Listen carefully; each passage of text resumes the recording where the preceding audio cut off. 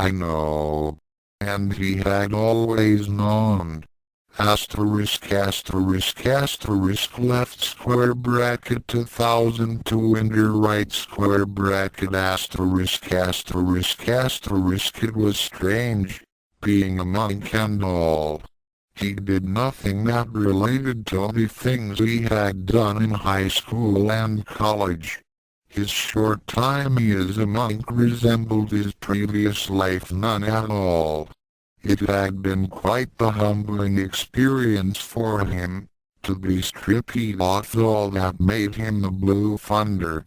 Yet, he was to immerse himself, become a monk to strengthen himself. It was what the stranger had said, and the stranger had never been wrong before. And there was that same thing inside him that kept Akane's memory at bay. Some sort of self-preservation instinct that knew bringing his grief over Akane was the only way he would ever keep the sanity worked within him. As the weeks passed, Tatewaki fell into the daily schedule of the monk. It was not exciting, nor was it interesting. It was peaceful, but it seemed, to him, to be the first time he had ever experienced such peace. And the stranger's suggestion seemed a good one. Without the pressure, he was calm. Without his sister, he was relaxed. With the external peace came the internal peace. That was followed by uncommon insight and lucidity. Kuno Tatewaki embraced his life then. As summer approached, Heck knew it was something he should have done a long time ago. And while he contemplated the order of life and nature, there was always some part of him that would not stop reminding him of Akane. Thankfully, that remained a muted memory, a distant memory that he would not allow to ruin his peace. True, he hadn't quite come to grips with the things that had happened, but he knew in time all things would fall into their proper places. Asterisk asterisk asterisk left square bracket 2008 summer right square bracket asterisk asterisk asterisk bad news, but it was the way of the world. As everything lived comes, so it must die. He would die someday. The prospect did not frighten him. Because of this, the news was little more than an inconvenience. Your father has passed away. A simple nod. The one that had delivered the news left silently, and he was alone again. Death was a natural part of living. It was something he had learned, and it was something he told himself every day. The house had not changed. Even with his sister as the almost sole occupant while he was gone, things were the same. He did not like it. It was not healthy to remain static for as much time as Hedgehog had passed. The grounds were neat, well trimmed, as they should be, but there was an eeriness to their passivity. Like it wasn't really life, but a painting, and if he stayed there too long, he would become a part of that painting. He hadn't really expected the house to look different. That was probably one thing their father would not have stood for. Inside, Heck knew he could not expect the condition to be the same as the outside. Approaching the door, Tatewaki tried to reach for the peace in his surroundings, the tranquility, but there was none. There was nothing tranquil about things, nothing peaceful, nothing he wanted to be anywhere near. This place was conducive to madness. Calming himself, refusing to give in to the fears of his past, Heck knocked on the door as a matter of common courtesy. He certainly felt different, and who knows, if he looked as different as he felt, Kodakai was liable to not recognize him at all. It turned out that it was the other way around. A girl that looked nothing at all like his sister answered the door. "I'm looking for Kodakai," he said, slightly confused as to who this strange girl was answering the door. She smiled pleasantly enough at him. "What can I do for you?" ? Yes, she smiled, but it did not quite reach her eyes. In fact, she was looking at him rather suspiciously. "Yes, I'd like to see my sister." "Kodakai?" Mutsuko, one of the numerous Kodakets staying at the mansion. Kama looked surprised at that. "Your sister?" "Yes. I've come back to take care of my father's funeral arrangements." "Is Kodakai here?" The girl seemed to sputter for a moment, then nodded. "Of course!" ! "Please, come in." She allowed him to enter the house, but wouldn't let him go anywhere. "Please wait here while I get you an escort." He watched her hurry away, and waited. He was most curious as to what had happened with his sister. Who was that girl? Why had she gone to fetch an escort? After only 2 minutes or so, a woman came walking down the hall toward him. She was smiling. Oh, again, it didn't reach her eyes. When she reached him, she offered no greeting other than to say, "Good morning." "Good morning. Is it possible to see my sister? We had much to discuss about our—" "Of course. Follow me, please." She moved away quickly, walking with purpose.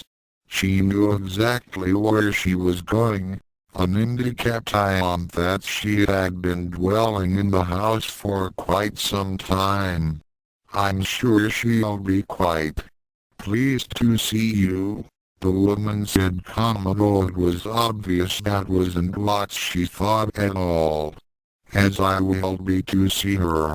It has been too long." The woman glanced back at him curiously.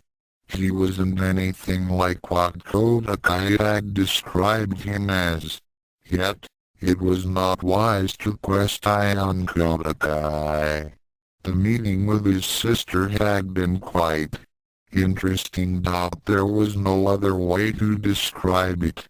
At one point in time, he would have been furious, outraged over the state of the house, what Kodakai was doing there, but now, he really didn't care. Kodakai had her world and he had his, and never the twain shall meet. Hopefully.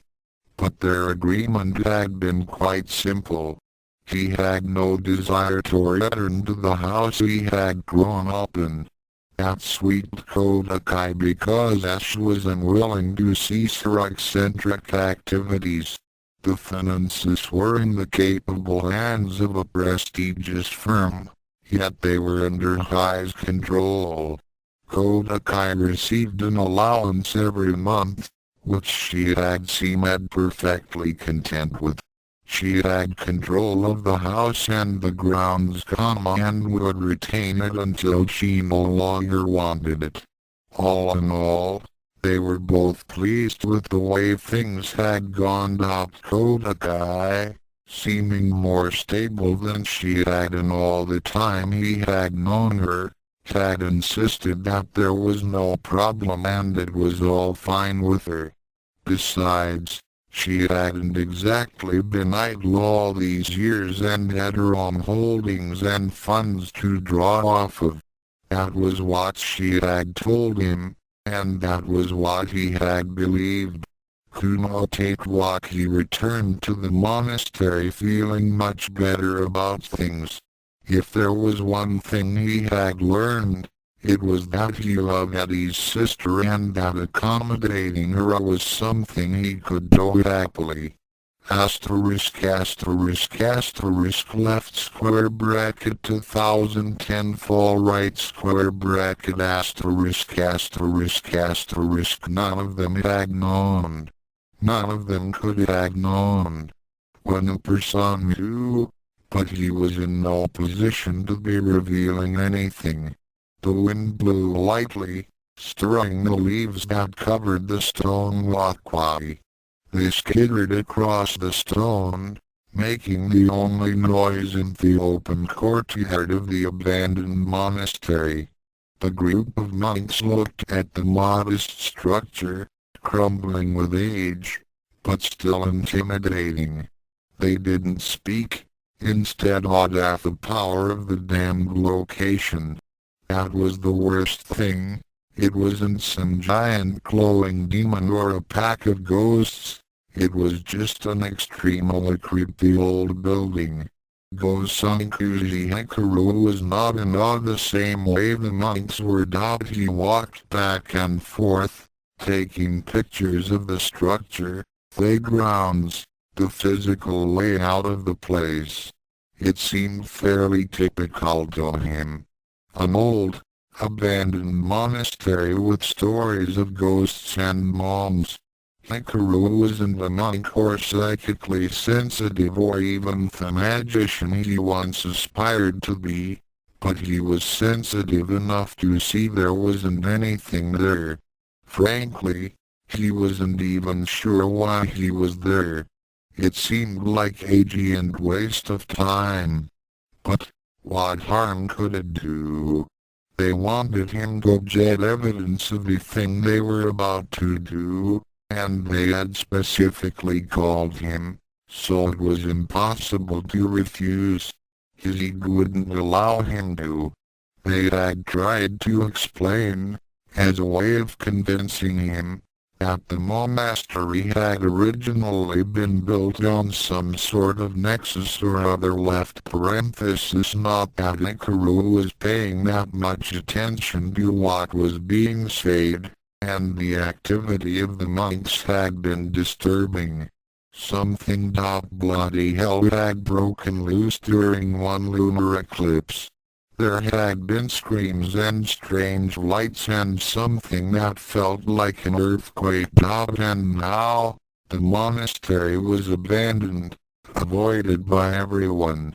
The weirdest thing was that he had seen Kuno Tatewaki among the group of monks, and he had seemed much changed. Hikaru hadn't attempted to greet him in any way, nor had he been approached. It was enough for one of life's myriad twists and turns that they should meet where and when they did.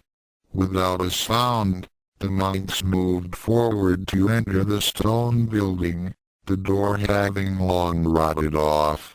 Hikaru followed slowly, still taking pictures here and there of things that caught his eye. It was only once inside that the grand devastation could be fully seen.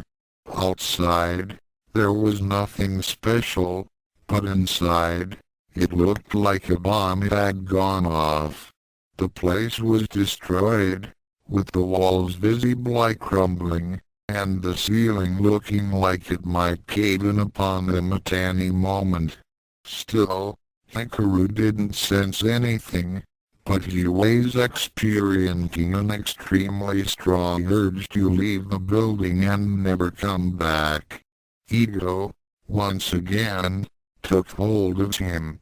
He would not run like a frightened rabbit. He stood back and began taking more pictures as the monks prepared for their exorcism. He looked up and got several shots of the ceiling as little more than personal record.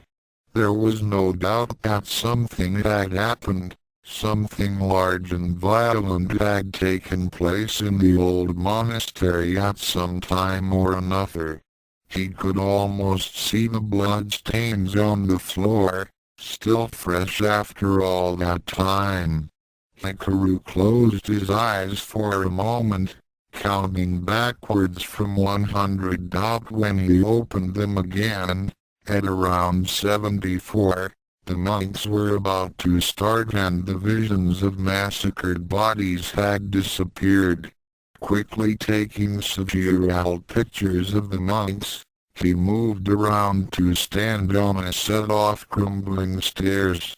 At the slightly elevated height, he could get good pictures of the whole event, like it was some sort of show, though he knew they were taking this whole thing seriously, deadly seriously. And with the way he had to carefully control his body from shaking, Heck knew he was going to take it seriously too. Waiting silently, only the click of his camera making noise. Hikaru wondered if things had begun. It was when the light inside started to fade that he knew they were in more trouble than any of them had bargained for. None of the others made any indication that they had noticed the development, so Hikaru didn't either, though the fact that it was almost pitch black inside could not be ignored.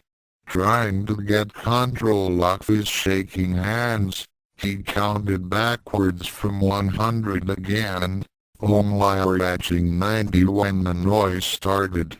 It was a moaning, howling sound, somewhere between pain and death and damnation.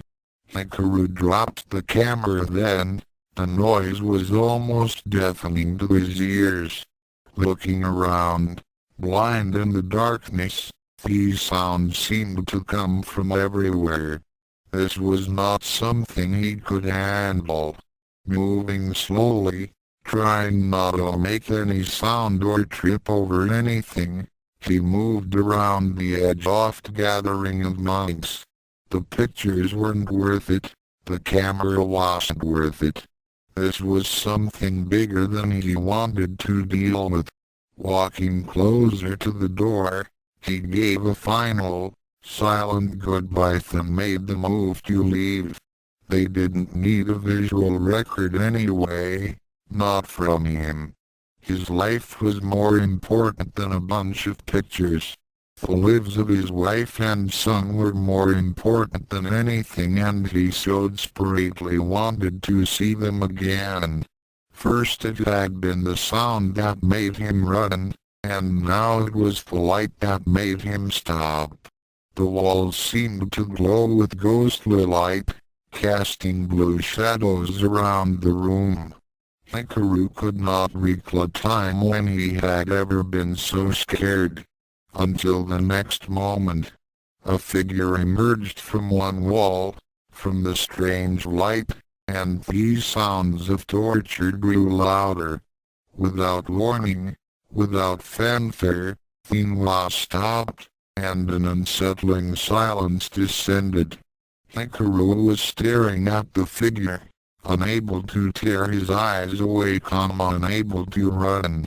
He was entranced by the figure's air of grace and body, the long, lean lines, pale skin and ruby lips curved upward in a terrible smile. The eyes were terrible to look at, but impossible not to, dancing with flames of hatred and damnation. He was not sure if it spoke. He could only stare, captivated by it, his mind somewhere far away telling him that he should be running. The figure's mouth moved, but no sound could be heard. Instead, the building itself seemed to echo the words interlopers invaders. Death. With those words, the nature of Tebang was revealed to be not simply a restless ghost, but something far more evil. The whole sequence of events played out before Hikaru in such an utterly mundane fashion. He often wondered during that time after if his mind hadn't glossed over the details to protect his sanity. Certainly, The authorities investigating the incident after had shown him pictures that made him want to cry and vomit, and if he had actually witnessed that. As he watched, the figure moved among the monks, gliding silently, a pale blue glow coming off its body. Amazingly, the monks seemed to take no heed of the figure, the ghost, the demon as it moved. As it stood in front of one monk, an unseen wind making its hair wave and clothes ruffle, it extended one hand, finger extended. Hikaru tried to make a sound of warning, but when he opened his mouth, no sound came out. It was just like being trapped in a nightmare. No matter how hard he tried, he was completely helpless. As the spectral finger reached the monk's forehead, passed through it, the monk's eyes flew open and his face got a look of utter terror and pain on it. And the sound, a liquidy gurgling noise, that came from the monk's mouth terrified Hikaru. He knew that whatever was happening to that monk, eventually it would happen to him as well. With an almost audible creaking noise, the monk's head seemed to bulge out, the joints of the skull splitting and erupting a spray of blood. It might have been then that Hikaru lost control of his bladder, not that he really noticed at the time. He was far too busy wondering if he would ever see the light of day again. And then the demon moved on to the next monk, who hadn't moved an inch. In a very surreal moment of realization, Hikaru saw that through the light and shadows formed around the demon's face, the overall effect was that of. Hikaru didn't want to believe it. His eyes were playing tricks on him. And then the carnage really began. Small sparks seemed to dance in the air around them all, causing the demon to glare angrily at the other monks. "You dare!" It hissed, "you cannot."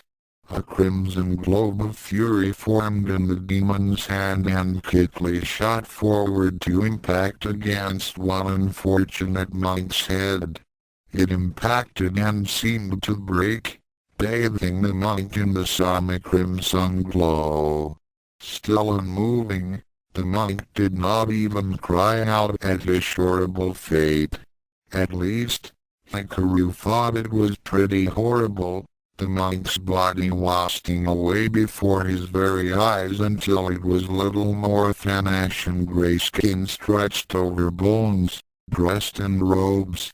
The glowing of the sparks seemed to intensify, and Hikaru could almost feel a heat come from them.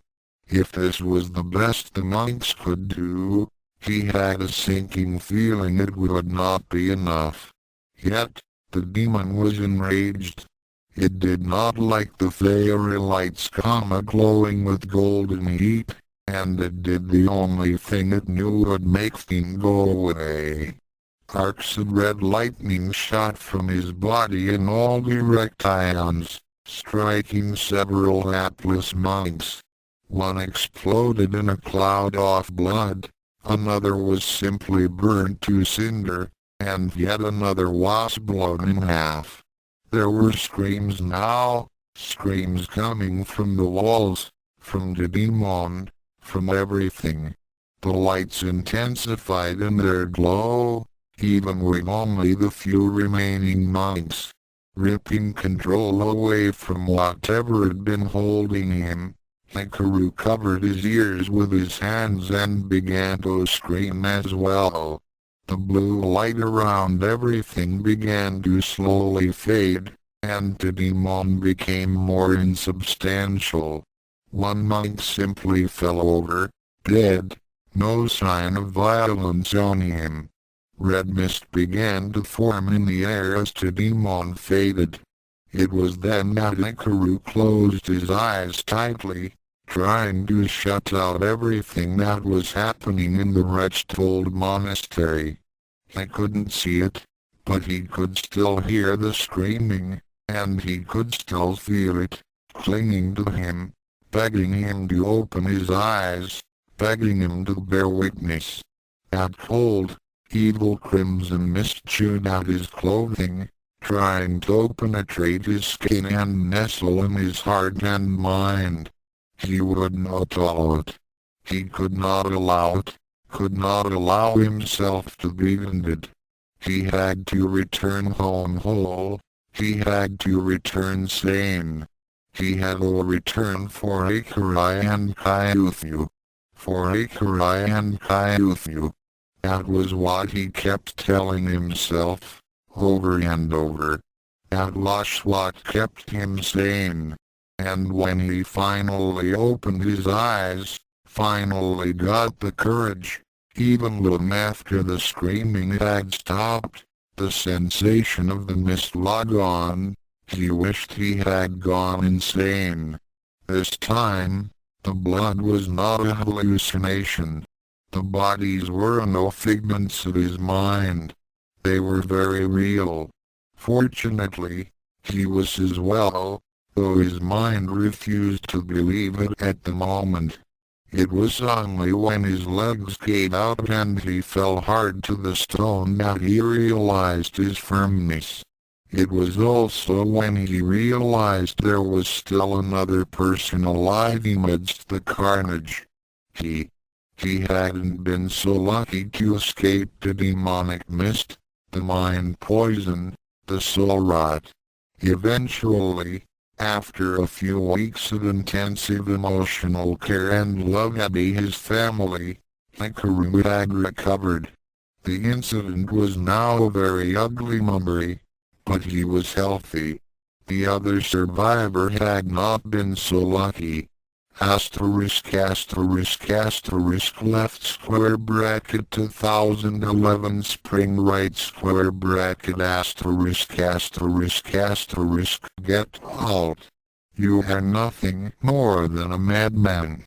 Never soil our land with your presence again.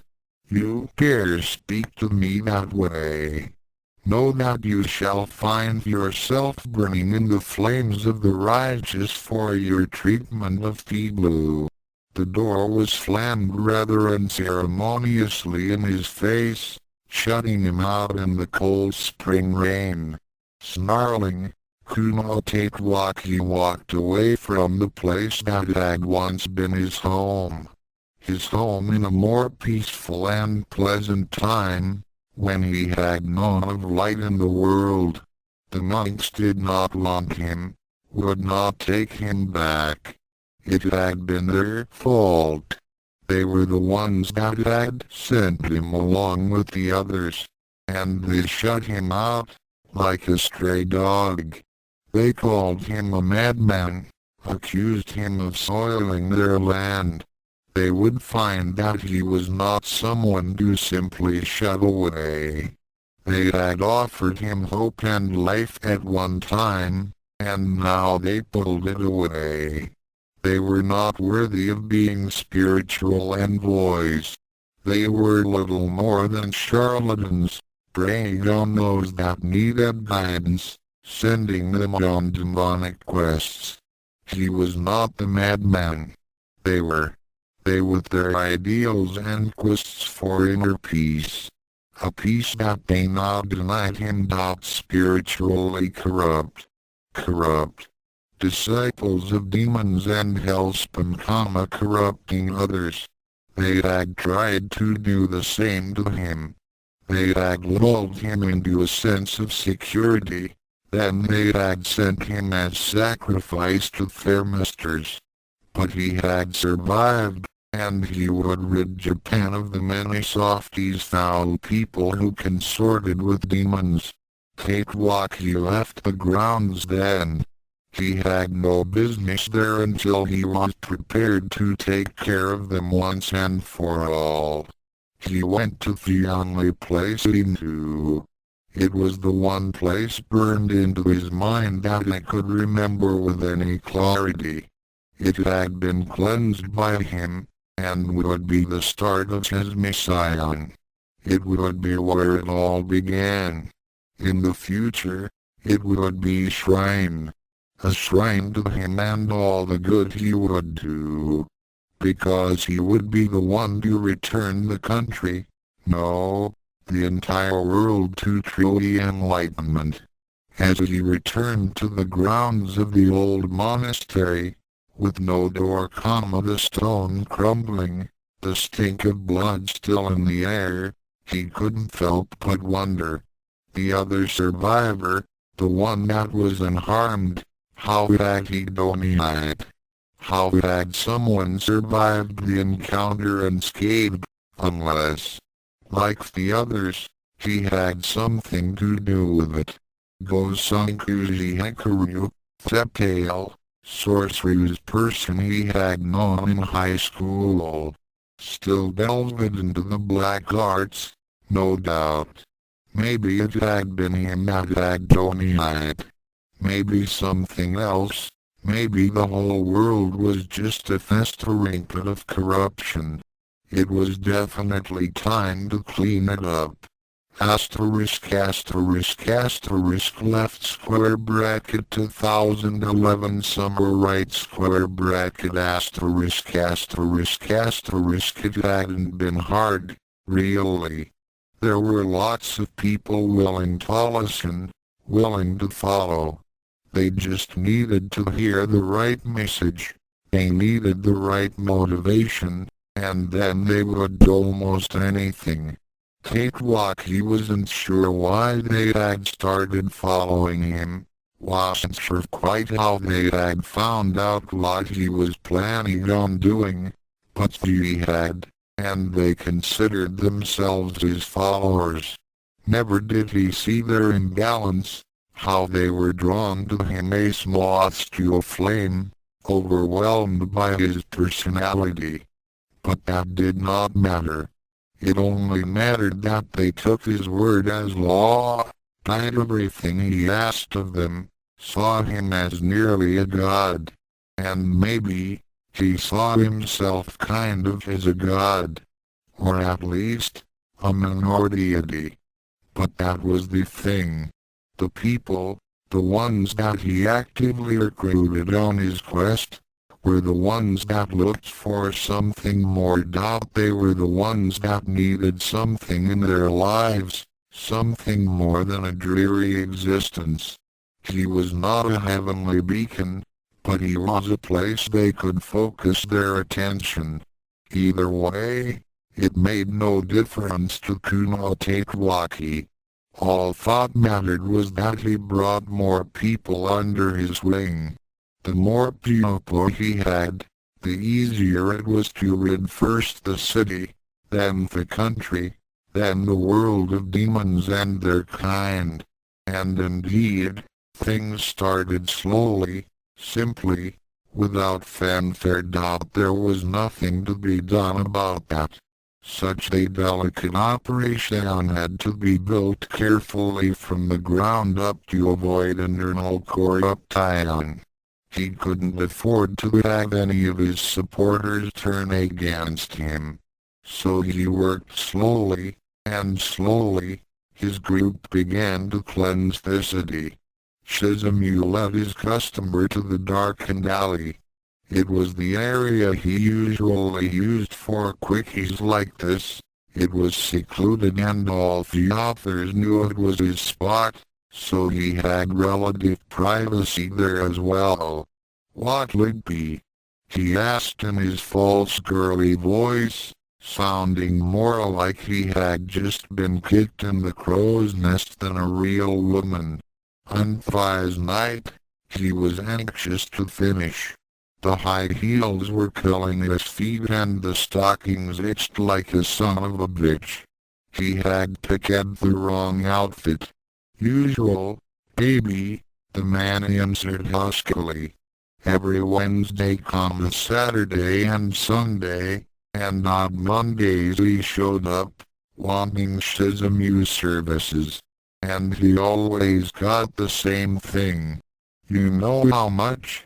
2,500 yen. And Shizumu was smart enough to always collect first, even with the regular. I know. The man's voice was hushed, yet anxious. His head pulled some bills from his pocket and gave them to Shizumu. Tucking them into his tight shirt, into the padded bra filled with tissue, Shizumu got to his knees and began undoing the man's pants. He never heard the group of oddly dressed people come into Feely. He never knew they were there until the sharp pain at the base of his neck and he fell unconscious. The two of them awoke later, side by side, in some old, graphite structure. They were tied down, or rather up, to large posts. In front of them, there was a considerable-sized group of people dressed like monks. Surely they couldn't actually be monks, or else why? Foul sorcerer and he who consorts with demons, one of the figures said, his face obscured by darkness. We know of your sinful activities, and now it is time that ye shall pay. So saith the Blue Hunter. Hey! Get me the hell down from here! Yelled Shizumu. This was the one thing he had always feared, though it had been a distant concern. No longer. I don't know who the hell you think you are, but you can't do this. Several of the figures chuckled at that. Look, I barely know this guy, the other man said. I got no business with any of you. Yeah, I got no beef with you people, so why don't you just let us go? Shizumu said, his voice fearful. Quiet, sorcerer. Your words mean nothing to us. Prepare to be cleansed from this earth, once and for all. Sorcerer? What are you talking about? I'm not any kind of sorcerer, Shizumu proclaimed, getting very worried. Panicking even though he squirmed futilely against his bonds, the rope chafing his wrists and ankles. My forked tongue will not save you this time. The figure turned to face the others, who were all kneeling. He is the first of many. Look upon his wicked countenance as he changes forms like a true hellspawn. Shizumu could see a person walk up to him, carrying some sort of large bucket, and immediately he knew what was about to happen. Go. He screamed, yanking on the ropes as hard as he could. But it was no use. Don't do that. Don't. The bucket of cold water was splashed in his face, and his whole body changed. There was complete silence, except for the sounds of his former customer pulling against his bonds. No one screamed or gasped, or even laughed like Shizumu expected them to. There was silence. Struggling against the clothes she was trapped in, Shizumu tried to break free and escape, but there was too much for her to get tangled up in. Cease struggling, sorcerer. The truth has been exposed for all to see. And soon ye shall return to the flames from whence ye was born. Shizumu was grabbed by rough hands and removed from the close that clung to the rough-hewn post. Each wing was grabbed painfully, and pulled away from her body. Then she was held up for all to see. A beast he has become. Is this not proof of his sorcery? There were agreeable murmurs, and Shizumu knew her time was up. Then we shall proceed. Hot water was dumped over Shizumu, allowing him to return to his original form and gender, but he was still held down by powerful winds. Hey! What the hell was that? The man asked, his voice frantic. What did you do to him? We did nothing that the sorcerer has not done unto himself. We shall only bring him to justice. So saith the blue thunder. Look, let me go. I don't know what the hell that was, but we haven't got anything to do with him. You gotta believe me. It's all a mistake. Oh, and so the unclean acts you were about to engage in were his employers?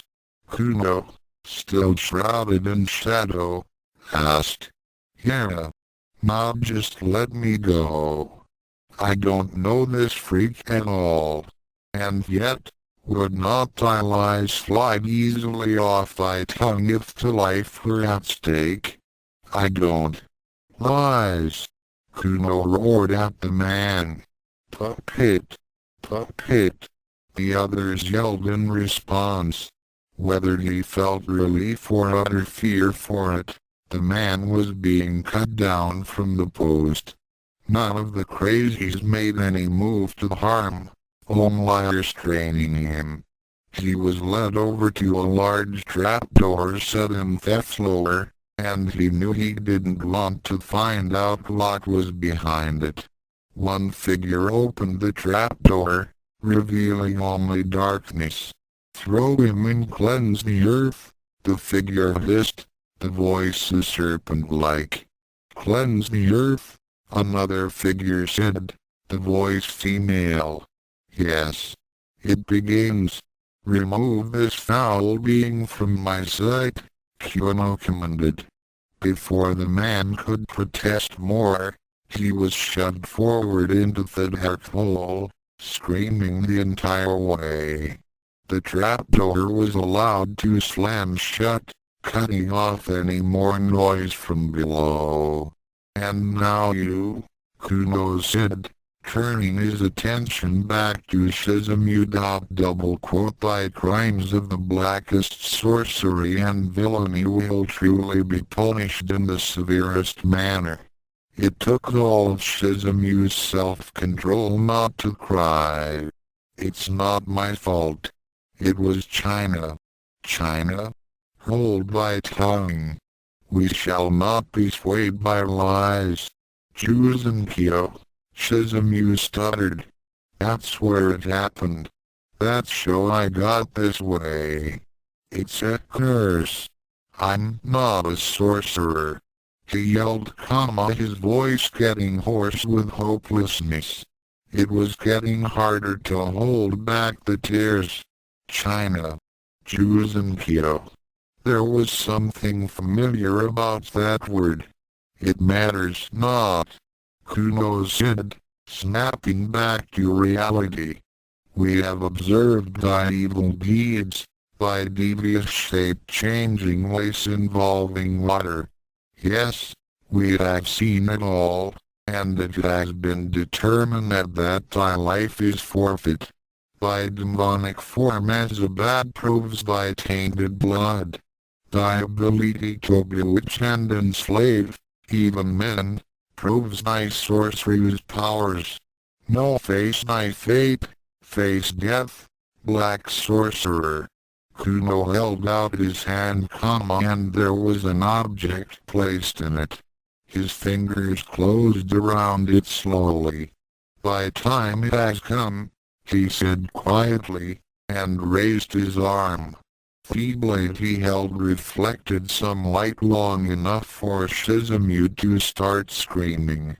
Asterisk left square bracket 2012 winter right square bracket asterisk. Strangely, no one cared or noticed all the mysterious disappearances, the spontaneous fires, the violence.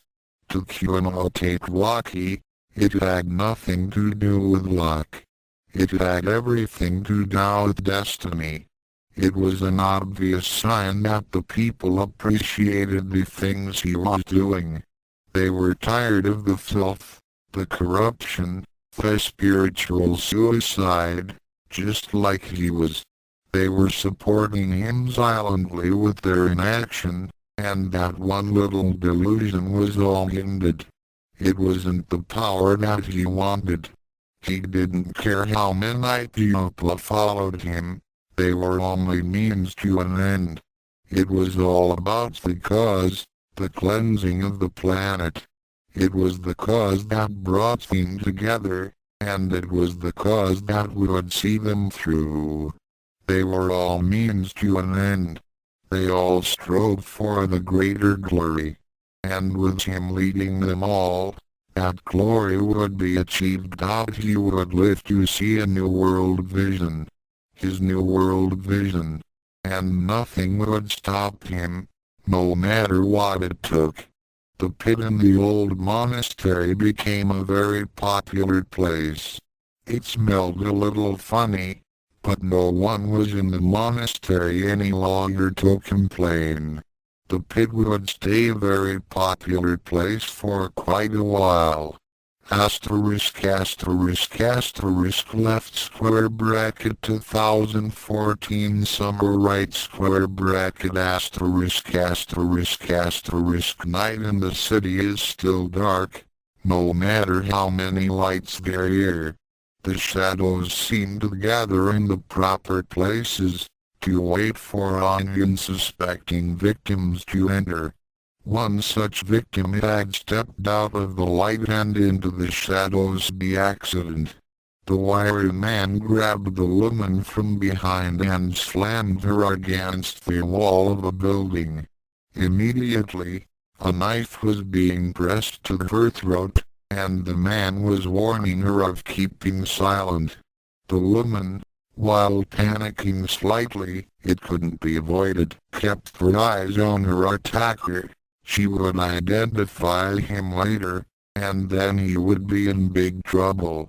As the knife bit into her skin, she had to briefly wonder if she would even be able to report the crime.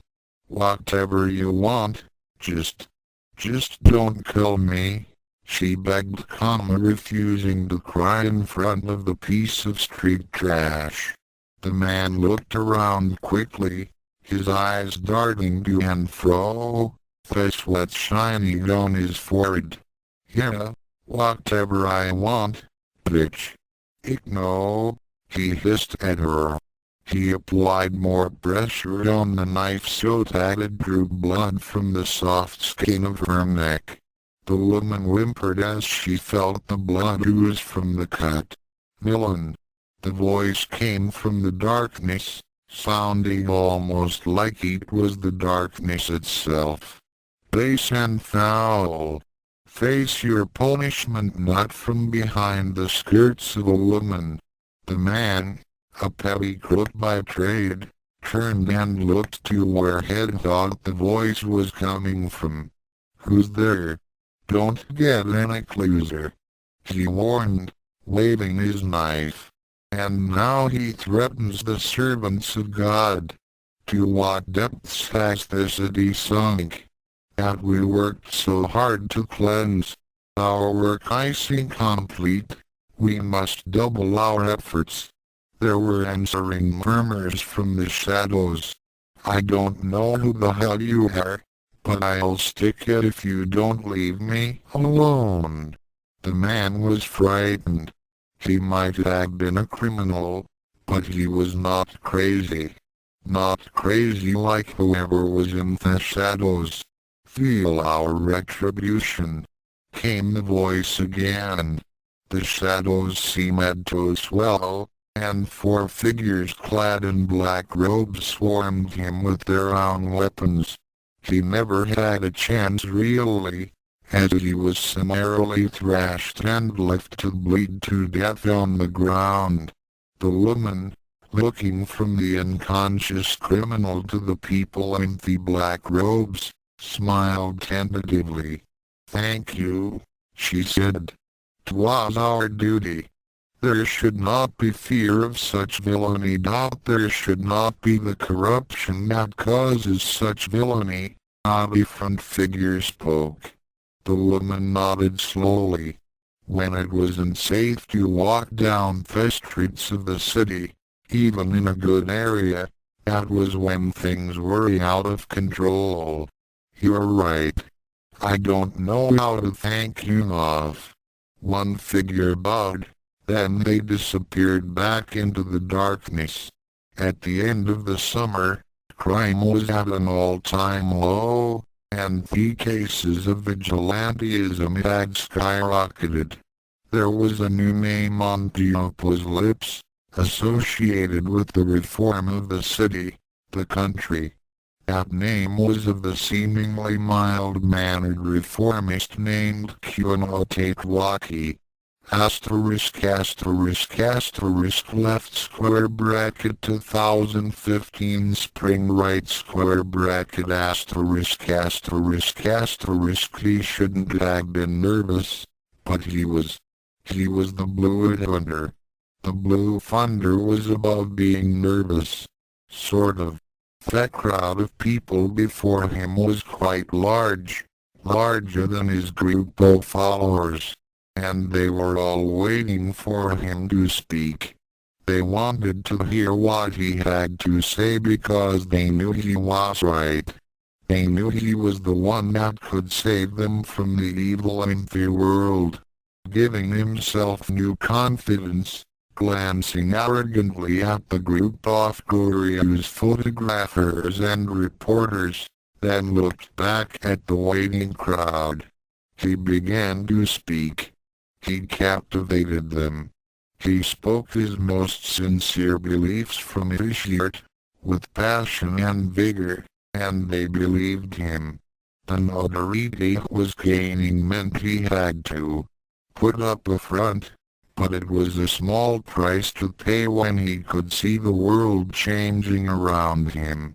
Very soon now, Kuno-Tatewaki knew, it would all be his to control, it would all be under his influence. As spring approached summer, the weather warming more, it became more difficult for the Blue Thunder to participate in the night lions with his followers. It seemed that his presence was always required by some news agency or camera crew. He had to constantly prepare for such things, which meant he couldn't concentrate on the most important thing. Kuno-sensei. A small boy ran up to him, causing the several bodyguards around him to stiffen. Tatewaki held them back and smiled at the boys. "And what is it you wish of me?" he asked. The boy stood before him, breathless from running. "My mommy says you saved her. She says you saved the city. Now we don't have to move away and leave all my friends behind." The boy thrust out his hand where he was holding a severely damaged daisy. Tatewaki took the flower gently from the boy. "Thy words shall be remembered. Know that thy family has a place amongst the holy." The boy smiled happily and stared for a moment. Then he ran off, giggling, to tell his mother what had happened. The face of the country had definitely changed. ***** left square bracket 2015 summer right square bracket *****. The world, you say? Yes, Kuno-sensei. Europe, South America, Africa, the United States, everywhere. It is a great day for your following, the young man said, dressed in a more casual outfit of dark suit pants, white shirt and conservative tie. Indeed, I had not anticipated this much growth in so short a period of time, Tatewaki said thoughtfully. He was dressed in his more traditional monk robes in preparation for speaking to yet another gathering. The 21st century has been unkind. Many people are searching for the type of spiritual guidance you give them. They follow your example. They follow Japan's example. In fact, Japan's become the center of interest around the world. Just last week, a group from the United North African Nations and combined Greek and Roman independent powers arrived. Pt3b nodded. He had heard that, and that he was requested to meet them, but previous engagements had prevented him from doing so. He knew that it was a simple political ploy from the UNA in any way and had no desire to get mixed in with their problems. He would have liked to speak with the Greek representatives because he had read of their difficulty with the Vatican in the previous months. Possibly a private meeting without the publicity involved. Everything he did seemed to involve publicity anymore. It was enough to drive a humble monk insane. Asterisk asterisk asterisk left square bracket 2016 fall right square bracket asterisk asterisk asterisk. The travel was an inconvenience. He was requested to speak the law for the world at all times, and he often ended up saying the same things over and over again. Life as a well-renowned reformist, public speaker, monk, and active neo-religio political figure was beginning to take its toll on him. It seemed that he was forced to accommodate everyone, while he had nothing for himself. This could not continue. It could not be expected of him. It could not be expected of anyone. All he wanted, now that it seemed the world had come very close to cleansing itself, was to concentrate on those last bastions of corruption and demon spawning. Though he never admitted that out loud. It would have been far too radical for the gentle populace. Luckily, he still had those in his confidence who knew of what everything had started with. He knew what it would end with too. "I request a report," he said briskly. Immediately, there were 3 people ready to take down his orders and complete them. "Yes, Kuno-sensei. I wish to know more about a most corrupted place known only as Juzenkyo." He looked out the window idly as he spoke, knowing the information he desired would be presented to him in a suitably his time manner. Juzenkyo. Kuno-sensei, in which region is this located, if you know? "Juzenkyo in the wilds of the Chinese Republic," he answered, had a finite tone of disgust in his voice.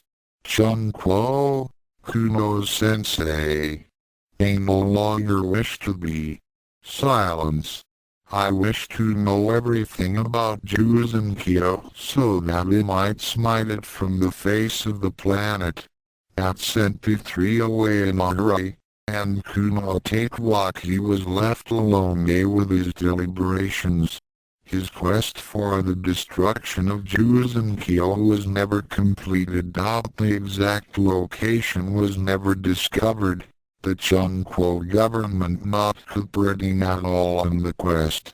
For 6 years, the quest for Juzenkyo, and its nightmarish ability to spawn demons, continued, along with Kuno Pt3b's fame and influence throughout the world.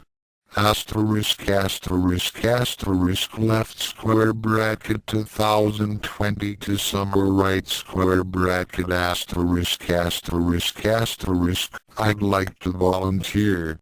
"Volunteer?" We don't have much call for volunteers. What kind of skills do you have? The young Gosankuji Kaiuthu lifted an eyebrow at the question. Skills? I want to speak to Kuno Tatewaki. The man laughed in Kaiuthu's face at that. You're a kid! Exclamation point. You wouldn't have anything to talk to you about. Little boy, go home and go to school now. We have important things to worry about. The man continued to laugh and turned away from Kaiuthu.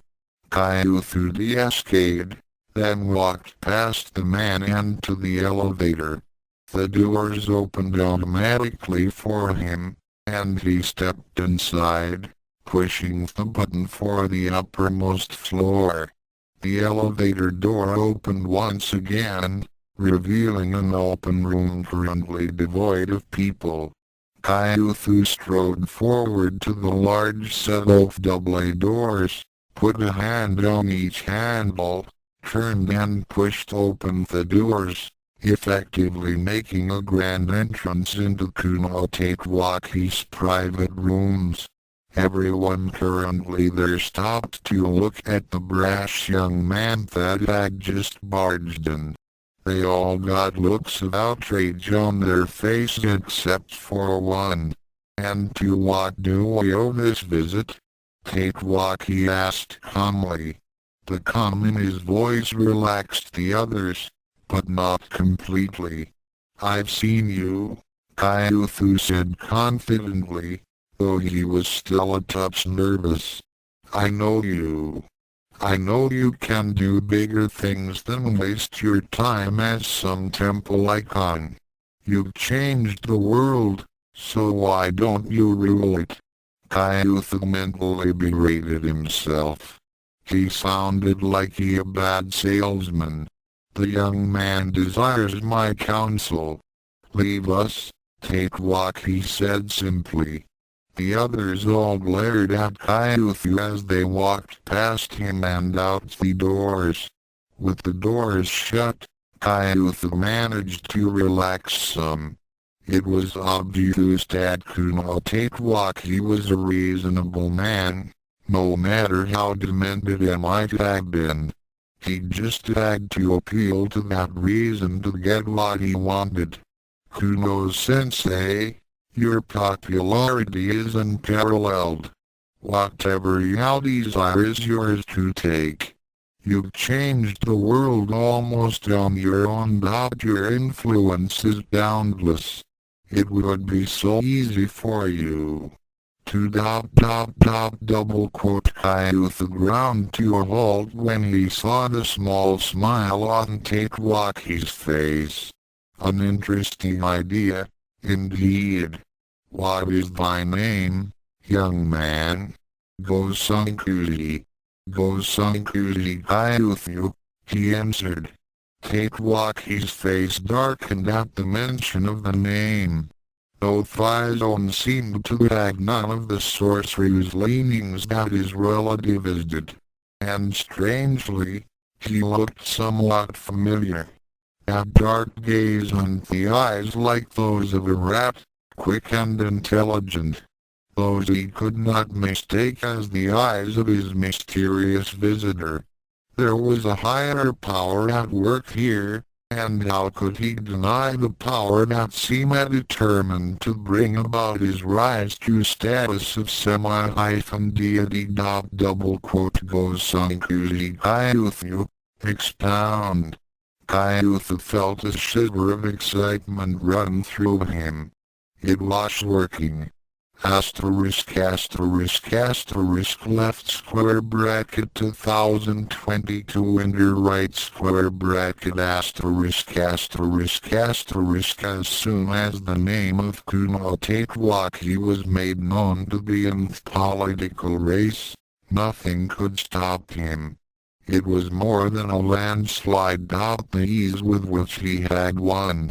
It hadn't mattered that he had asserted, with the help of his group of advisors, especially when it goes Sankuzi to try for political office only 4 months ago.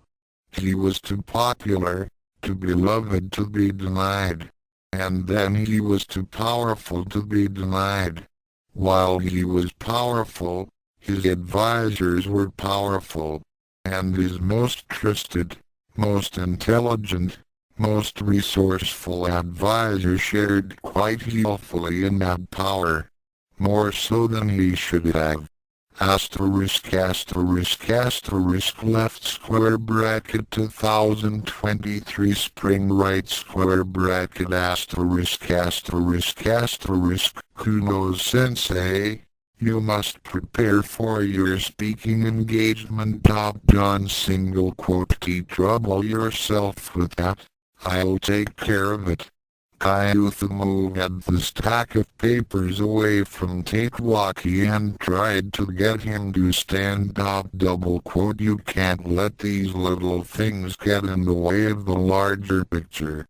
The welfare of the people's spirit. That's your concern.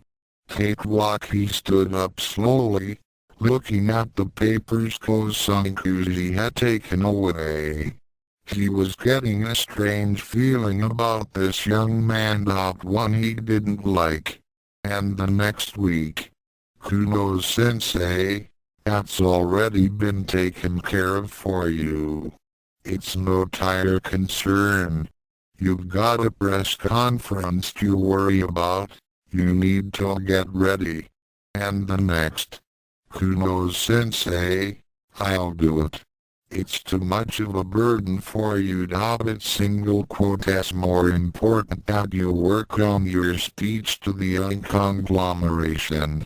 And for the next month, Kuno-sensei, just relax. You had nothing to worry about. Just go about your regular business. Leave the foundation to me. You don't need to worry about the little stuff while you've got the big rally coming up. Then there came a point where Gosankuzi Kyuthu was the foundation. He did everything. He ran everything. And Kuno Tatewaki was little more than a popular figurehead with some extreme eccentricities. What exactly went on in the Kuno Foundation was no longer his concern, as Gosankuzi reminded him so often. He had even overheard Gosankuzi mentioning something about Kodakai on the secured phone. Him had been whispering so it was hard to tell, but Gosankuzi hadn't looked very happy at all. Then Gosankuzi had turned and saw him standing there, and the little man had the nerve to yell at him. Imagine, the man Kuno Tatewaki had brought to power, no matter how accidentally, was yelling at him after he had been talking about Kodakai. But did it really matter? He had his own life, things to worry about, when Gosankuzi allowed him, and Kodakai had hers, and maybe he should just mind his own business. Besides, he had plenty of stuff to do, didn't he? It seemed that lately, it had gotten hard to think straight. He couldn't concentrate on much of anything, and it had to rely on writers to prepare speeches for him. It had gotten so bad, he couldn't remember what speeches he was giving, or what ones he had given the week before. Yet, Harish analyzed that it was simple stress and fatigue, and that it was a good thing Kyuthu was handling things. Wasn't it? Chords, vibrations, and harmonic ecstasies echoed passionately on every hand, while on my ravished sight burst the stupendous spectacle of ultimate beauty. Beyond the Wall of Sleep by H.P. Lovecraft *** left square bracket 2032 enter right square bracket *** boring. That was the one word that seemed to describe the life double quote of a ghost best for Akane. Boring. There was only so much satisfaction to be had from observing everything. Not to mention, the world wasn't all that pleasant to sightsee around. Sure, she had come across other ghosts before, but, frankly, she hadn't been too fond of them. Oh, sure, they had been someone total too, but, well, it just wasn't all that great. No beating around the bush, it was awful. How they moaned of things left undone, their families and friends, how it was so unfair and how miserably few were. Like she didn't know this. She had only been 16 and had left plenty of things undone. She knew how unfair it was and how miserable she was. She didn't need some glowing blob of angst telling her that so the loneliness was better than suffering through someone else's mistakes and problems. And that brought her to where she was at the moment. Boredom and curiosity, and maybe even a touch of fright. She had been working up the courage, after seeing some of the far less pleasant things that had happened to her friends and family. She had one other person that maybe she didn't really want to see, but the curiosity was enough to kill her. Again. That curiosity led her to the building she was currently standing in front of. Looking up, she could see, just barely, the top floor. That was where she was heading. Getting there wasn't the problem. No one could see her, and she simply passed through any sort of security. It was having to go through it all without fleeing in horror. The fact that this was what the world had become, more so than what was outside, sickened her. Unable to ride the elevator to the top as no one ever went up there, Akane was stuck looking for an alternate way. Wandering the halls of an upper floor, she closed her eyes to everything that went on around her until she was able to locate the emergency stairs. It seemed that not even the vaunted Kuno Foundation could get around those. And as she headed up the stairs, she could feel finding the ion building within her. She still wasn't sure why she was doing such a foolish thing. It was simple curiosity and she didn't need to do it. Yet, she knew that if she didn't, she would always wonder. The door was amazingly simple for leading to a penthouse. It looked like all the other doors, except it was labeled with a single quote. Hoping that it wouldn't be like the rest of the building, she passed through the door. Impressive was the first word that came to mind. She had seen luxury, but none of it topped this. Almost the entire penthouse was open, not divided into separate rooms as normally seen. The sunlight streaming through the windows made the place rather cheery looking, but the true nature of it could not be disguised. It had almost a tangible aura as a prison. The prisoner was currently kneeling in the middle of the floor, his head bowed and eyes closed. There could be no mistaking who it was. "Kuno-senpai," she whispered, almost in awe. He raised his head then, opening his eyes slowly. He looked right at her, and Akane instinctively froze. It took a few seconds for her to get over that, Knowing that he couldn't see her, Akane began to walk to her right, meaning to investigate the penthouse more closely. But as she moved, he tracked her. Telling herself it was simply coincidence, she walked back to her left, watching him out of the corner of her eye. Still he watched her. Finally, Akane couldn't help herself. She faced him and met his gaze. He was most definitely looking at her, right in her eyes. "How? You can see me?" Akane asked, slightly afraid. "An angel. You are my angel. You are my sign from heaven that I've done things right," he cried out suddenly. Any sort of act, practiced personality as the blue thunder was gone. Seeing Akane there, more, his soul cried out for her, to possess her. "I'm not an angel. I'm not a sign from heaven."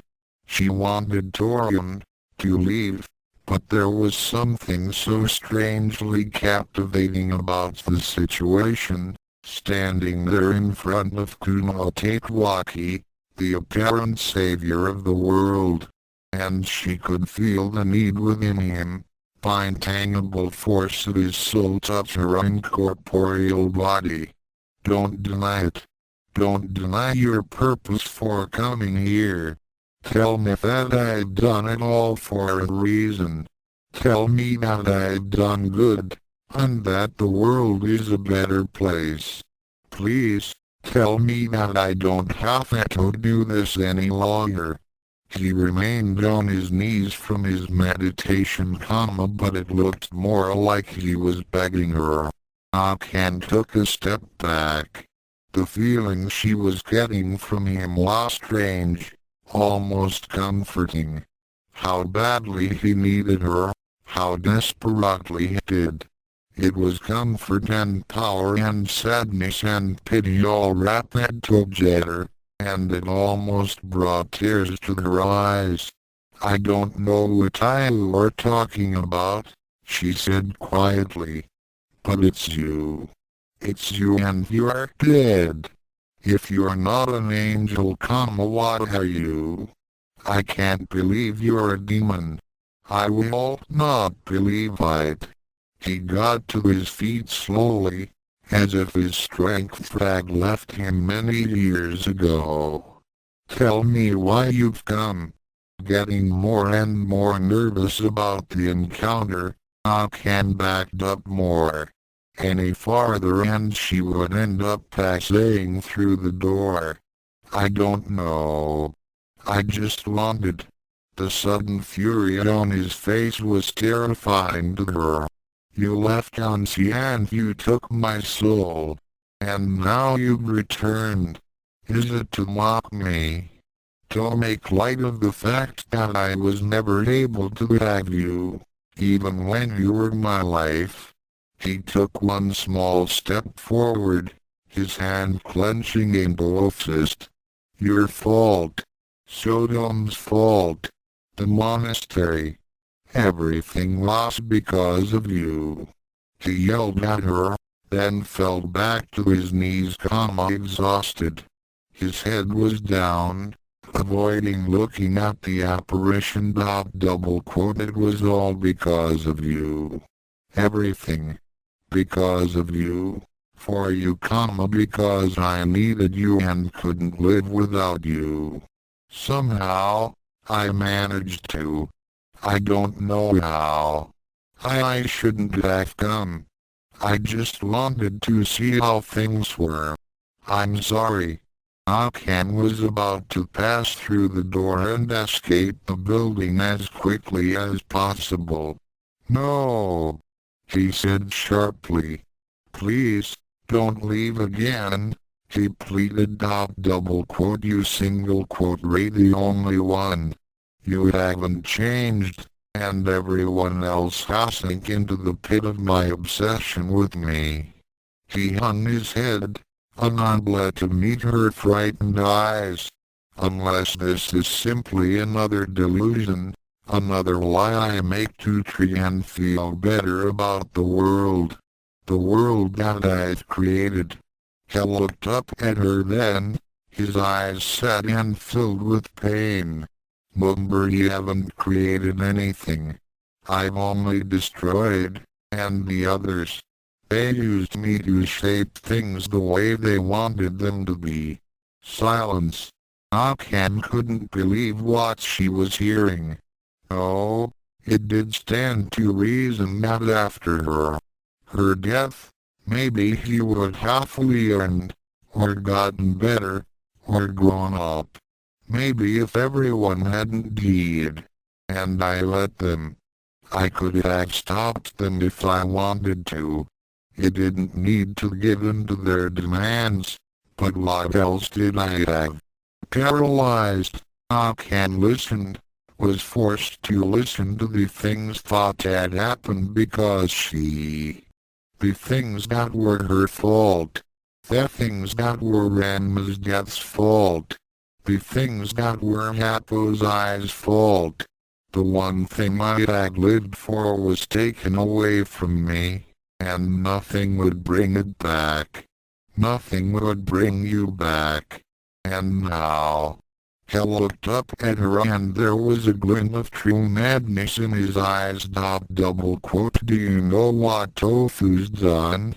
Can you see that? Akane shook her head. She wasn't sure she wanted to know either. He smiled wickedly at her, arrogantly, and a tiny bit of his old self shone through. After he blackmailed me, he didn't try very hard at keeping secret how he plans to bring your sister back to life. Double quote, the wickedness shifted quickly to pure anger. And his vengeance is poor, for she has tainted you, poisoned your name, soiled your memory. His vengeance should be my vengeance. Akane closed her eyes momentarily, his spirit still clutching with her. Kuno-senpai. And she was dead. I saw her in pieces and he'll bring her back to life. She'll be alive, but her punishment won't be enough. And he'll have to start all over again because she's dead. She's dead and she should stay that way. Things started to slide past him. Alive, dead, alive, dead, dead, dead, dead, alive. They were all dead. Akane could feel it now. She could feel his tentative hold on his sanity, his grief, his anger, his pain, and she couldn't help herself.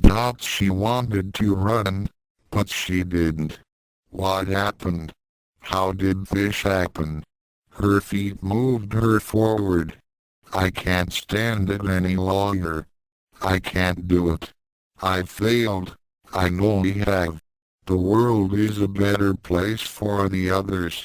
The world is still as miserable as I remember it after you died. He shook his head. It's all a lie. The consistency trials may seem like a good idea, but consistency is a lie. Consistency doesn't exist in anything. Everything must change. I wish it hadn't.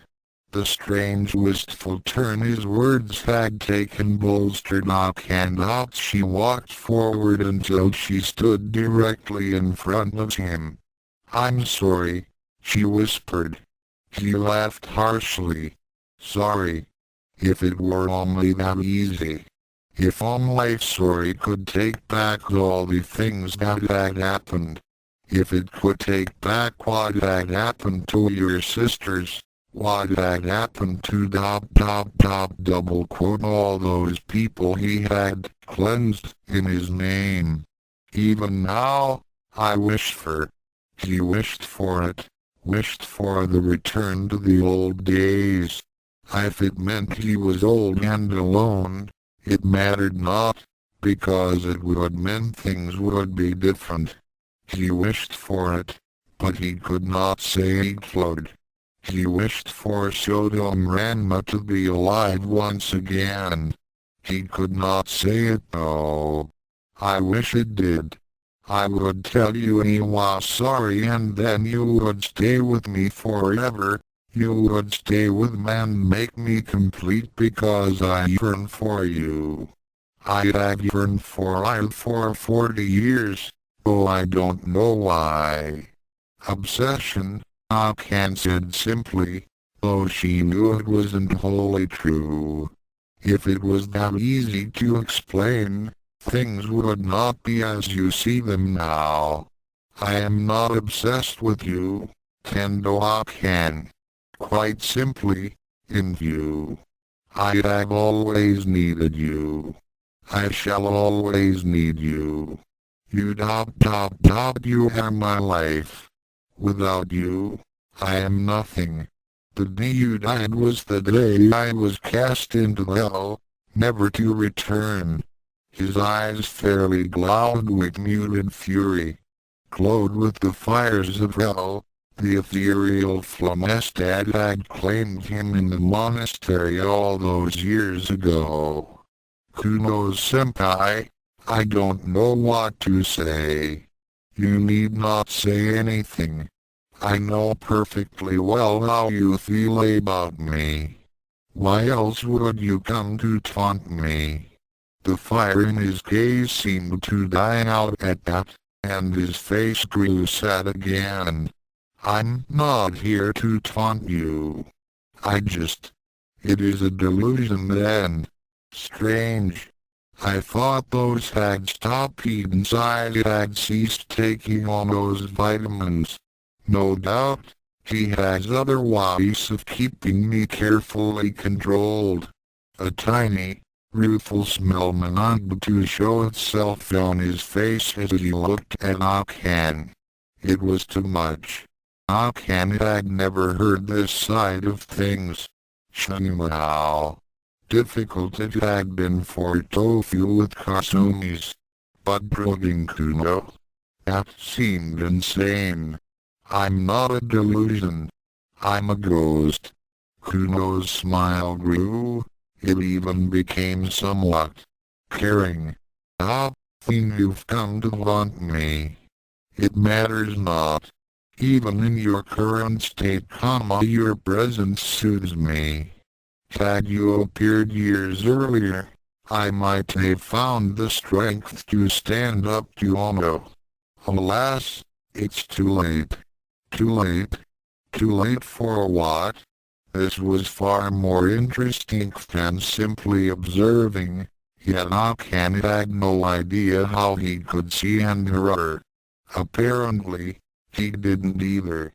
It's too late for your sister. I'm afraid I had a hand in that Kamino. I'm not sure whether I'm happy or sad over it. Kasumi? Akane asked in a very weak voice. How could he? No question mark. No one should have known about that. Mumbrnabiki. With the movements of a very old man, he stood and mouthed to sit on the plush couch that he rarely used. It was a comfort-wise day. What about my sister? She killed Kasumi. She framed Ryuga, and then she tried to kill herself. He ignored the shocked look on Akane's face. He was too tired to deal with it all. Corp is quite talented at keeping people alive, and bringing them back to life. He shrugged in a gruesomely simple manner compared with the things he was saying. Your sister, who sullied your name, shall be in the service of Tekuno Foundation. The way he said it made Akane's skin crawl. How? The standard methods of degradation and servitude they employed. Yes, they. Not I. The Kuno Foundation. It has nothing to do with me or my sister or my long-dead father, and there are no descendants. Indeed, If any woman besides you would have been able to help me, I doubt she would have ever been attracted to me. Nor would Ono have he allowed it. And therein lay the problem. He was being controlled by a ruthless man, more insane than he had ever been. He was being controlled the same way he had been. Kyuthu. That little bastard Kyuthu. And he hadn't even seen it. He hadn't even cared. Everything had been pulled out from underneath him, and he had let them do it. How long? How long ago had they gently removed all power from his hands and left him a foolish puppet? A puppet of Ono and Gosankuji. The thought, if it hadn't been so horrifying, would have made him laugh. In fact, he did laugh, but it was harsh and bitter with no mirth at all. What irony! The people of the world were my puppets, and yet I was Ono's puppet.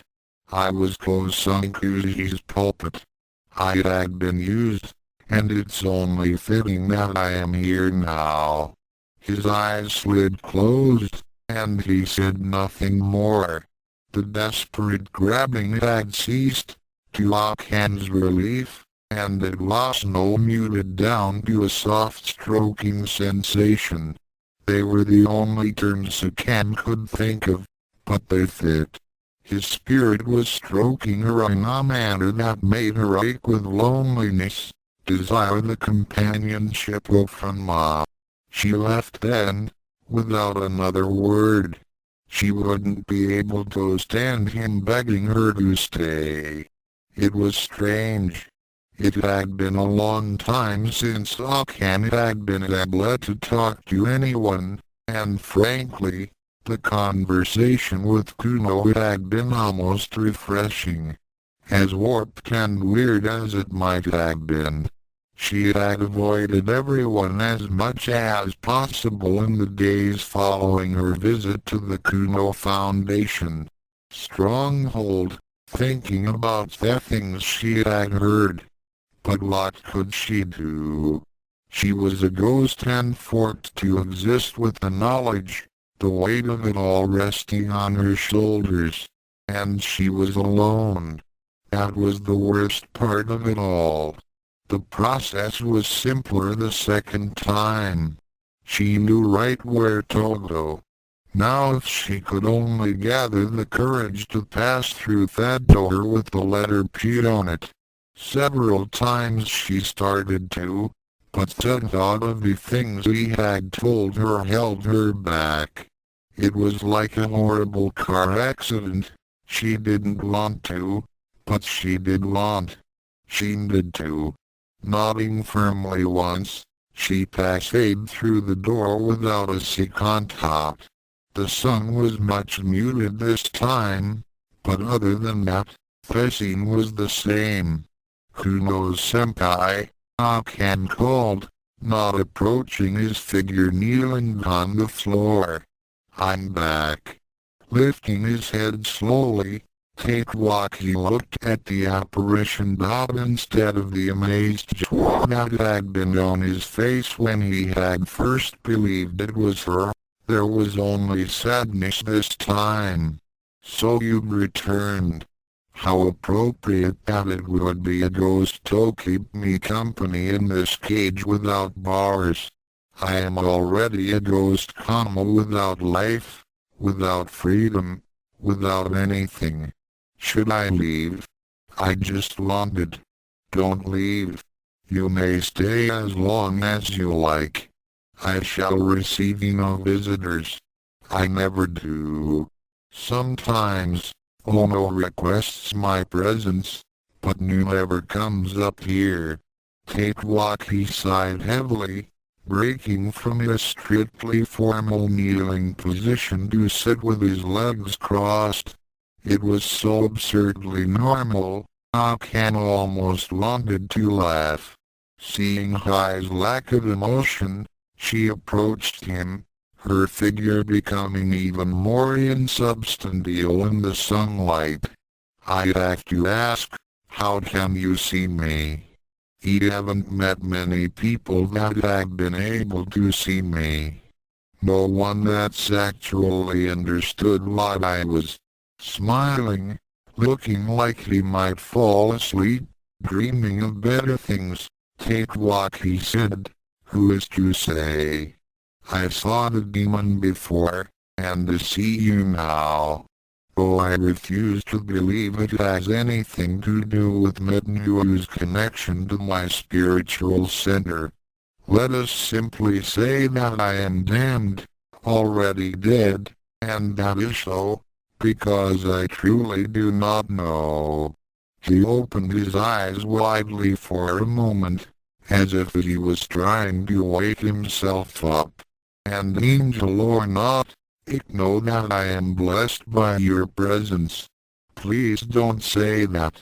I made such a horrible mistake. He hate this, hate being like this. All I ever wanted was to be with Ranma. Akane sat on the floor a few feet away. That was the only, and now look what I'd done. If he was here, he'd call me a stubborn, clumsy tomboy that couldn't even die in the right way. Double quotes. She laughed a little, tears sliding on her cheeks. It should have been me. Akane looked up at Tatewaki. What? It should have been me. It should have been my presence that the world rid itself of, not yours. I had done nothing but destroy and be used as a puppet.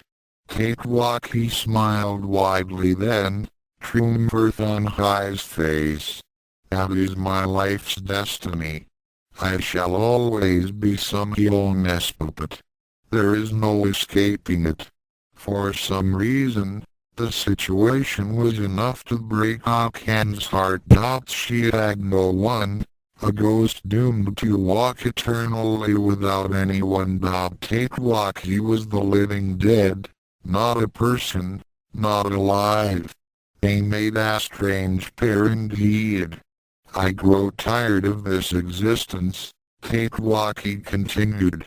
I grow tired of this, but Oma will not let me die. He and Gosunkuji think I don't know their little schemes. Hiding and pretending was anything I gave up after Oma wasn't happy with the money I gave him. After he demanded more and more. I know how they control me. The strings are no longer hidden. They control me, and through me, they control the people, and through the people, they control the world. Everything. And it's all because of my stupidity.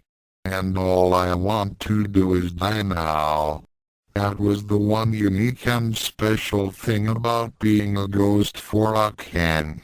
She could feel his spirit, feel that it had given up, and she knew, deep inside, that when she had died, he had as well. Everything was so unfair.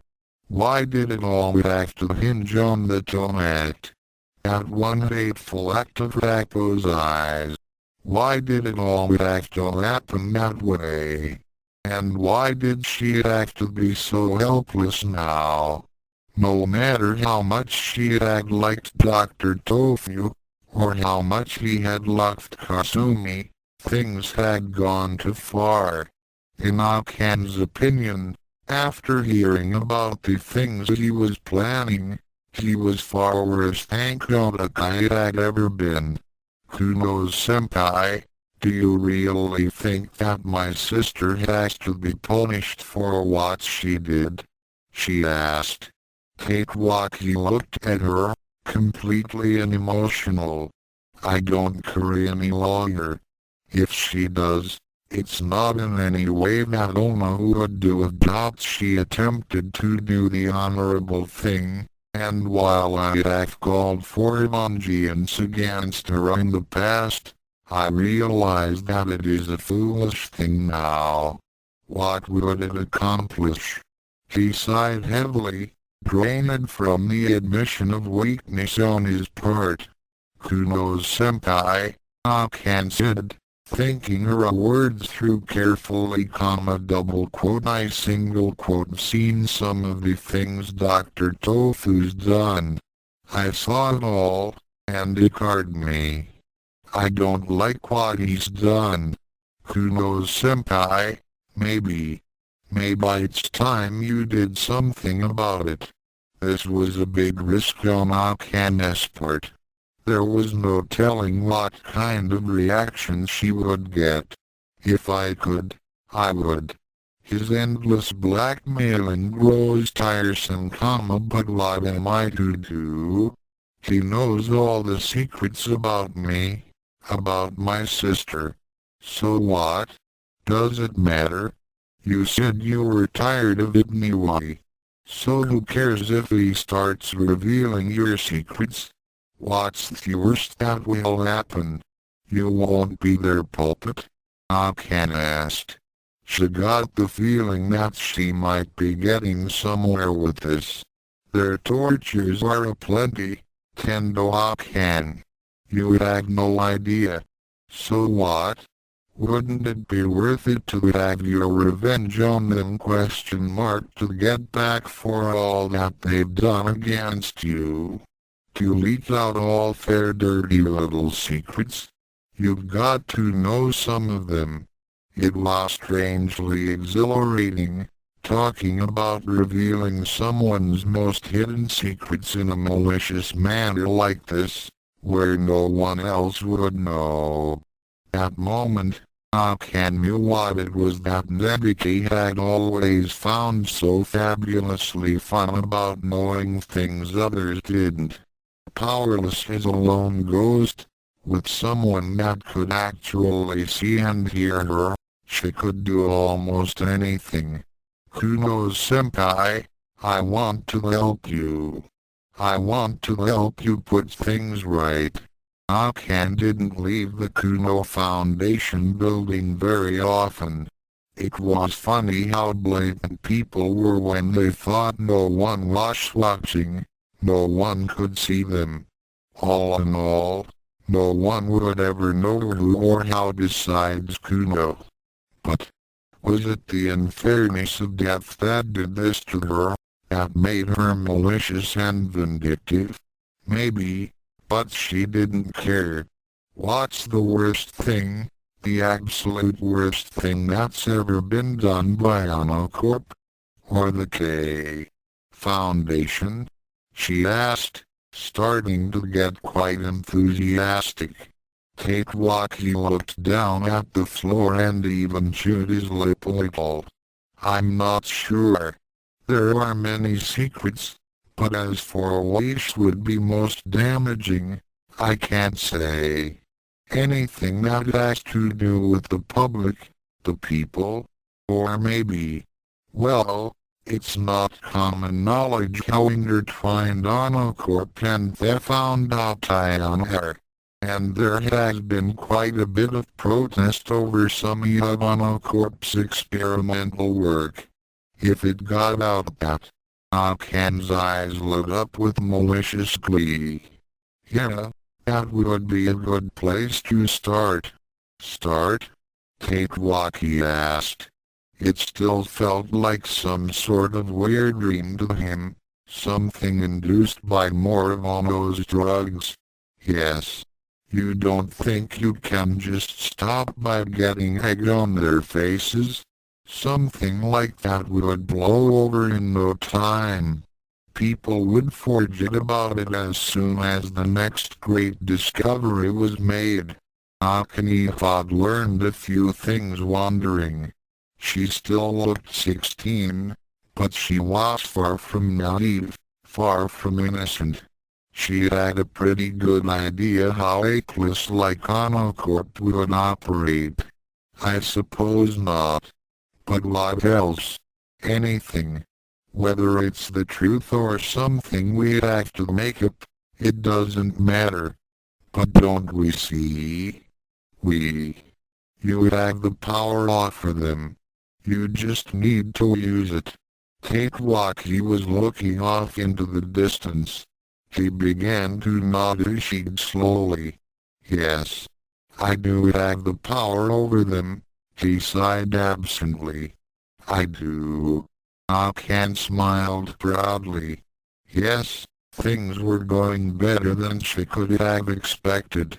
Once this happens, they will know immediately who's done it. There is no hiding my identity, Tatewaki said to Akane. And I've never been fond of these machines either. You've never used one? Not for more than a few minutes. Akane frowned. That wouldn't do.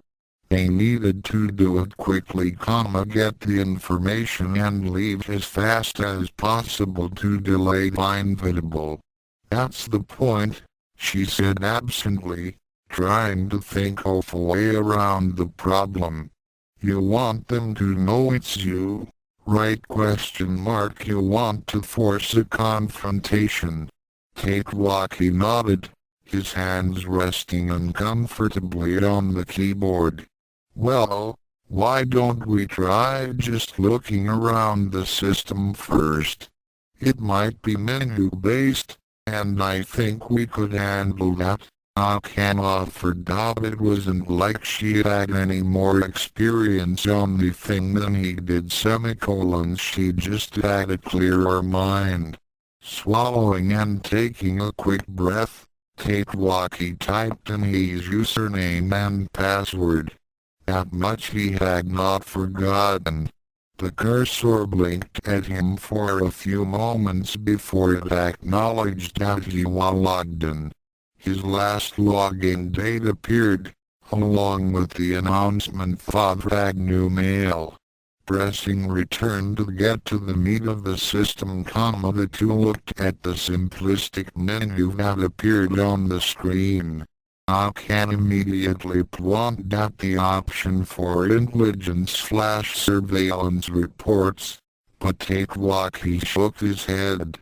I must check my mail first, he proclaimed. Rolling her eyes, Akane proceeded to drum her fingers through the edible while he went through his mail.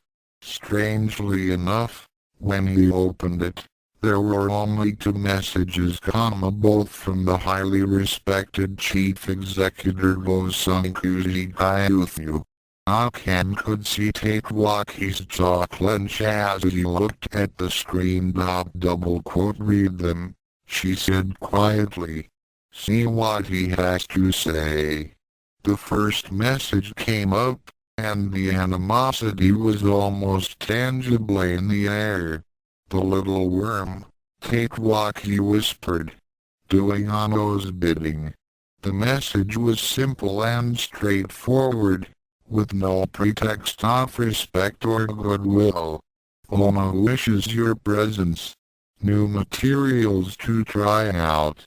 We'll send escort next week, Thursday.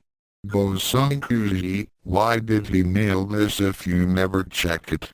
Akane asked. Why do you think? He delights in my torment. Tatewaki remembered that Thursday very well, having been over a month ago. He was as I normally am, meditating, when Gosankuji's hang of brute stormed in and bodily removed me. It was most humiliating. Akane nodded.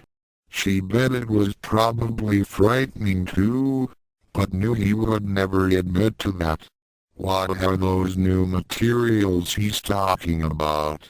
The sudden look of hopelessness on Tatewaki's face made her wish she hadn't asked. Often, the good doctor finds various materials that he finds used in testing on me. Drugs? Tatewaki nodded. In a way, they were a good thing for a time. They kept me from seeing how futile it all was, how horribly I was being used. When I took them, I didn't care about anything. What easier way to control someone than if they care about nothing? Just tapped at the D key to delete the message. Then I stopped taking them. I stopped taking the pills and vitamins, and stopped eating for the most part. Survival has not been easy. There was silence as he stared sourly at the monitor, and Akane looked at him, now even more disgusted by the man she had thought was so kind and friendly. Oh no, Tofu. He demanded more money then, as well. I gave it to him, of course, for I could not refuse. My secrets were too important to me to let everyone see. I couldn't let anyone know. Take what, he said sadly. A snarl on her face, Akane shook her head. It's not your fault, Kuno-senpai. One tear rolled lazily down her face. Tatewaki had returned to read the next message. Presents required. Next week, Tuesday. Gosankuzi. He looked at the date on the message. Over a week ago, and it was currently Tuesday. Tuesday? Isn't that? Akane started to say.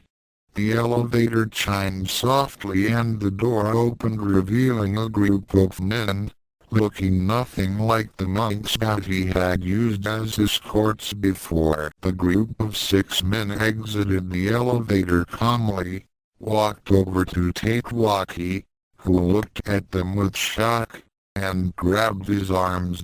They lifted him, and when he refused to walk, they dragged him to the elevator. Please now, Kuno-sensei, Kaiuthu said as he waited in the elevator. Don't fight. Just cooperate. Akane followed them into the elevator and could hear the insult in the young man's voice as he addressed Kuno. She could also see Father had a syringe in the hand at his side, just in case. Kuno-senpai, where are we going? She asked. Standing calmly amidst the men, Tatewaki asked imperiously, what do you desire of me now? Settle down, Kuno-sensei. Director Ono has something to discuss, Kaiuthu answered, his voice velvety smooth. I had nothing to discuss with him, Tatewaki said with a sneer. That's fine, because I don't think he wants to hear anything of what you have to say. Kaiuthu slipped the syringe back in his pocket. It seemed it wouldn't be necessary this time. The elevator ride was made in silence until it reached the ground floor. The door opened to reveal a garage and a waiting car. This was, or would have been if he had cared, wholly unacceptable to the Blue Thunder. Where is my proper escort? I refuse to go anywhere without thee. He grunted a little as the needle was stuck into his arm. Right away, his thinking got hazy and speech wasn't a realistic capability. What we have here will do just fine, Kuno-sensei. Just fine. Double quote. Kaiuthu gestured at the car, and the group of men herded the global savior into it. Akane followed as 4 of the men, Kaiuthu, and Kuno piled in the back of the car and the door was shut. She was sitting uncomfortably on the floor of the car among their feet, looking at the one Kuno had called Gosankuzi. Kuno-senpai, how did he? When she looked back at Kuno, she could tell he was in no condition to be answering any offered questions. His eyes were mostly closed, his mouth hung open, and his head lolled against his chest. Whatever they had given him was strong and fast working.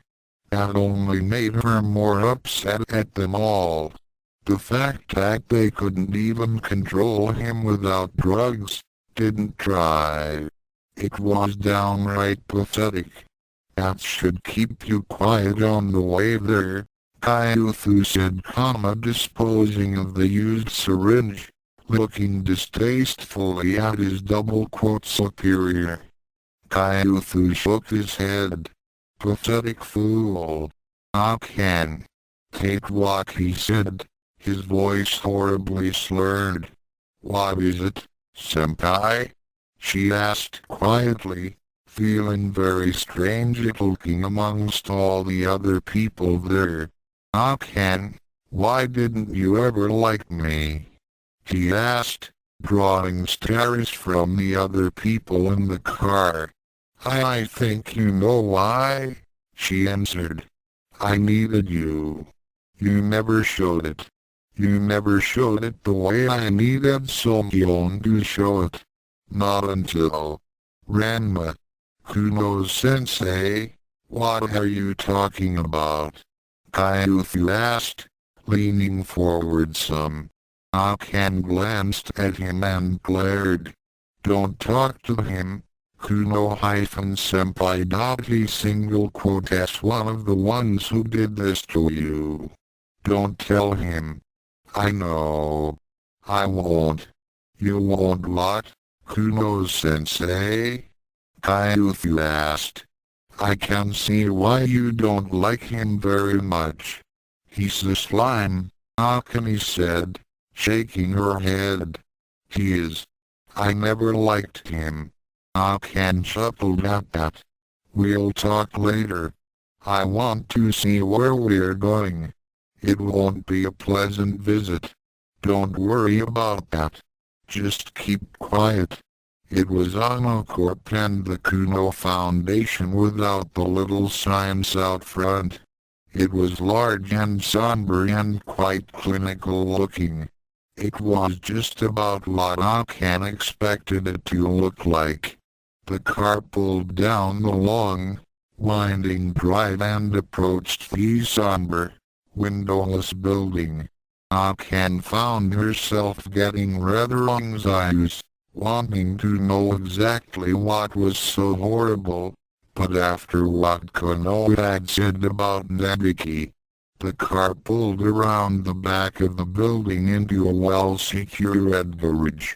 One of the windows was lowered ever so briefly to reveal a stony-faced guard, who nodded when seeing Kyuthu.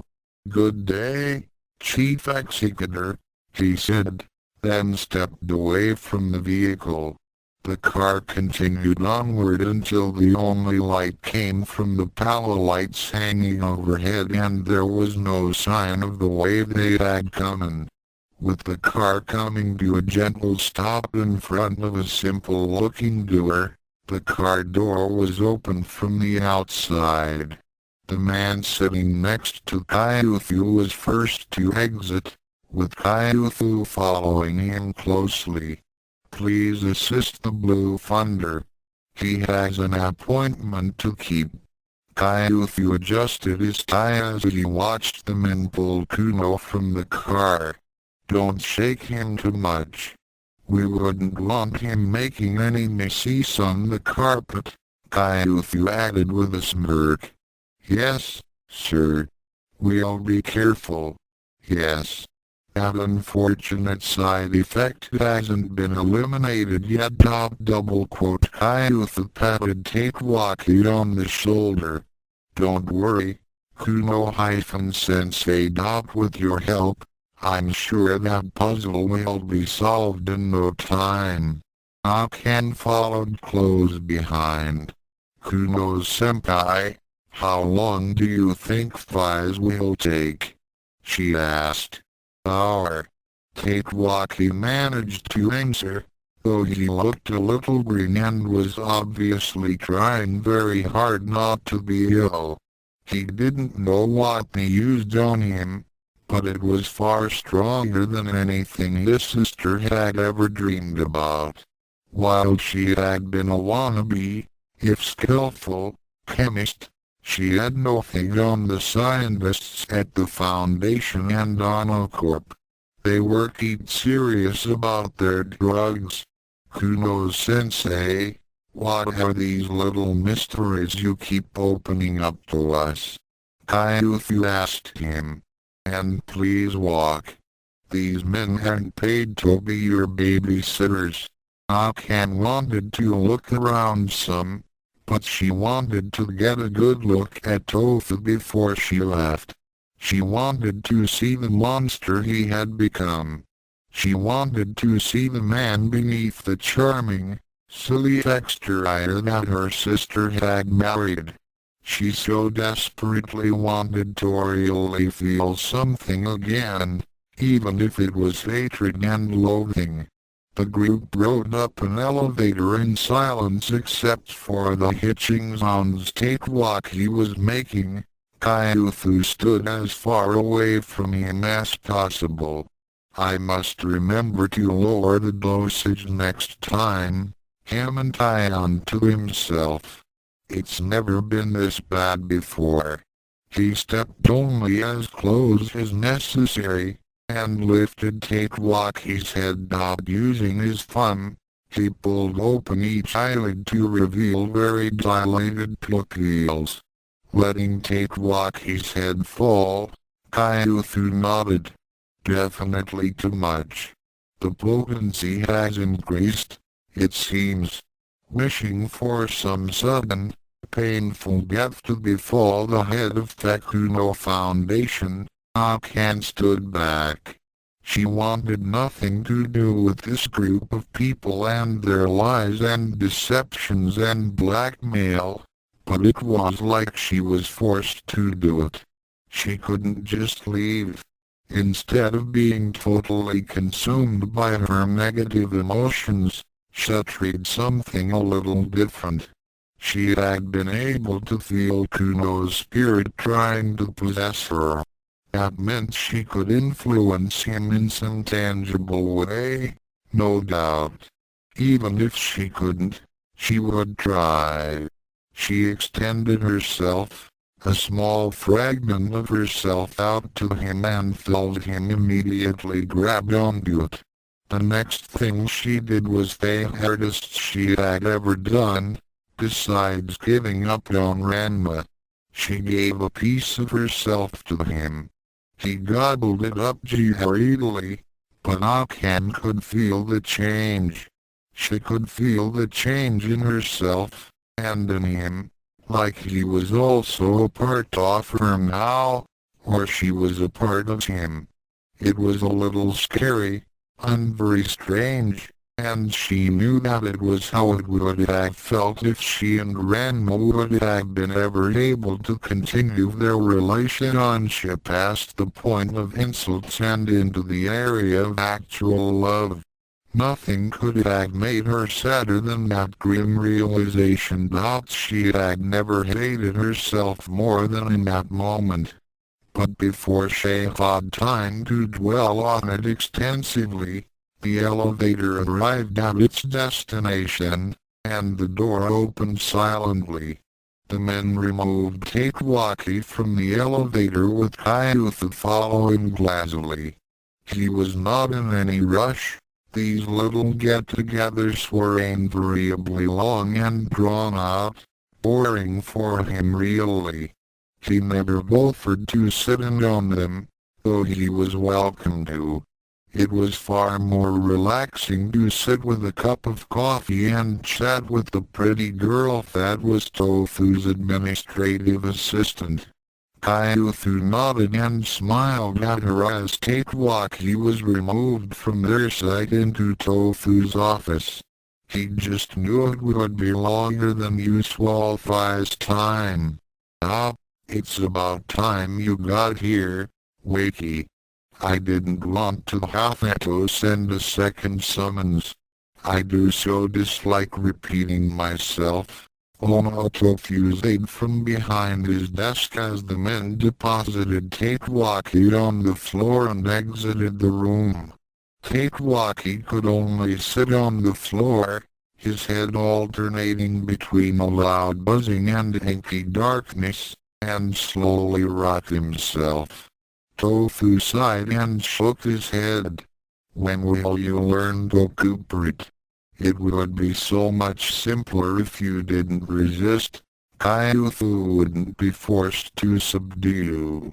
Tofu stood up and walked around his desk to lean against it as he watched Takewaki. You look rather awful this time. Unbeknownst to him, Akane watched everything with cold, dispassionate eyes. She knew that if she tried hard enough, she could manifest herself, become visible to even those who could not see ghosts, and if she let her anger take hold of her, she would end up revealing her existence to Tofu. She wanted to avoid that at all costs. The man before her was most definitely not the same man she had known.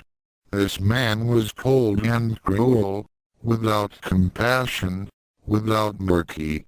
He was absorbed in his own ideas of vengeance and justice, and knew nothing about Kasumi. Kasumi would not have wanted any of the suffering that he was causing. Here, Wakey, let me help you with that problem. Tofu laden the ship added that Takewaki might be somewhat resistant to coming to the meeting, so he had an antidote ready for him. Hold still, Wakey, he warned as he prepared to inject the contents of the syringe into Takewaki's arm. Takewaki's body jerked at the sudden flood of powerful stimulants through his system. Right away, the buzzing died down, and he felt almost completely back to normal. Except for one thing. Tofu went back to leaning against his desk, and with his foot pushed a small line can at Takewaki. You know how much I hate calling you away from your duties, he said as Takewaki grabbed the con. Watching the after effects of the drugs take their hold, Tofu remarked and shook his head. You know if you get any of that on the floor, Wakey, you're going to have to clean it up. After a few more minutes of retching into the can, Takewaki sat up, looking tired and drained. What do you want now? He asked, his voice hoarse, throat sore from the stomach acid. First, I think I want someone to get rid of that, Tofu replied, pointing at the can. He hit a button on his desk, which promptly summoned one of his lackeys. Please take care of the blue funders, miss. The young man, another Ono in training probably, nodded, picked up the can and left. Why do you let them do this to you? Akane asked. They barely treated him as an animal, and not with the same respect that an animal would have received. Takewaki shook his head. With his full faculties, he could not speak to her in front of Ono. He would know there was something up, even if Kaiufu was clueless. Now then, about last month's payment. Tofu considered the person before him carefully. There was something wrong, something different. He would have to keep a closer eye on him. Tofu made a mental note to talk to Kaiufu about it. I'll be back, Kuno-senpai, Akane said then. I'm going to look around. She could not stand to be in Ono Tofu's presence any longer. She wandered through the building, really not finding anything all that interesting. There were offices and meeting rooms, and the usual things one might find in an office building. Yet, Akane knew that somewhere, Tofu had all his secrets hidden. All the things that a sane person would scream over, be outraged at. Akane knew they were here. It was only when she went lower, found her way deeper, that she could see the beginnings of secrets. Security doors in various places, control rooms, laboratories, things she wasn't interested in, and then she stumbled upon it. Her body began to shake as she looked at the large room she was standing in. She had found it. She had found Tofu's dirty secret, and she was none too happy about it. This was what Kuno had told her about. This what he'd warned her about. There, in front of her, was Nabiki's head, floating in a tank top. What made it even worse was the fact that it wasn't her disembodied head, but her soul. A perfect, slightly translucent, bluish-green image of her sister's head hovering in the air. Instead of any sort of body, she had only a formless cloud that seemed to pulsate, almost like a heartbeat. Akane put one hand over her mouth and stared. Stretching out from the cloud were 5 wispy tentacles of sorts, reaching out to 4 separate tanks, and one passed through a wall. That was bad, but it wasn't the worst. The eyes. They were the worst. They were half-lit and glassy, glazed over. Akane couldn't find any shred of consciousness or personality in the dead gaze, but they seemed to stare at her. She moved to look at one of the tanks and glanced back. Still the eyes seemed to be looking at her. And when she saw what was in the tank, what the ethereal tentacle was trying to hold on to, hair's Volsion grew. In the tank, floated, what Akane presumed to be, Nabiki's disembodied arm. The tentacle seemed to be trying to emulate the shape of the arm, though it was imperfect and incomplete. She looked back at the head, staring at her, then back at the tentacle/arm. There was a slight ripple along the length of the tentacle, radiating out from the head and moving down all the tentacles, and the hand twitched. No, not just a twitch. The hand seemed to wave at her. The ripple moved the hand up and down slowly. The fingers played slightly apart, like they were floating in water. That was it for Akane. She left the room as quickly as she could through the nearest wall, doing the closest thing to throwing up a ghost could. What she found there wasn't any better. Akane ended up in a sterile room. The walls were off-white, smooth and seamless. There was a gentle humming of air processors, circulating clean, sterilized oxygen flowing into the room. There were other, less pleasant noises as well. The gentle whir of precision machinery seemed to drown out all her other thoughts. The small, mechanical arms moved quickly, purposefully, within human skill. It was necessary, for they were doing delicate work that took years to complete. And this wasn't their first attempt either. Akane's eyebrow twitched and her ghostly form took on a greenish cast.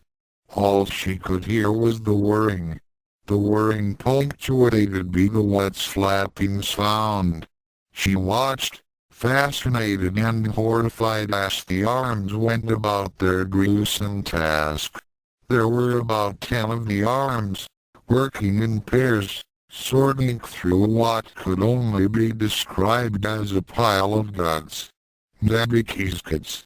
The arms would gently pick up a piece of whatever it was, some internal organ or another, turn it over and around, as if they were looking for something on it, then drop it back down.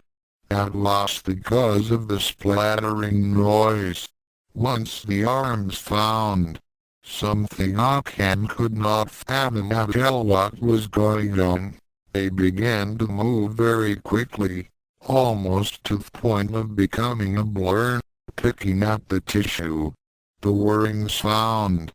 Asterisk were asterisk asterisk sploops asterisk asterisk were asterisk asterisk sploops asterisk. Akane started shaking her head then, the tentacle from the other room trying very hard to emulate the massive internal organs and tissues, twitching periodically. Asterisk were asterisk. Akane watched a pair of arms pull out a long section of an intestine and drop it back to the table. Asterisk sploops asterisk. They moved speedily, touching it, picking at it, wheeling back and forth over it, but Akane had no idea what they were actually doing. Asterisk were asterisk and again. That was when Akane had to leave. She had seen enough of Tofu's secrets, and she didn't care to see more. She had to jet back to Kuno and leave this hellish place. If that is what you want. It is. Wakey. Funding is hard to come by for projects like these. I seem to remember you being very enthusiastic about the Lazarus project before. What's happened to you? Tofu asked Kama, currently sitting behind his desk. Akane entered the room then, her entire body a grayish and stunned look on her face. Kuno-senpai. What was that down there? I've given you your desired money. If you had nothing else you should me. Tofu waved his hand at him. No, Wakey. You've been quite helpful. Oh, I think I will need to see you next month for one of our usual sessions. I truly despise you. Take what he said in a moment of lost control. That's lovely to hear, Tofu said, turning his attention to some papers on his desk. You can leave now, Wakey. That's a hint. Scowling at Tofu, Tatewaki turned and left the office with Akane close behind him. I've got my eye on you, Wakey, Tofu said quietly when the door shut. Kuno-senpai, what was that down there? What is he doing with my sister? Akane asked frantically. He could only shake his head as two men flanked him. He started to walk back to the elevator, but one of them put his hand in his path. Wait, was the only thing he said. Tatewaki sighed and waited. No, he would never have the simple peace that he desired. Gosankuji and Ono would not allow it. And no thought Akane was with him. He wanted nothing more than his privacy so he could speak with her. Kyufu walked briskly down the hall toward him, smiling slightly. He did so enjoy chatting with that lovely young lady. At last, quick, Kuno-sensei. I thought you'd be in there longer. How fortunate that I was not, he responded flatly. Yes, well, a minor inconvenience, but I'm sure Director Ono AI's reasons. Either way, it's time to take you back and settle you in. Won't you like that, Kuno-sensei? I think that he started to say. Kuno-senpai, don't, Akane warned. Clenching down on what he truly wanted to say, take what he said, he would like that very much. Kuno-sensei, you don't sound well. You're not experiencing any side effects, are you? Kaiuthu asked, looking at him closely. Prized possession indeed. Gosankuji looked at him like he was some farm animal before a show. I feel perfectly fine. Excellent. You know I don't like having to do that to you. Butayu gets so unreasonable at times. I'm just glad to see you're feeling better, Kuno-sensei. I bet you are, Tatewaki and Akane said simultaneously. Kaiuthu raised an eyebrow at the utterance, but said nothing more. The elevator doors opened silently, and Tatewaki stepped out into the empty penthouse. Things had never seemed clearer to him. Ever since Akane had appeared to him, he had really been able to see and comprehend, truly, what was going on. When she hadn't been there, it had been easy enough to just let everything go. He simply hadn't cared, but Akane had made him care. If she could be nice enough to treat him as a person and not a pet, then so should the rest of them. Yes, he would readily go along with Akane's plan now. It was time to show them that he had the capacity to think, to plan, to scheme, to kill. After all, he had done it before. I want you to keep a closer eye on him. He's up to something, and I don't like it. Please now, Director. If you were around him as much as I am, you single quote see that he's harmless. Really, I think you're over-reacting. Why don't you just let me take care of this? There's no need to work yourself up over it. Tofu's voice held the slightest hint of anger. Thank you, Kaiuthu. Your advice is noted and rejected. If you won't do it, I will. Kaiuthu sighed dramatically. He was quite pleased that there was no video as he rolled his eyes. Of course, Director, he sighed agreeably. If that's what you think needs to be done. He emphasized think very slightly. Tofu humphed and disconnected. Kaiuthu returned to what he had been doing before Tofu had contacted him. What the hell did Ono know anyway? He had his little projects, and he also had Kaiuthu's far more important projects. What did he know about Kuno Tatewaki? Not nearly as much as he did. Tofu didn't have to deal with him every day. Didn't have to listen to his ranting. Didn't have to deal with his resistance. Didn't have to deal with all the stupid little things the Blue Thunder demanded. So what the hell did Ono Tofu know? Not a whole lot in Kaiuthu's book. Kuno-senpai, I want an answer. What was that? Akane yelled. I told you before. It is your sister.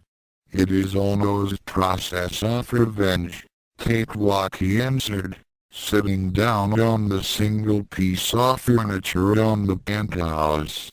But, she was in pieces. Yes. The bomb was quite devastating. It was the best Ono could do with her. I had no doubt that he will succeed though. His vengeance will drive him onward. Akane closed her eyes and took a deep breath. What were they doing? I saw. The tissue rebuilding. Akane shrugged, unable to get that scene out of her mind. The mechanical arms. That is how tissue is rebuilt. It is a very long process, taking giant years, as tissue, skin, organs, muscle, is reconstructed from a genetic pattern. It is quite gruesome. Tatewaki answered simply. Sure, the body parts in tanks were bad, but the pile of crap unedible with those little needles picking at it, that was far worse. I wish I could say I was still outraged at it. I was the first time I saw it, but it's become common. At least for Ono it is. Nothing he does surprises me. It was then that Tatewaki really looked at Akane. Did you get your answers? Did you find out what I wanted to know? Akane nodded. I found all I needed. And whatever she had thought previously of doing to Tofu was far too good to him. The plan started to form in Akane's mind in bits and pieces. Shou should come up with ideas, then ways to accomplish those ideas, then ways to avoid quick discovery. All in all, she had come up with a very elaborate plan involving falsified identities, smuggling in controlled technologies, and leaking information to the press, all to screw Tofu over once and for all. She wasn't very happy about the controlled technologies, but Kuno had insisted on it when he had heard her initial plan. She didn't want this to be a repeat of things that had happened in the past, but it seemed like it couldn't be avoided. The Lazarus Project. That's what he calls it. Akane nodded. I don't know how people will take that. I mean, Commodon single quote T people want to be saved from dying? She asked. True, she didn't like seeing her sister in such a state, but that didn't mean for people wouldn't like the chance. Akane, you saw her. Would you want to exist like that? She's been that way ever since the explosion, over 6 years ago. Tatewaki said. Ever since Akane had told him of the plan, he had grown quite confident, more so than he had been before. But, to go through with the plan, he would have to be. I suppose you're right. She hadn't told him that she had seen Ebiki's soul, caught in some sort of limbo, purgatory. I still don't think it will be enough. And I don't think it will be enough to make anyone angry. Except me. Tatewaki nodded. I'm sorry you had to see that. Akane's eyes snapped open and the frown on her face deepened. Double quote yeah, well, I guess it's time I got caught up on things. Isn't it question mark it's single quote s time I saw just what everyone I knew has turned into. Isn't it question mark it's single quote s about time I did something about it. Akane, you shouldn't. You shut up. This is partly your fault. You know. You let him do that. You gave him money to do it. Akane yelled. Her aura turning red ever so slowly. Tatewaki lowered his eyes and looked at the floor at Akane's feet. Double quote I know. Akane growled at him, at his obsequiousness, and left the penthouse. She had plans to set in motion and yelling at him wasn't going to accomplish anything. She went first to the executive offices. There were several steps, several other people that would be unknowingly involved, and that was what she needed to do first.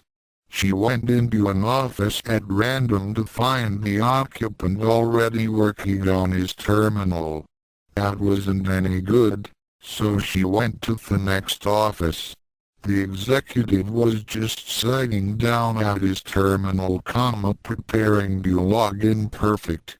Akane stood right by him as he typed in his username, then watched carefully as he typed in his password.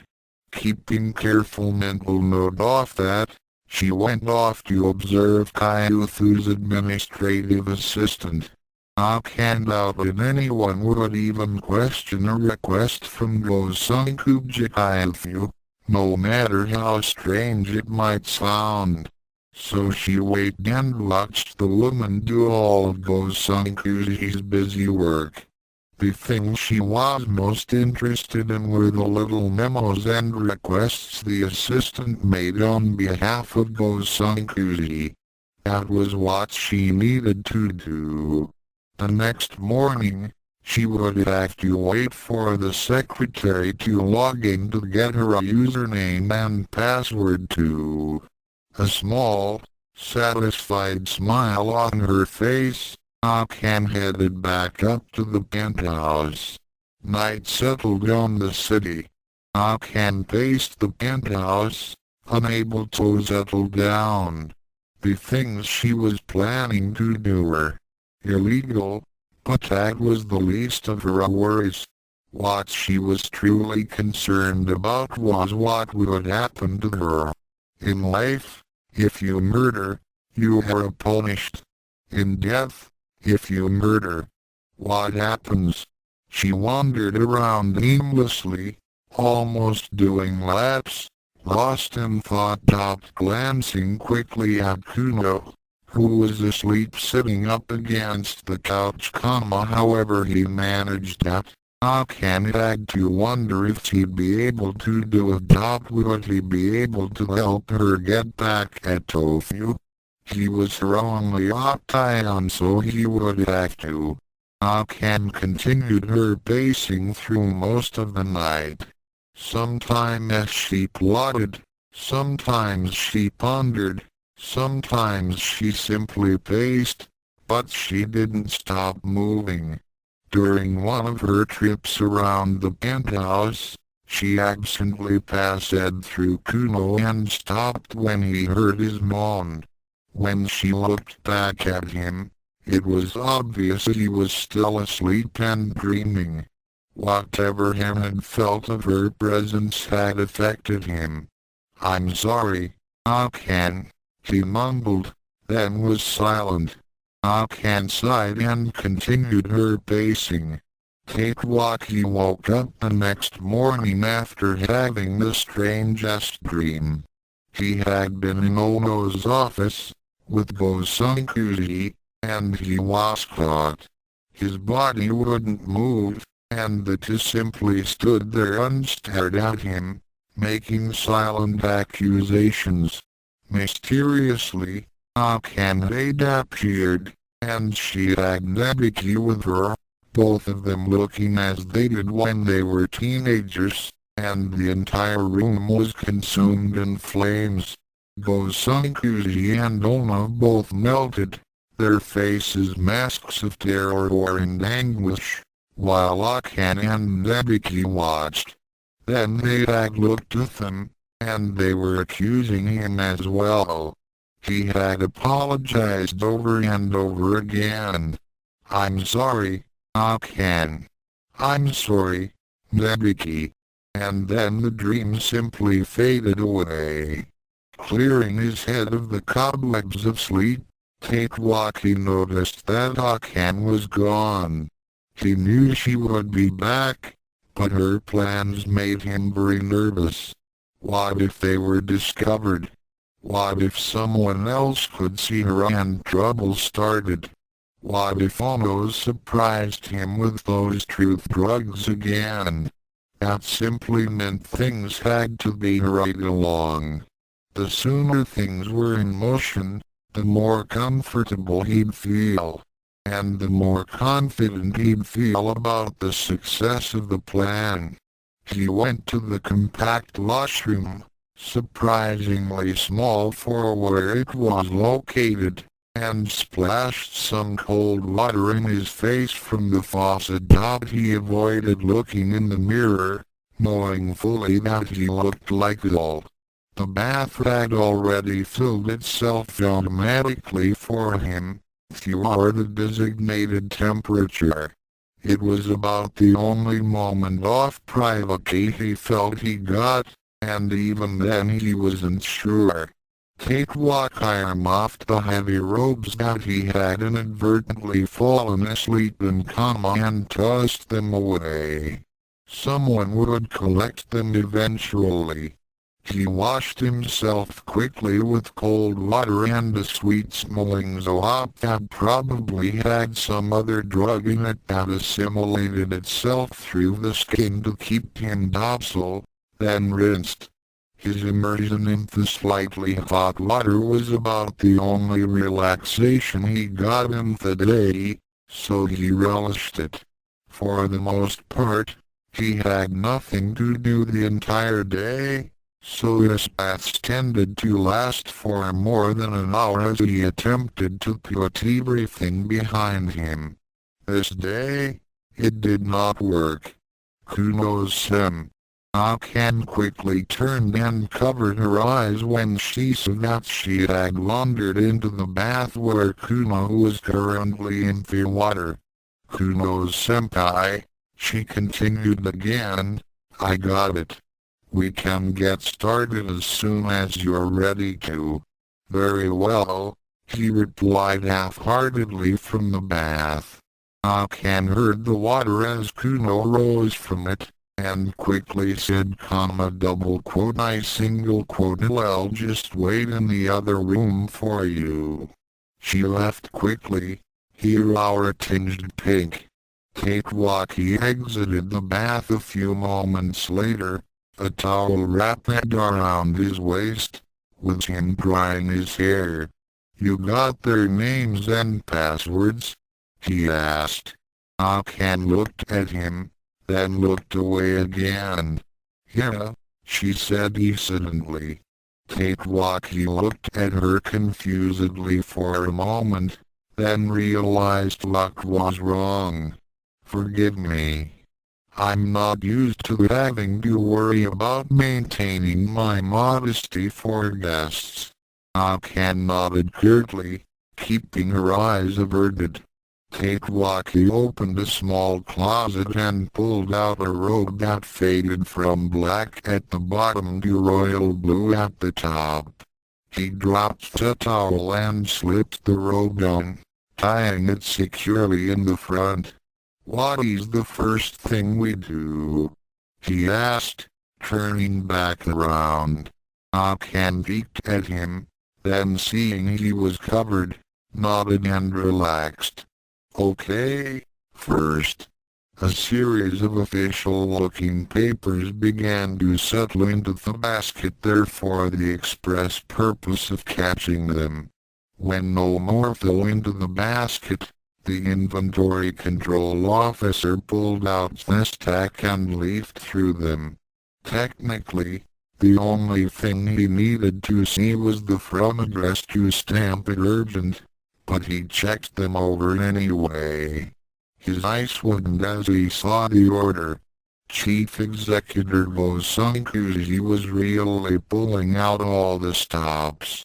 The next day, a package, no larger than a loaf of bread, was delivered to the Kuno Foundation building. As it was marked as one of Gosankuji's urgent packages to be delivered to the penthouse without delay, it was, now, we have to start leaking information. Akane glanced over at what Cakewalk was doing. You sure you know what you're doing with thought? Cakewalk put the two wires underneath the clips and made sure they were secure. Yes. It's quite simple. He slid one thin, metal rod into the end of the small cylinder of what appeared to be great putty dot. Then he slid another rod into the next cylinder, and the next, and the next. When he was done, he had 8 cylinders all wired together. He plugged the panel the wires were attached to into the assembling box, and the light on it came up green. Tatewaki had the pulsating red button at the end of a long wire, which was in turn attached to the box. "It is ready," he said quietly, not getting his hand anywhere near that button. Akane hadn't even noticed she was holding her breath. "Good," she said quietly. "Put that away now so we can work on the rest." Tatewaki removed the panel, causing the green light to go out, unstowed the entire thing in a box, which he placed in the closet until which time he really needed it. "How long until we are discovered?" 3 or 4 days, she answered. She wouldn't be able to cover it all up. They would discover what was going on fairly quickly, and he had to be ready. No, not true. Akane merely had to wait. It was Kuno that would have to be ready to act. He would have to be brave enough to go through with it. Being a reporter wasn't all that great anymore. Anything worth reporting was usually either business of Onocorp or the KF, and that meant it was off limits. That wasn't entirely true, because anyone was free to report anything they wanted. It was just that the KF and Onocorp were good, very good, at covering up anything that would be worth reporting. That is, until one reporter got a mysterious email. Then a reporter across town got it, and another, until the journalistic community was in a frenzy. Someone had mailed them all the dirt on the Kuno Foundation and Onocorp.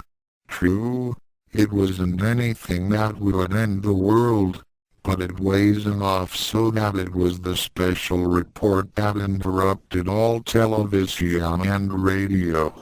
"What the hell is this?" Kyutho yelled. The others looked uncomfortable, not knowing what to say. "I want to get to the bottom of this as soon as possible. Now!" And the next day, something else was mailed out, a little more incriminating than the first. As Akane thought, it didn't take Gosenkuji's shock troops too long to figure out what was going on. She had been listening in on Gosenkuji when Tofu had called, and had greatly enjoyed the heated exchange of words between the two, the obvious frustration on Gosenkuji's face. "I know you said that. I had been watching him. Do you really think he could do that? The man is a moron. He's so doped up." Akane could hear Tofu's voice through the phone from the other side of the room. "You are a fool. I warned you about him and you ignored me." "Yes, well, if your worthless drugs had been any help at all. Don't test me, Gosenkuji. I can flush your projects down equally at any moment." Kyutho took in a sudden breath, the snarl frozen on his face. Then his terminal beeped, alerting him of new mail. It was from Kuno Tatewaki. "Hang on a minute, oh no. We had a development," Kyutho said calmly, sitting down to read the email. "You got one too?" "At conniving." The message was short and to the point. It had just been a stroke of luck that the two had been arguing on the phone when it arrived. "Again? I grow weary of these games. I think a meeting would be beneficial. Tonight, after hours." Kuno Tatewaki Kyutho deleted the message and spoke into the phone. "I will handle this one." He hung up. The regular employees went home and the building was shut down for the most part. There were some security personnel on the first floor, some stray technicians on the third floor, cakewalkie waiting nervously in the penthouse, and others whose presence was unknown by everyone else. With one elevator servicing the penthouse, it wasn't particularly difficult to monitor who was planning on visiting. So Akane waited this elevator to see when Gosankuji and Tofu arrive. She did not see what she expected to. Instead of the two men, there was a group of men, dressed all in black, looking very suspicious. The weapons each of them had under their suit jackets did not boost Akane's confidence. She knew what this meant. Instead of dealing with the trouble, they were simply going to remove it permanently. Panicking, Akane knew she had to get up to the penthouse and warn Kumo before the men got there. But they were already filing into the elevator and getting there with them wouldn't help. She needed to do something quick. Concentrating for a moment, she could think of only one stall to sneak that would hold them off long enough. She actually managed to get her hand corporeal enough to hit every single floor button on the panel. Then as the car stopped at the next floor, much to the men's consternation, she rushed off to the stairs. Akane came into the penthouse looking panicked. It's not them, Kumo-senpai. They didn't come. Who then? They're here to kill you. The look on Takewalkie's face darkened, his eyebrows drawing very close together. So, he's finally called out the assassins. I shall find I am not so willing a victim. You have to leave. Get out of here before they... No, Akane. No matter who comes into this room, it ends here. If you run, they will only hunt me down and find me. Taking care next time if that I have no freedom, if they bother to keep me alive at all.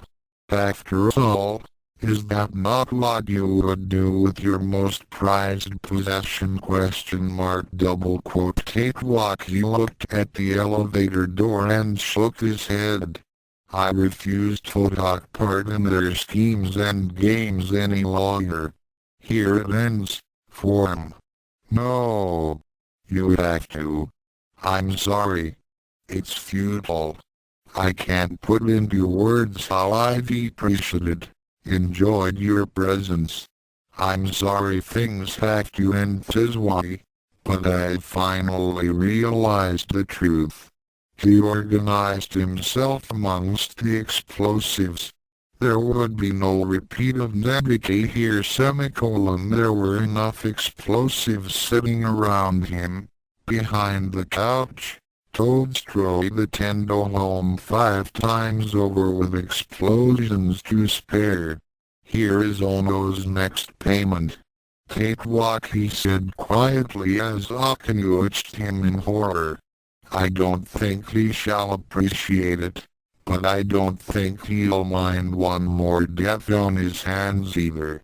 He held out one slightly shaking hand to her. Akane did it then, drawing on every emotion she could, solidifying her form for the last moments. She slipped her hand into his and waited. I have always loved you, he said, his head bowed and eyes closed. Akane said the only thing she could. I'm sorry. The elevator chimed behind them. The first thing a group of well-dressed men saw when they emerged from the elevator, weapons drawn, was a girl standing by the couch in the middle of the floor, glowing a gentle red. Stunned for only moments, they ran over to the couch, ignoring the girl completely, and pointed their weapons at whatever was behind it. Their eyes all opened wide simultaneously when they saw what was waiting, and that was when Tatewaki pushed the button. Heat and light and pain exploded outward from where Tatewaki was sitting, too fast to even consider how awful it was. Right away, Tatewaki's hand was ripped away from Akane's single quote S-Dob. Actually, it was like his hand was ripped away from the rest of his body as he was tossed about in the explosions. Ripped apart, burned, crushed, destroyed, he was assured of not being subjected to Tofu's tortures. It also meant he was dead, but it was a small price to pay for freedom once again. It was a small price to pay for that sense of inner peace again. But in the end, it wasn't anything special, which surprised him. Not so much for heaven and angels and all that garbage. But there was only Onel, and she looked at him with sadness and compassion. That one look, the near admiration he saw in her, that sealed it. He couldn't leave, she wouldn't let him. He clung to his existence desperately, though there was nothing there. His body was dead and he had no solid anchor, no place to go. Yet, he continued to hold on, refusing to leave when everything had been left undone. Undone by him in the first place. Undone. Destroyed. With his physical presence destroyed, he had one last refuge. It was unfortunate that Akane hadn't seen him, didn't know, but maybe it was for the better as well. She would not change her opinion of him, that much was obvious. She could not change her heart, but she had given him something of what he had desired for so long. Akane could almost feel the heat burn her skin as it engulfed the room. It was an ugly thing to see. Even worse to know that she had helped prepare it. Even worse to know this was how Kasumi had been fatally injured, and Nebiki. She heard the dying screams of the other men. The assassins thought had been sent to take care of Kuno, and she knew they were heading to a place far worse than anything Anocorp could dream of. Nightmare. And as the emergency systems came down to extinguish the fire, she left. Left to pursue things more. No, not more. To pursue things less painful. To sit and do nothing as the world flowed past her, total things only ghosts could do. And to wonder why things weren't as simple as I'm sorry. And nothing was different, except that now, the almighty Blue Hunter was dead. Dead along with all the others. He was dead. And he was happy because the world had held only misery and duty and a multitude of other things that had all added up to one thing, pain. Akane. I love you. Double quote, single quote. Sometimes I believe that this less than material life is our truer life, and that our vain presence on the Tarakihu's globe is itself secondary or merely virtual phenomenon.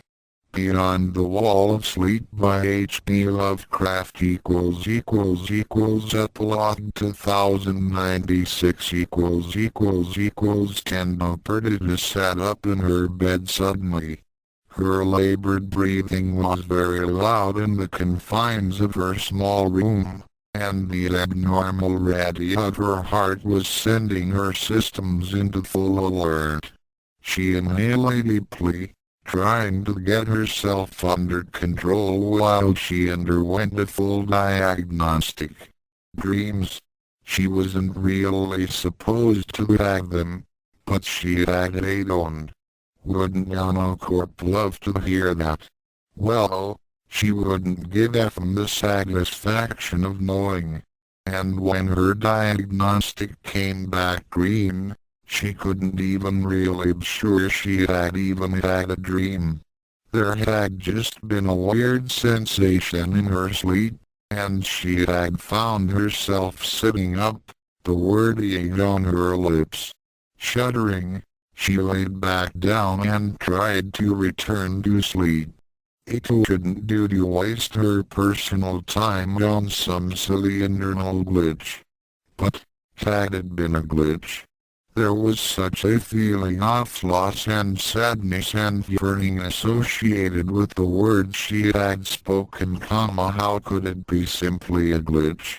No, for her own benefit, it had been a glitch and nothing more. But as she fell back asleep, she hoped that glitch would not occur again.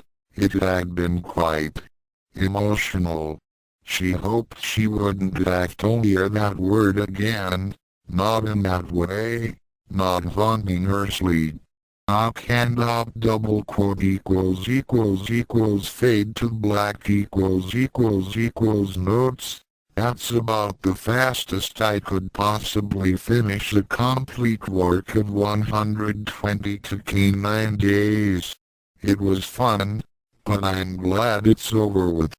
Right parenthesis. Hope you enjoyed me digging Chris out his messes. How did Kuno become a world savior anyway?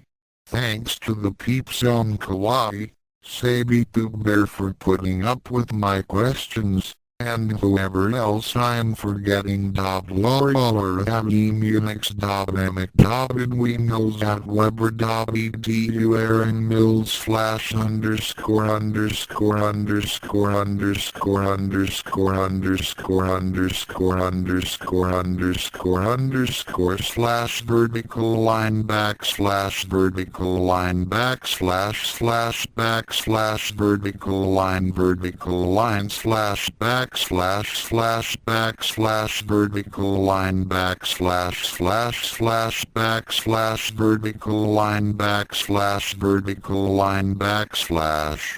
vertical line vertical line vertical line vertical line vertical line vertical line vertical line vertical line vertical line vertical line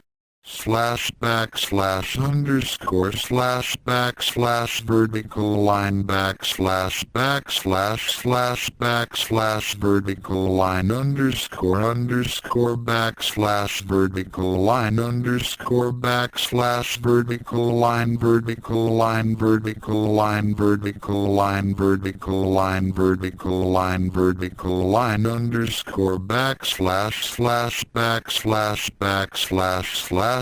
vertical line vertical line vertical line vertical line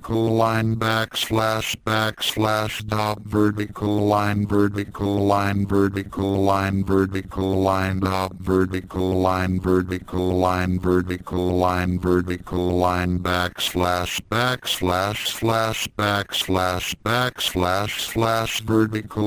vertical line vertical line vertical line vertical line underscore vertical line vertical line vertical line vertical line vertical line vertical line vertical line vertical line vertical line dot vertical line underscore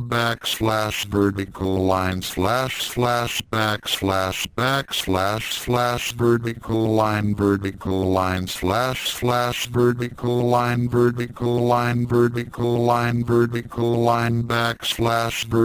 line vertical line dot vertical line vertical line vertical line vertical line dot vertical line vertical line vertical line vertical line vertical line vertical line dot vertical line underscore vertical line dot vertical line vertical vertical line up vertical line vertical line up vertical line vertical line up vertical line vertical line vertical line vertical line vertical line underscore underscore underscore slash backslash backslash slash slash vertical line backslash backslash vertical line dot vertical line dot vertical line dot vertical line dot vertical line dot vertical line dot vertical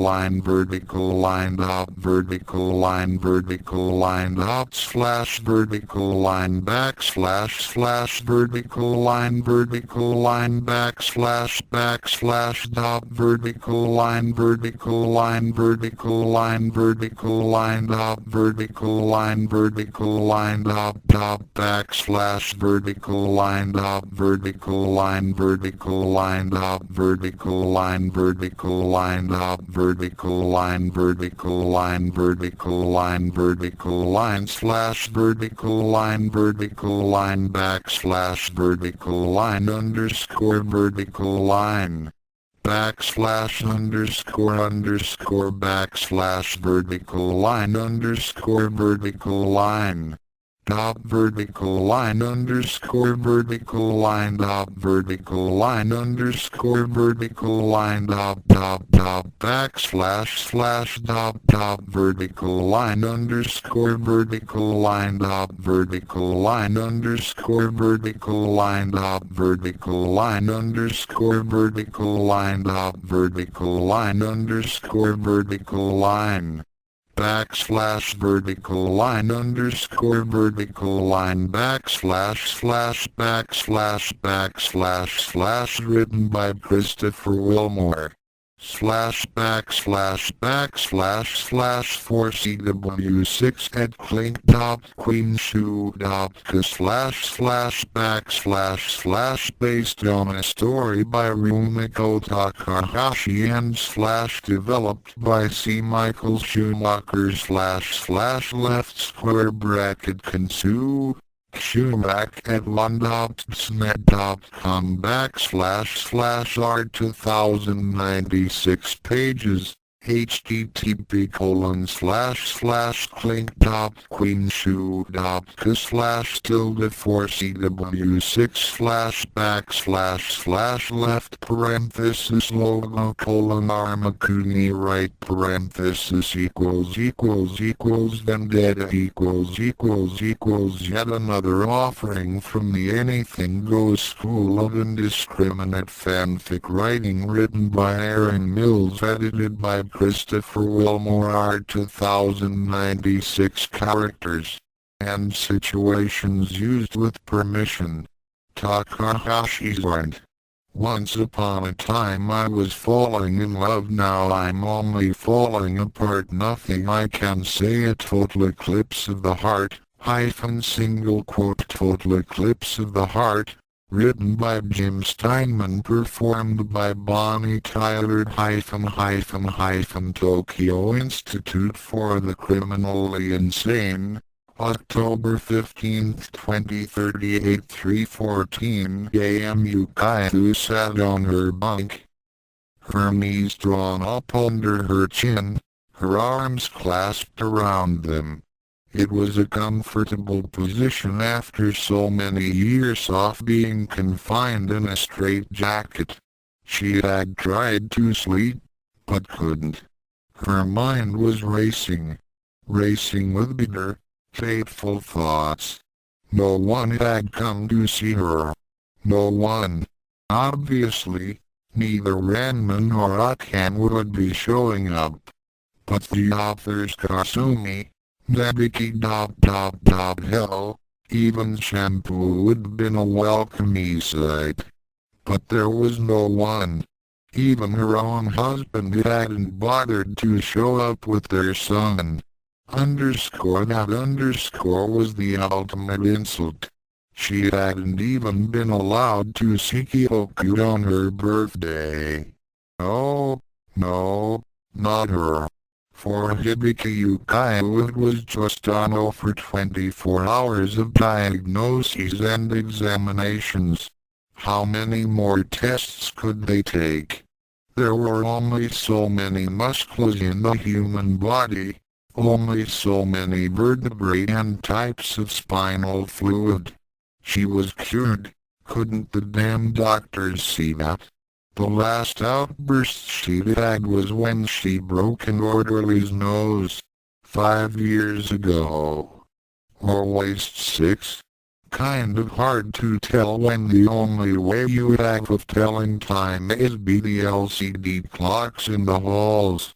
Since then she'd been a model patient saying no, thank you, and an "I'd please you, sir, do feel free to take for sample of my flesh."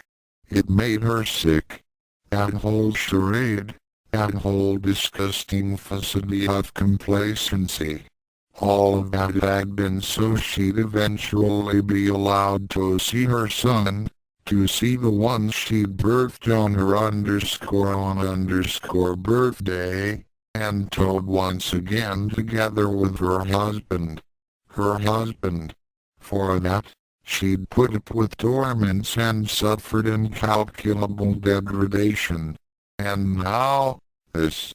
Dr. Takama's eyes, she'd begun that morning. "I have a favor to ask." He lifted his eyes from the pad he was scribbling on, and smiled up. It had filled her with hope, that grin of his. "Yes?" he'd asked. "It's my birthday today." After a glance within the folder he'd held, he'd agreed. "Yes, it island, I was wondering. Another dream?"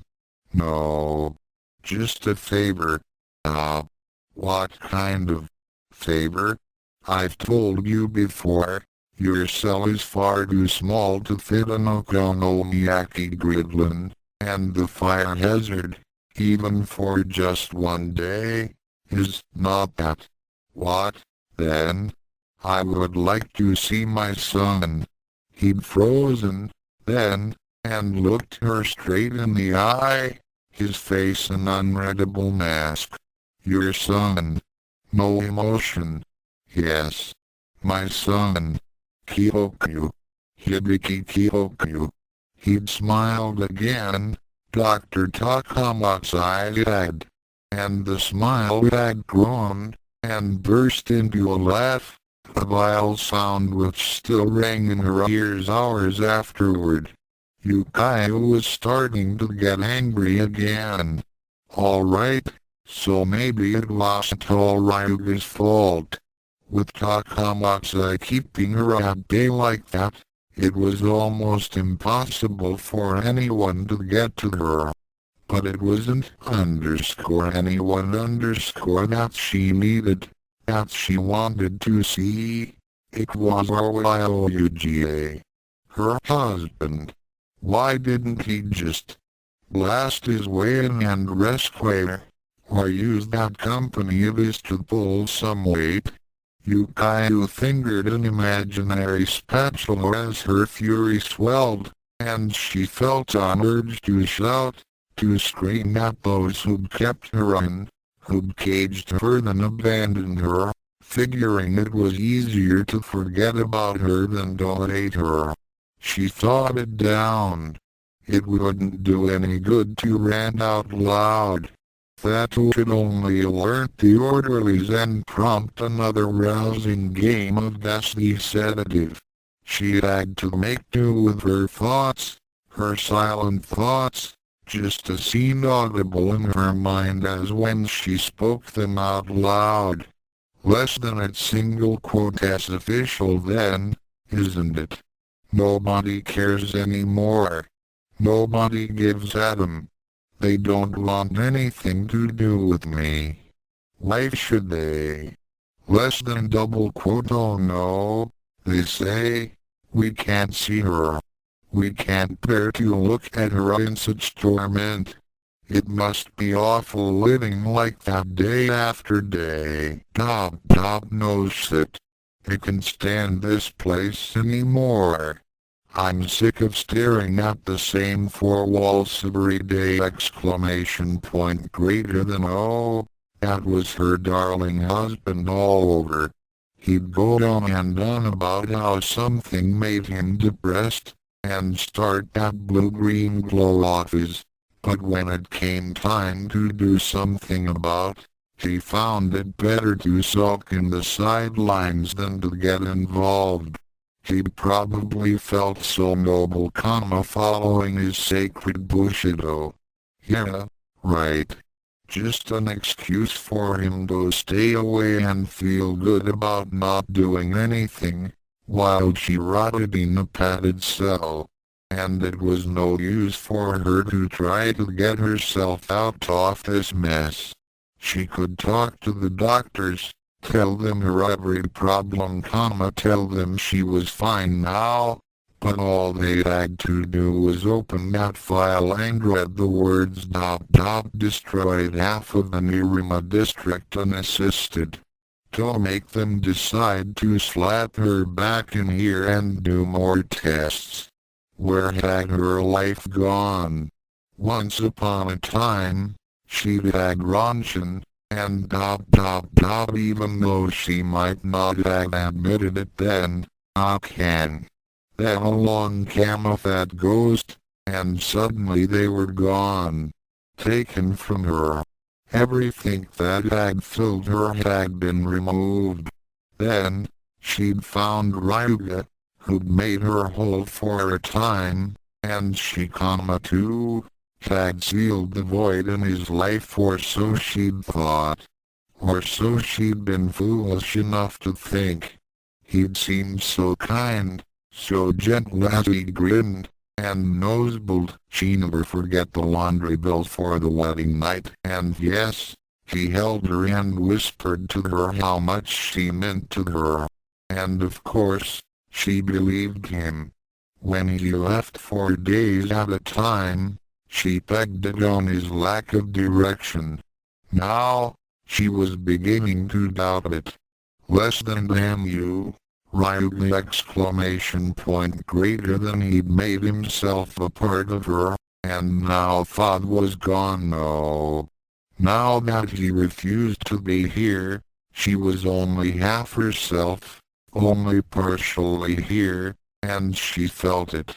She felt like something was missing, doubly since her son had also been removed from her.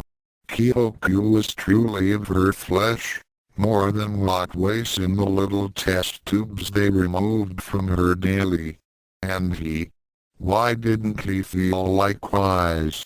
Why wasn't there a gap in his life that he'd do anything to bridge? Less than what do you wanna bet those weren't random trips after all? Greater than that had to be it. The scumbag probably had girls lined up all over the world. A real traveling man. Yukai's locked away, he probably said to himself, and so much the better. Now I can stay longer with that friend of mine in Waikiki. Despite herself, Yukai began to cry. She tried to stop the flow of tears as she wanted to be angry, not sad. She should be outraged. Damn it! Exclamation points. She should be shouting, yelling. But somehow, she didn't have the strength to. Even if she did, who would listen? The only people who truly paid attention to what she said were journalists, early on, and now and then the occasional historian. And always, the questions they wanted answered were about her past, not about her present, for nothing happened, not about her future, for she had none, but about her past. What had been, about the time when she had lived, when her life had meant something. Not like now. Less than deity. Why? Why am I still on this planet where nobody cares anymore? where no one loves me, where all anyone will remember is the pain and suffering I caused. Why? Why? Why? Why question mark exclamation point question mark greater than why? Why? Why? The screams burst from her lips involuntarily. She screamed the words over and over again, until the whole ward was awake and screaming along with her. She fell to her knees in the center of her room, raised her fists to her mouth in her old habitual gesture and unleashed a shout that summed up her decade of imprisonment. Why? Asterisk because asterisk Yukaiu froze. She knew that voice. It was weak and distant, but she recognized it. She couldn't fail to. She'd heard it in her dreams. No doubt in her nightmares night after night, year upon year, but it had been close to a decade since it had spoken to her in the real world. Asterisk you know why? Yukaiu. You've always known asterisk less than no. Not this. Not on my birthday. There's still a chance Fontriel-chan might greater than asterisk you call him that now, after all you've done, and thought question mark asterisk it lost loser. Now. Less than get out of my thoughts exclamation point greater than the voice cackled. Asterisk you hypocrite comma asterisk it said, and for some reason, it sounded pleased. Asterisk it was always only a matter of time, asterisk it seemed to be right outside her door now, taunting her with her own comment. Don't call me that. Asterisk oh. You would prefer. Oko-chan question mark asterisk Yukaiu tensed and for the first time in years Green Key began to glow about her, as she instinctively crept into a battle stance. How dare you use that name? You monster. Asterisk as much of a monster as you said your husband was question mark asterisk the door creaked ajar, and Yukaiu's battle intensified. Asterisk as much of a monster as yourself question mark asterisk that did it. All her depression flowed away, washed off by a flood of pure, undiluted hatred. And she launched herself at the door as it opened. Grabbed her arm. She's lost control again. But she's glowing. Use the titanium needle 10 cc's of almost 6. Isn't that a bit much? Remember what she did. Oh, Lord. It looks like she's about to, now. The green energy surrounding her was on the brink of exploding when he jabbed her in the arm. Yukaiu felt a sharp pain, then a wave of fire rose up her spine and exploded in her brain as the excruciation spread along her veins and caused another detonation in her chest. She collapsed on the floor. The autopsy report stated that patient number sign 473,806 died of a freaking rush of blood through the veins, fatally exceeding her cardiac capacity and resulting in aortic and ventricular disintegration. Or, in layman's terms, Hibiki Yukaiu died of a broken heart. Asterisk asterisk asterisk asterisk asterisk name. Yukaiu opened her eyes, only to find the familiar whitewashed concrete walls of her ward gone, replaced by wood paneling and plush blue carpeting. Wherever she was, With the recent government cutbacks, it sure as heck wasn't loony land. Name? Less than name ? Greater than Yukayu thought. She stood up and looked at her surroundings in more detail. She was in a lavishly furnished, oak-paneled office. Bookshelves lined the walls, each volume bound in colored leather. A pair of leather-upholstered chairs stood in front of a large, ornately carved ebony desk. And behind the desk. Name? Yukayo looked at the person behind the desk. He was a young-looking man dressed in a gray three-piece suit. Questioning brown eyes stared at her from behind a pair of black-rimmed spectacles. Unruly brown hair flopped down onto his left eye. The nameplate on the desk read Miller. The name meant nothing to her. Hibiki, she answered. Miller nodded. Have a seat, Miss Kwanji. Yukayu stared at him. He raised an eyebrow. I'm sorry, he said. I thought that was the name you preferred. I do. But how did you? We know everything on this side, Miller replied, interrupting her. Then why did you ask me my name? Coherency test. Please, sit. Yukayu took a seat, feeling very confused.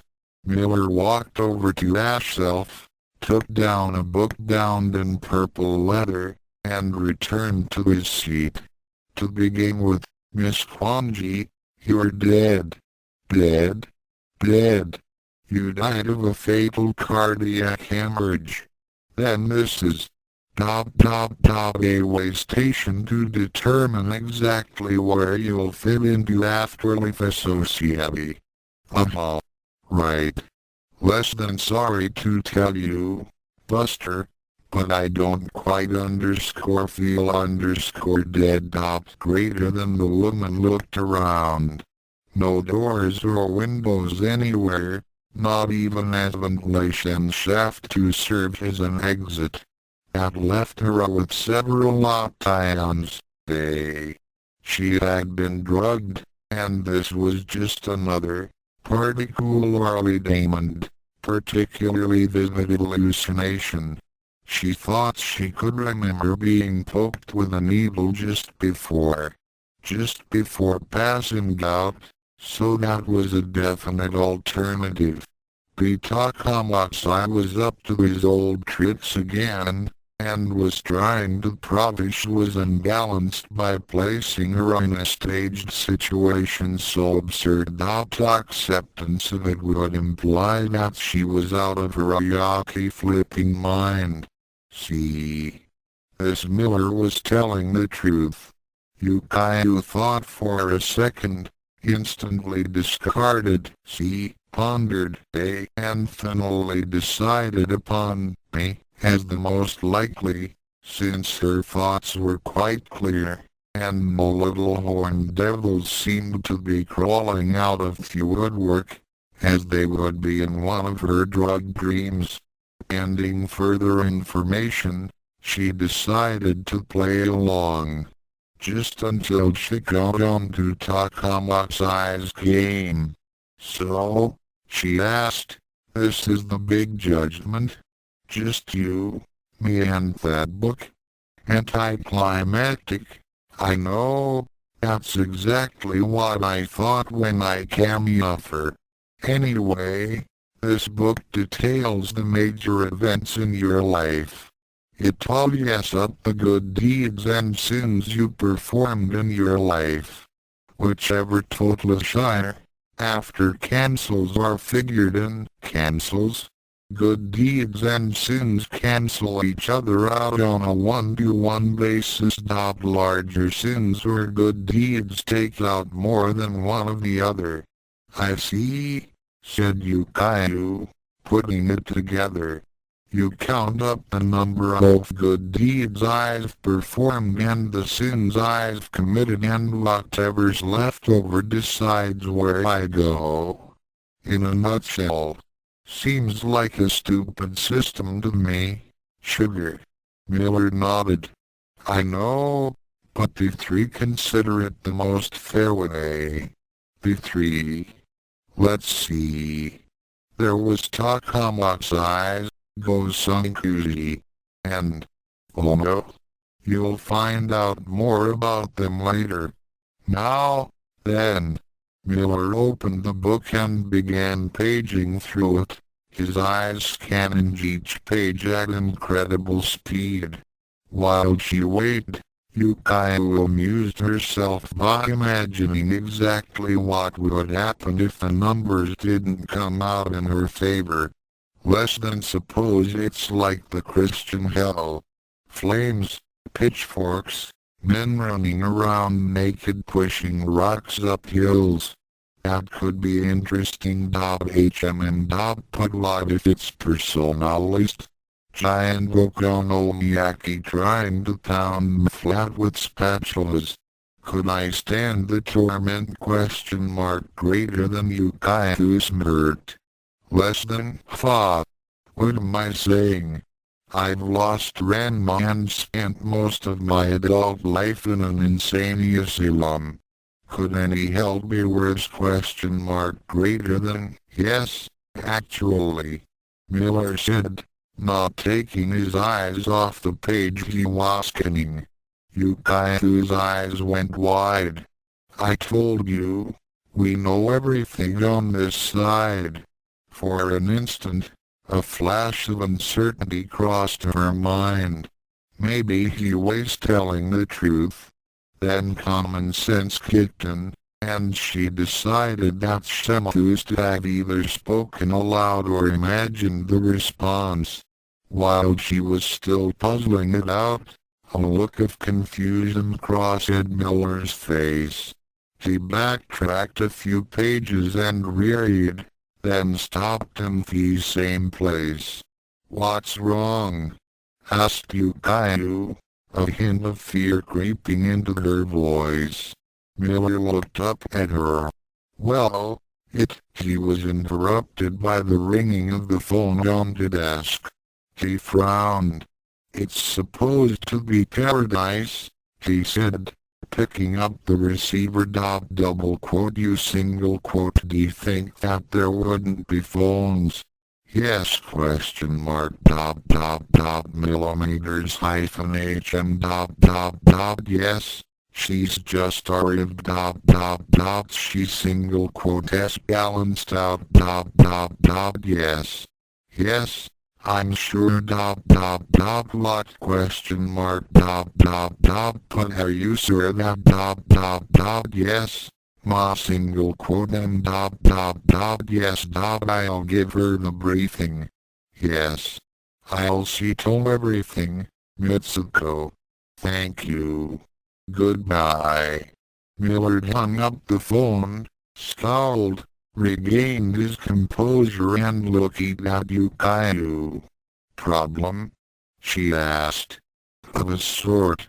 You see, Miss Kwanji, you balanced out. Balanced out? All of your good deeds and all of your sins have cancelled each other out. According to this, he gestured at the book. Aside from a few instances involving attempted break UPS of Sodom Ranma and Tendo Akane's management, Yukio flushed, and the repeated abuse of one Kuranate Sabasa. She turned red. The major sin in your life was the destruction of the Nirima district. He failed to see her wince. However, Miller continued.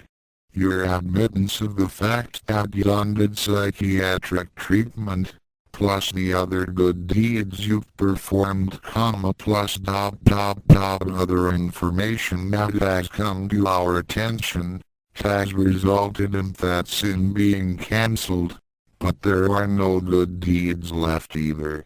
So, what happens now? Yukaiu asked.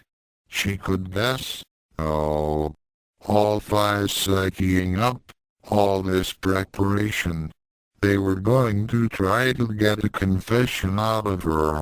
They were going to try to make her break down and say how crazy she'd been to do all those things, by pointing out all her mistakes, all the things she felt worst about in her life, and then they'd lock her up for life. She wasn't going to let it happen. Keeping up the charade, Yukaiu smiled at her captor. Miller closed the book and looked at her.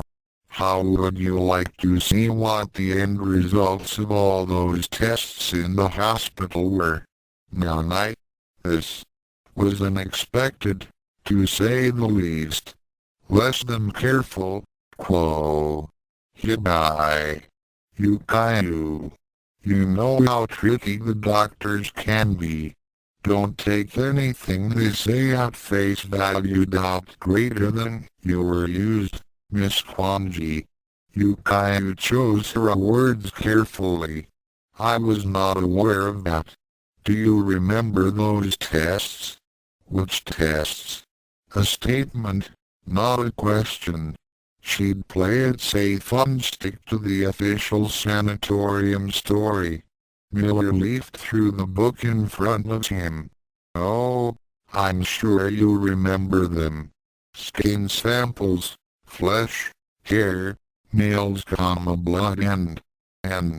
His eyes widened, and he cleared his throat. And oh, for things. Oh, those tests. Yes, those tests, he said, imitating her inflection. They were designed to obtain genetic samples from you in order to create the ultimate soldier. What? Soldier? But Miller sighed, and cut her off. The details aren't too important right now. You'll be briefed in full later, assuming you accept. I'm getting ahead of myself. My apologies. For now, all you need to know, Miss Kwanji, is that someone on there, he pointed at the floor, thinks your DNA is great at primordial soup stock. Why me? This was getting stranger by the second.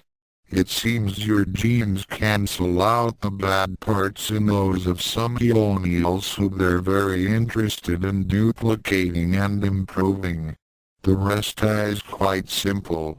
They take a little bit of you, a little bit of him, and mix them together to create a completely new person. Unfortunately, my superiors don't like life creation rights being taken away from them. But that is not the issue I've been assigned to deal with. The issue here is eyes.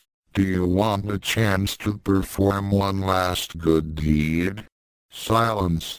The two stared at each other. Or rather, Yukaiu stared at the man, who seemed to be reading her. You don't believe me?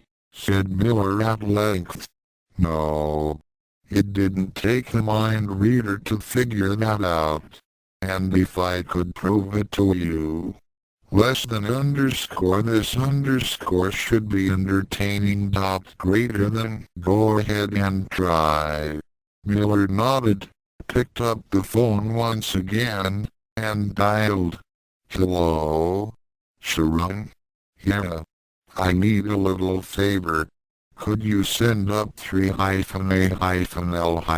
okay? Yes. I know it's a bit out of order.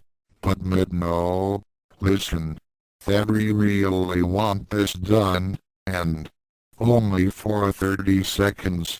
Half a minute is all. Why?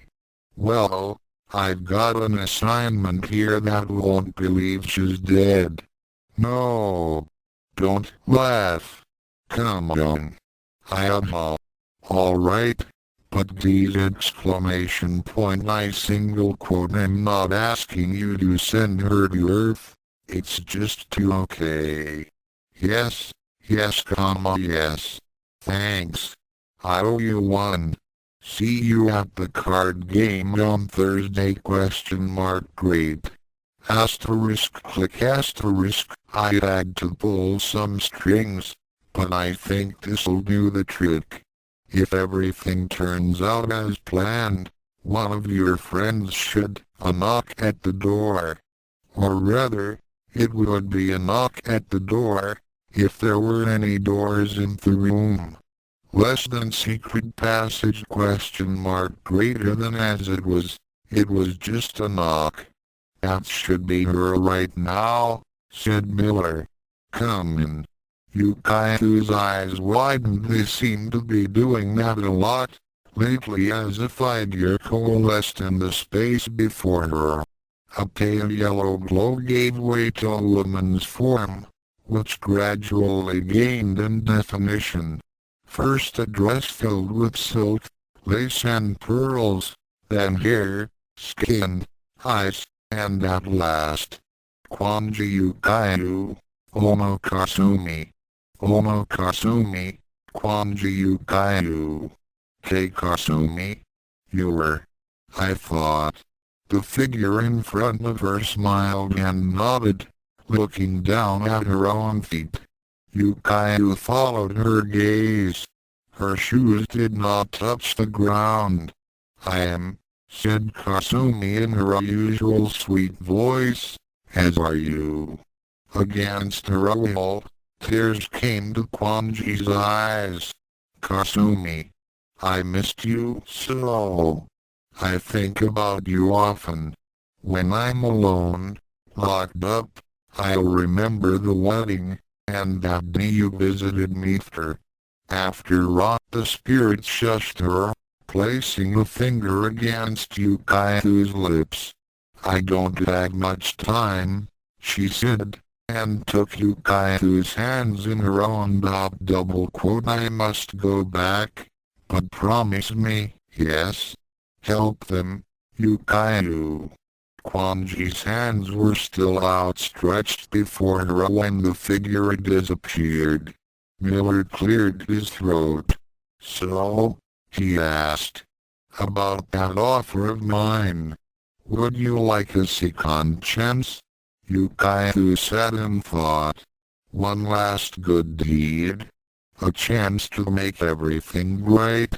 If she pulled it off, maybe they'd send her to where Kasumi was dubbed, and if she had to go back to Earth, less than no use denying it. Now come the sugar. You're dead as a doornail, greater than maybe could see everyone again like no doubt John single quote T. Think about the son of a bitch. This was for her. It was about time she started thinking about herself. All her life, she'd done things for people, her father, Ranma, Rio that other person. She'd squandered her life doing what she thought others wanted her to do. Hell, even her attempts to break up Ranma and Akane were because she'd always believed that Ranma wanted her to fight for him. Well, those days were over. Permanently. Her life was wasted. She'd make sure her death wasn't. She looked Miller right in the eye. Yes. Asterisk asterisk asterisk asterisk asterisk, and here I am, a graveyard. January 17, 2094. 3:14 a.m. Scaride rested against the withered oak, catching her breath. It was almost over. After 2 weeks of tracking, the spirit would finally be put to rest. He'd been a tough one. Unlike other spirits, he actually fought a will to live, not live. But soon even this would be taken from him. She looked at the pear bushels in her grip. She would take it from him. Oh, yes. She could already feel the ectoplasm giving way beneath her thrusts.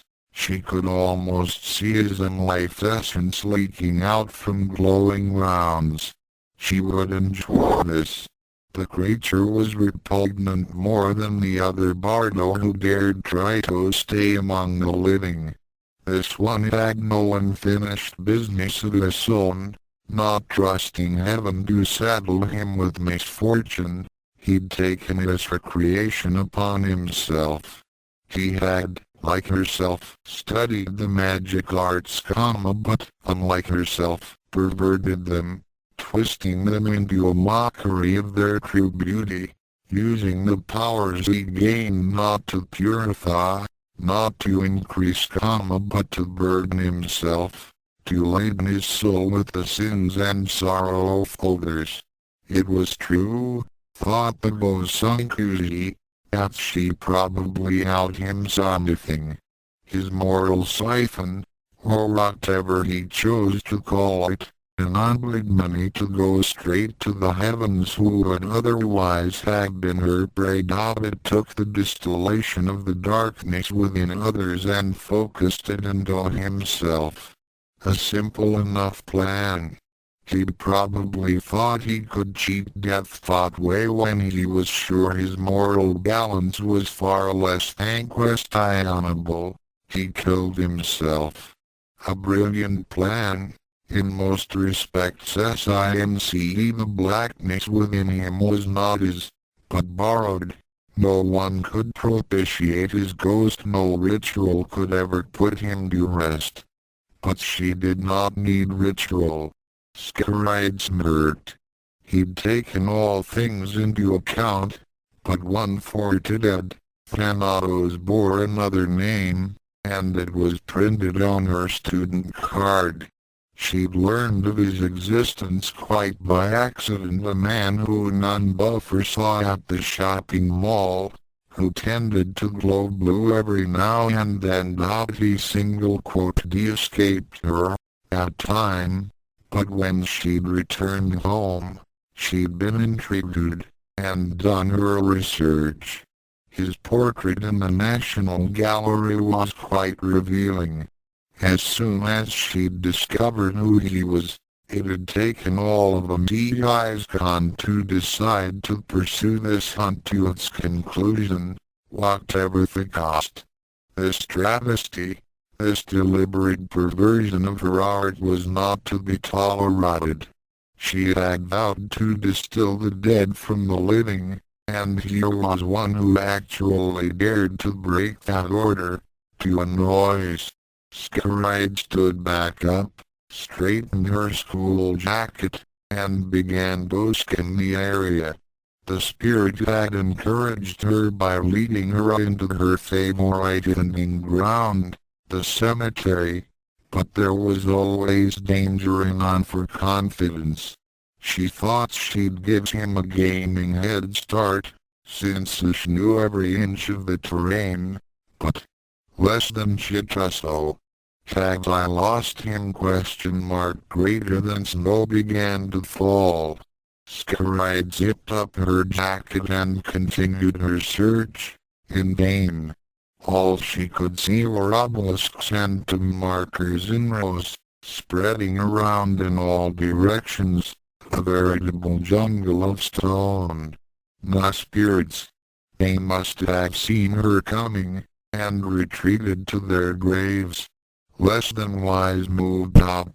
Greater than but. This one had no grave. Not here, at least, and her rewards meant they couldn't leave by the gate, so that meant Scaride focused, closing her eyes and concentrating. She ran a mental key scan of the area. Sure enough, the ghosts were all in their respective homes, but something was out of place, just less than behind me ? Greater than. The girl whirled around and came face to face with her prey. Hello, Takei, she grinned. Want to come out and play? The spirit's face went pale. Well, Taylor, anyhow, and his jaw moved up and down uselessly in an instinctive gesture of surprise. Had he actually expected his trick to work? He was fortunate it guarded him for as long as it had. TSK. Hiding behind her back. The only reasons she hadn't detected him were that she was cold, and that his ki was so weak from his exertions that even the average excited liver had more. The last would prove his undoing. The Gosankuji fingered her dagger, and the ghost turned and began touring, his speed allowing him to melt through the shrines and tombstones. Scaride followed, leaping over chunks of granite as she ran. She saw the spirit duck into a crypt and pursued, slowly creeping up to the door. The girl pushed the stone door of the monument tentatively with one hand. To her surprise, it moved. A further push, and it swung fully open, revealing her target cowering in the back, the moonlight painting his hands white as he tried fruitlessly to claw his way through the wall. Apparently, he hadn't known about the wards built into walls off crypts. They were meant to contain the dead, so ghosts could enter, but not leave. So much the worse for him. Only one question remained. Would it pay the dagger, or the bubble? The dagger was fun, yes, but a second death beat was far too quick.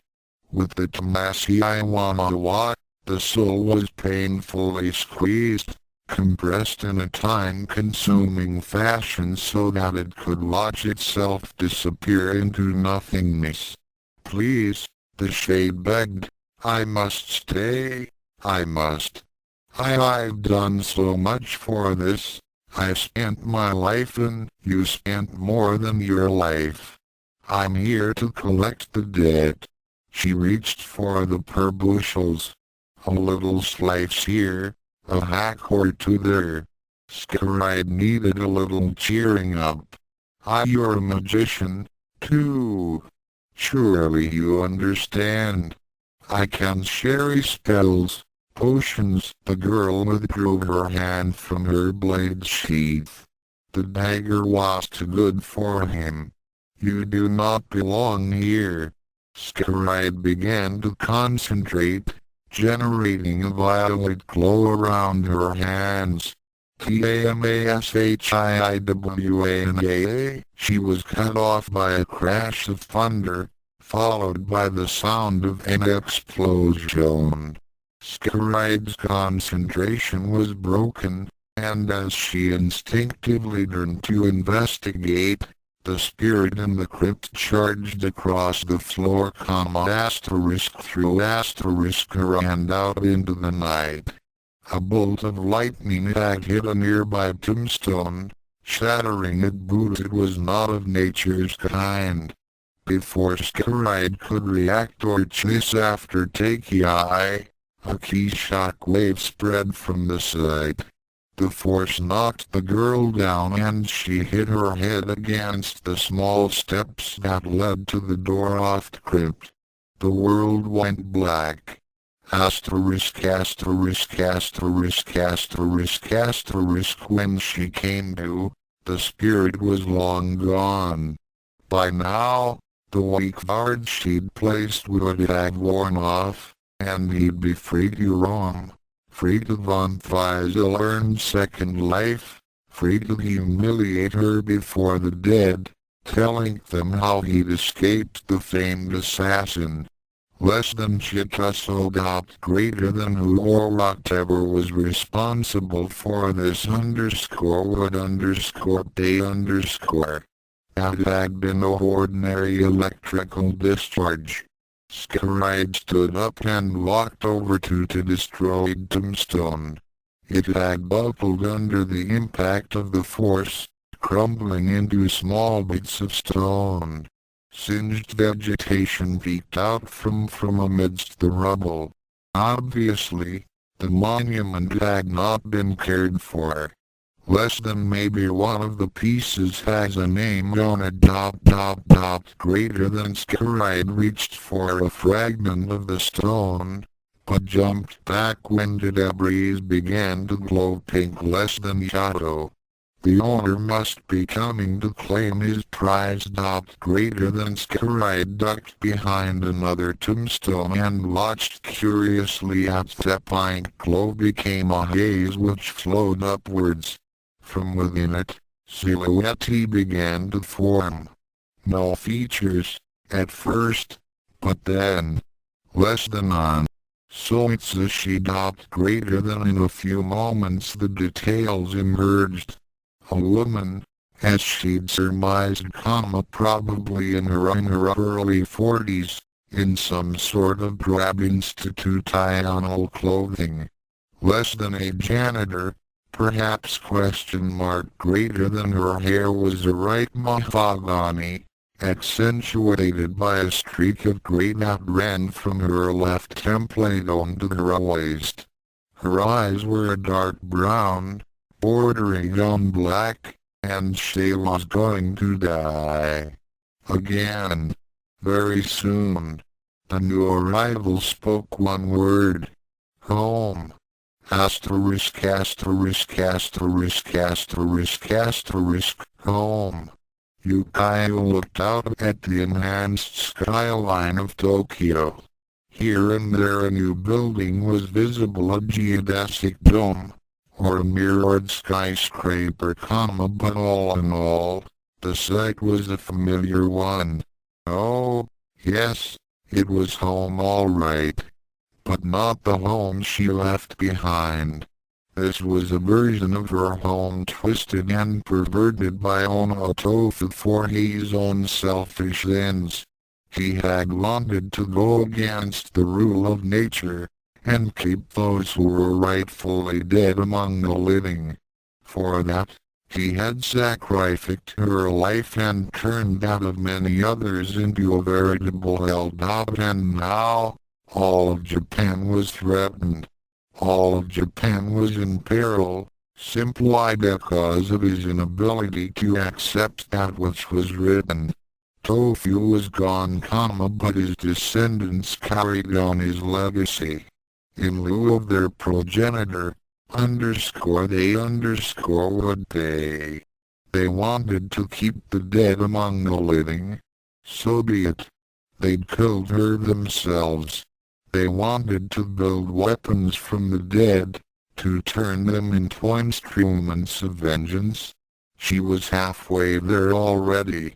Oh, yes, they would pay for the indignities they'd visited upon her and her son. The son they had created from her flesh and blood. The son she had programmed to kill. She had not given birth to him, but should give her death to his salvation. Yukio frowned in determination. She had lost her chance at helping Kyokyo. She would not make the same mistake with Sable.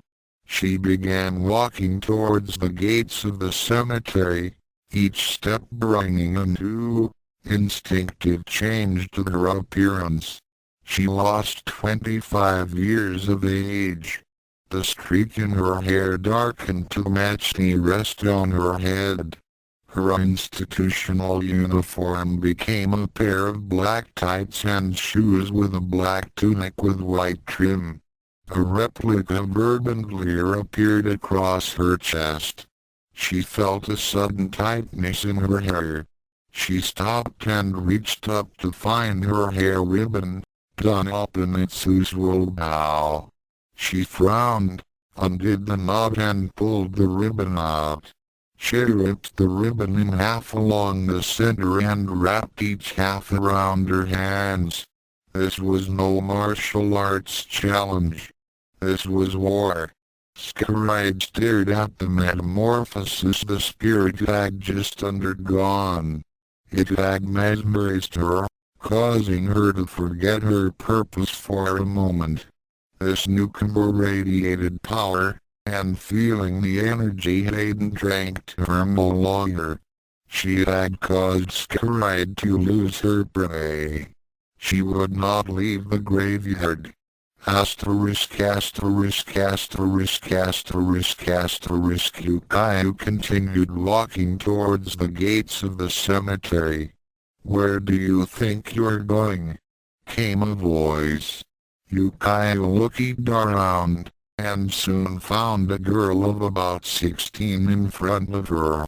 The girl was dressed in a red and black bodysuit and a high school jacket. There were dark lines under her violet eyes and a streak of white in her hair. At her side was an ornately carved dagger with a very sharp-looking blade. Something about the girl was familiar, but Yukayu couldn't quite pinpoint it. If it weren't for the fact that she could see her, she would have guessed the girl was alive. "That's none of your business," Yukayu responded equally. "Get out of me way. I don't have time for this. I'm afraid it is my business," the girl replied, just as coldly. She pointed a finger at Yukayu. "You don't belong here." Yukayu's frown deepened. "Who are you?" "My name is Kosankuji Skyride." The emphasis on the verb's tense was unequivocal. She was alive, and a descendant of Hikaryus, and you area ghost that needs to be put to rest. Yukayu laughed. "No rest for the weary, dear. Try again next century. Now, if you don't mind, I have something I have to do, and I really must be going." "That's too bad," said Skyride. "I was so hoping you'd stay double quote. A nasty looking purple glow began to form around the girl's hands.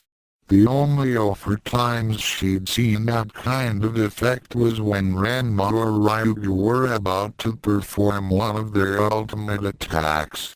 In either case, it meant trouble.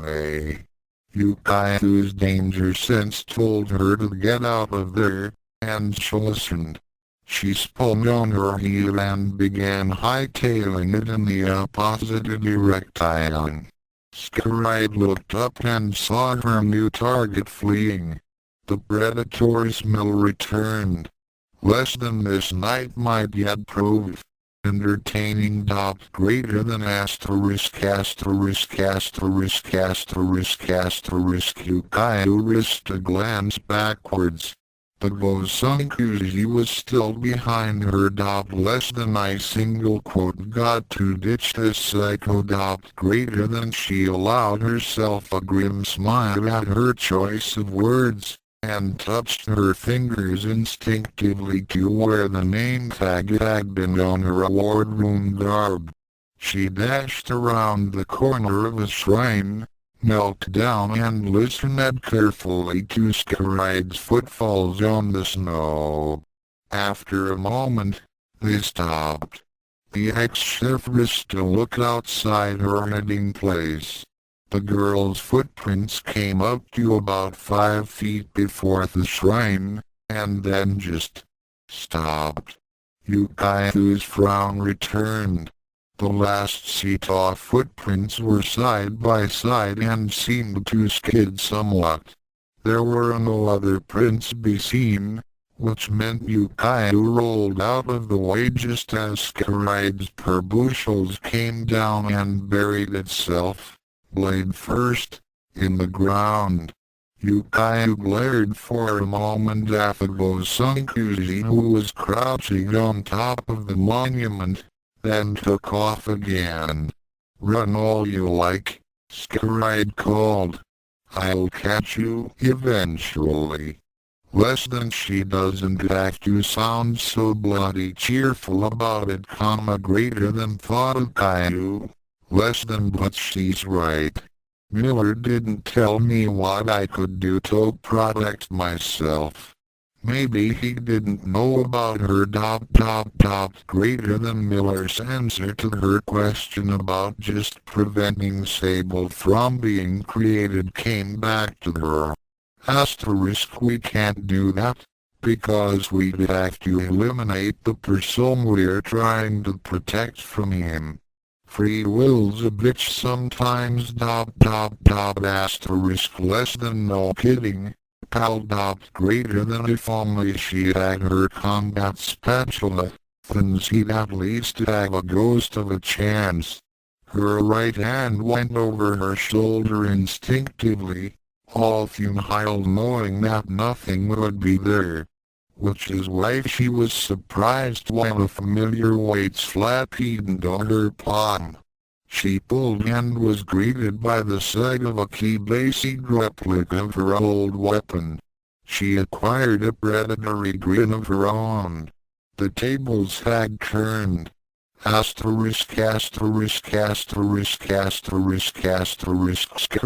stopped to get her bearings. The spirit had let her go be part of the cemetery with the millennial crypts. These were where the ancestors of all the really old families in Tokyo were buried. Scarida looked around for the telltale aura of her prey.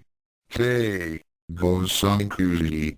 Scaride spun, looking for the source of the voice. If you want me, you'll have to come get me. Scaride looked ahead of her and saw an open crypt emitting a glow from within it. A pink glow. She secured the perbushels on her belt and entered the crypt. Yukai waited a moment, allowing Scaride to stumble in the dark for a few moments before emerging from her hiding place.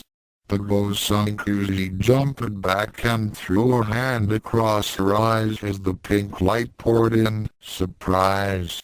Yukai said. There were 3 flashes of light. Scaride, still trying to blink the spots out of her eyes, dug for the floor, banging her chin as she did so. Yukai vanished around the corner. The assassin sat up, angry at herself for being taken so easily.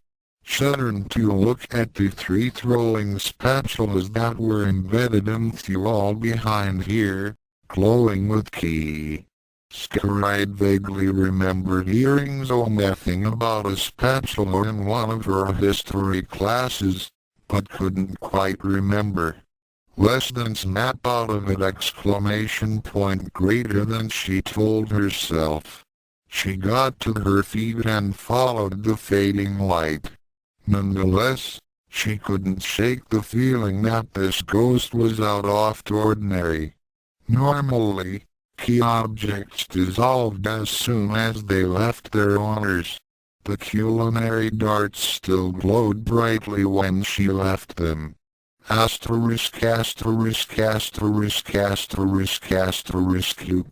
dashed down the maze of passageways. She figured she must be underground. This particular family was huge and apparently did some great things, as there was only one urn in the alcoves along the walls.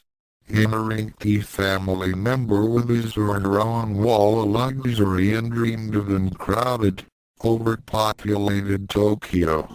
Even the living had to scramble for a square foot or two, and to devote so much space to the dead. Her curiosity overcame here and she risked a look at the familiar name on the next turn she passed. Takahashi. She continued to run. She dashed past 8 more urns and more halls and rooms. She was pretty sure she had successfully doubled back to the entrance of the crypt. Until she reached the dead end. Scaride turned the corner and found her prey staring at the wall behind her with disbelief. Scaride's smile returned. The end of the chase. She began to concentrate.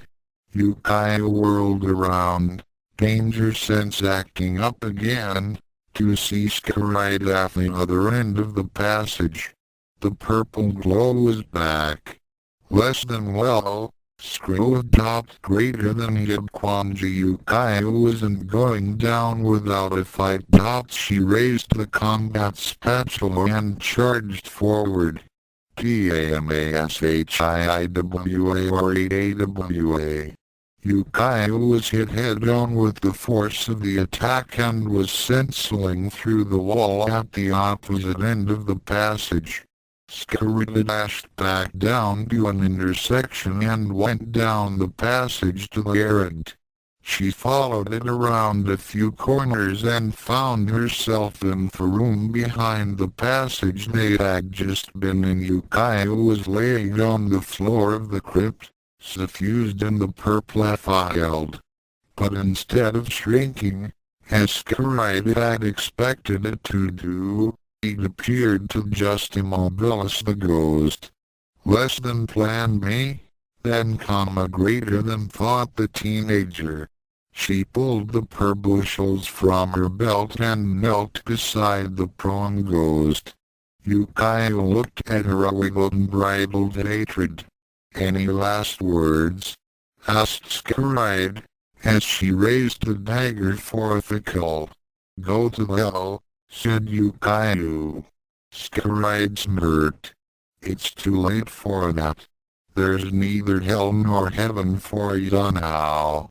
Smiling, she slashed Yukai's throat.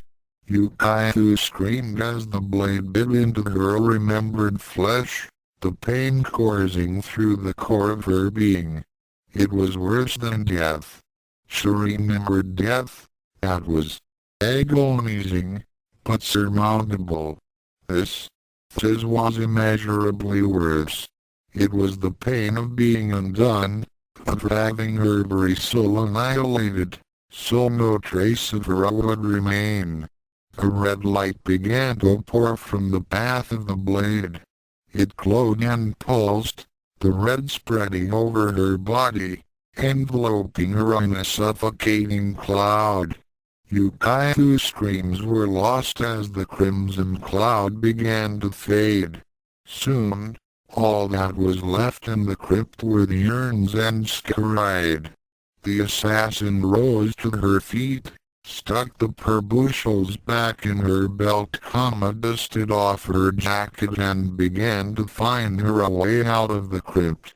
Less than go to hell, indeed, greater than she thought. Less than bloody Christians. Greater than asterisk. Damn it. Miller cursed. He slammed down the phone and stared at the grey sweet Asian woman across from him. Go Sankuzi, Scaride got her. She's in limbo. Should I make the reclamation arrangements? No, Miller said, glaring at the phone. Orders. Kwanji Yukai stays her until we need her again. Orders? Whose orders?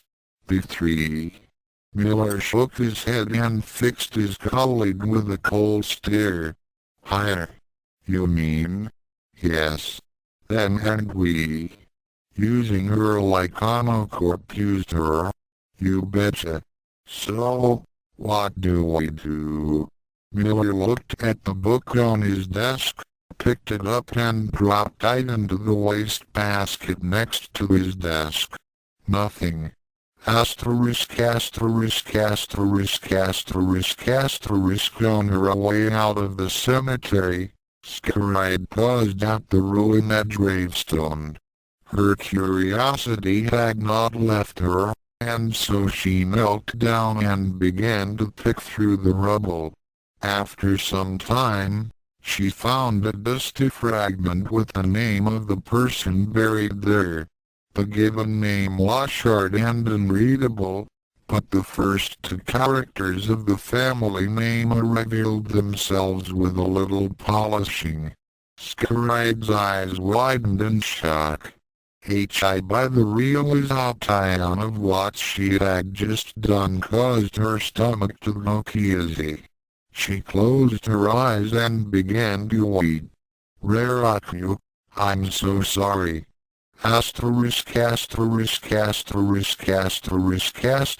Somewhere, in complete darkness illuminated only by her own Orikama Kwanji Yukayu opened her eyes. There was nothing to see, no sounds to hear, no scents to smell, nothing but her own glow. She held up her hands, and as they passed her throat, she saw them bathed in a red light.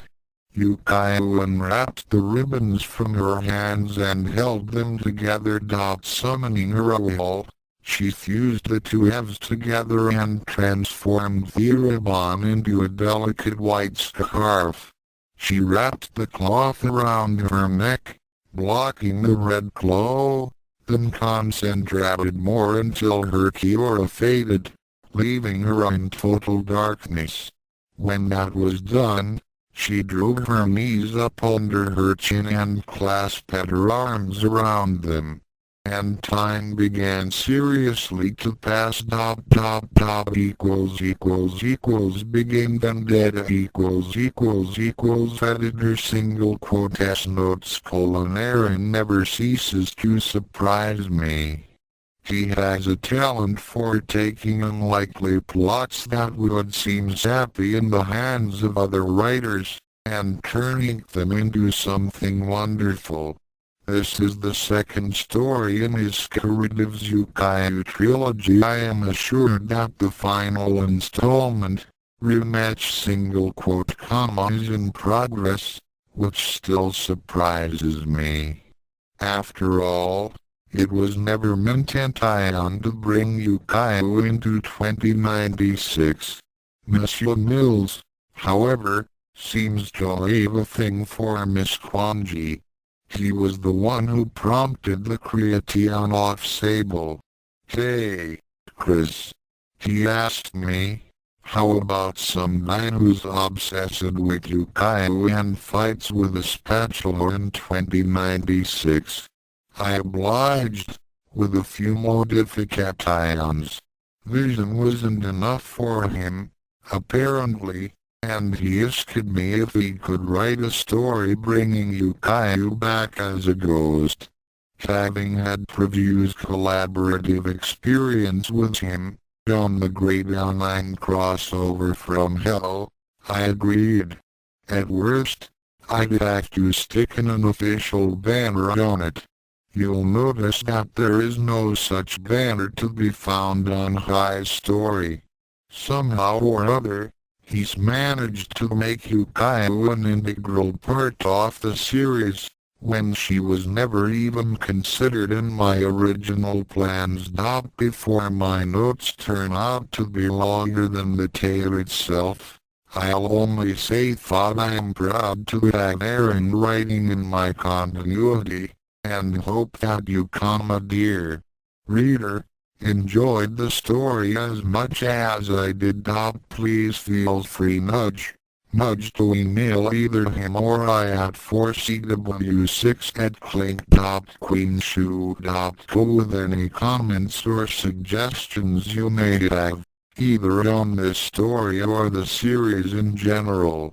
Yours, Christopher Wilmore, January 22, 1997 4cw6@clink.queenshoe.co. Christopher Wilmore, right parenthesis == prologue, somewhere in central Japan, 2087 == The boy took a few steps forward, and filled the mirror with his image. Combed brown hair and a tidy ponytail framed a face which wore a carefully rehearsed stoic expression. He had to show that he was not weak, like his brother, that he could endure, that he could survive, and facial expressions were ever so important, as Sukun often reminded him. If he didn't get them right, his skin paled as he lost control and allowed an eyebrow to relax slightly. Were that seen, he'd less than blank your mind. Sable ... Greater than he looked inside himself, and saw a few thoughts moving through his field of consciousness. Tests, experiments, trials, and training. Always training. He had to, of course. If he was so strong, he had to learn how to forget. He had to rid himself of all the useless organic instincts, and not flinch away from pain, or avert his eyes from light, or... There it was. There was the feeling that was causing so much trouble, eh? Always the same one, the same useless mental vagabond thought walked his neural pathways and distracted him. It would tease and pull at his conditioning, trying to weaken it, to soften it, to perhaps make him laugh at a joke, or feel pity towards any of the mutilated orphans on those war videos he was often shown. Of course, whenever he tried to pinpoint it and eliminate it, it would laugh at him, and run away faster than he could catch it. Ironic. He had all the strength he could wish for, all the brute power, but his brother, that failure that crept and whined and led a life of softness, that creature that was not deigned worthy to even know of his existence, he had all their father's speed, and more, and he would have no trouble going to this monster. Why? He'd asked Sakun about that once, and she'd cleared it up for him. Or had she? Sable shook his head, and put his hand on his forehead. So hard to remember sometimes. Memories just came and went, never permanent. It was so much easier to hear the truth from the directors, or from Louise. But, yes. She had told him. He remembered now. Your half-brother is fast, that much is true, she had admitted. Less than half-brother. I must keep that in mind. Always greater than, and he has other talents. But he only uses them to run away from things, never to face them. If he is hurt, he cries. If he bleeds, he screams. And if he experiences pain, he is strengthened. He'd cried, finishing the first chant he had ever learned. Executresco Sunkuzi had slapped him. Then, he is not. You are not the same, you and he. He was the first, an experiment. You are the finished product. He is a nuisance, you are a warrior. You, Sable, must stand to your enemies, and never back down. Never let them know that you are capable of weakness. And the only way you can be sure of that is, she wait for his answer. By being strong. Incorrect. Die. He'd forgotten the right answer, and she had to prompt them. Strength in itself is not enough. You must be free of weakness. I see. Think. What causes weakness? Pity. Among other things. Reacting. Reacting to what? It is, after all, good to react to my commands, I've not. You are nearly there. Reacting to. Think of it this way. What is the most perfect profession, Sable? That of the soldier. Correct. And what is the perfect soldier? He who obeys, and does what else? Not else. Correct. He must not be deterred from his objective, regardless of consequences to himself. Only then will he find strength. Remember that always, Sable. Yes, Gosankuji Sensei. Pain is bliss. Pain is bliss. Endurance is the only thing to pride yourself on. Endurance. Endurance is right. And her eyes had narrowed. Emotions are a weakness. Emotions are a weakness. Tell me, Sable, in all the natural kingdom, what is that with the last emotions? Stone. And what is the strongest substance? Stone. That, too, keep in mind. You must be a stone soldier. Unwavering common feeling, taking joy only in the accomplishment of your mission. As the sword is made more powerful through being tempered, so must you be. Understood. He had understood. His half-brother could run away from problems. He was good at that semicolon, but it was up to him, as the finished product of the project, to solve their family's honor. Their fathers, his mothers. He had been deprived of anything that would entice him to flee from confrontation, because he would not be stopped. He would destroy his enemies, like this one before him. He concentrated once again on the battlefield of his mind, and saw his opponent clearly. Fear.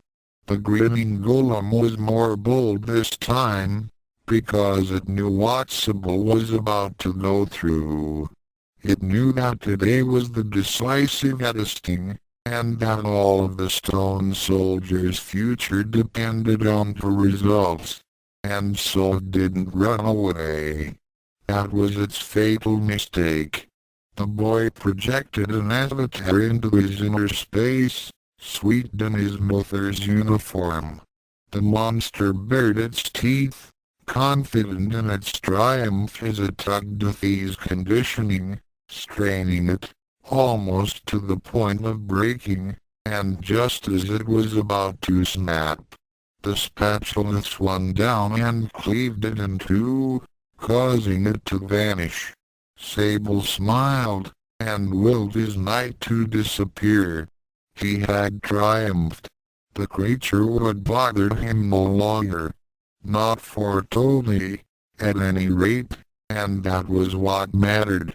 The eyebrow shifted back into its prepared position, and he smoothed the last few wrinkles out of his blue school uniform. Sable heard the director's door swing open, and a familiar voice call out, "Director Ono will see you now." He pivoted flawlessly on the heel of a polished black dress shoe. "I am ready." /_____________//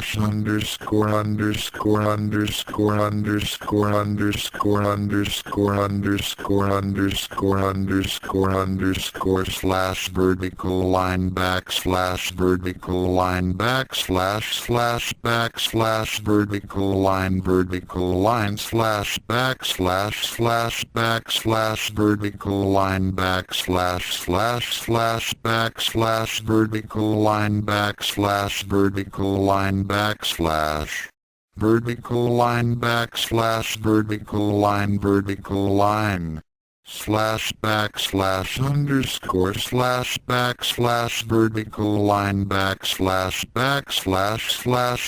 line vertical line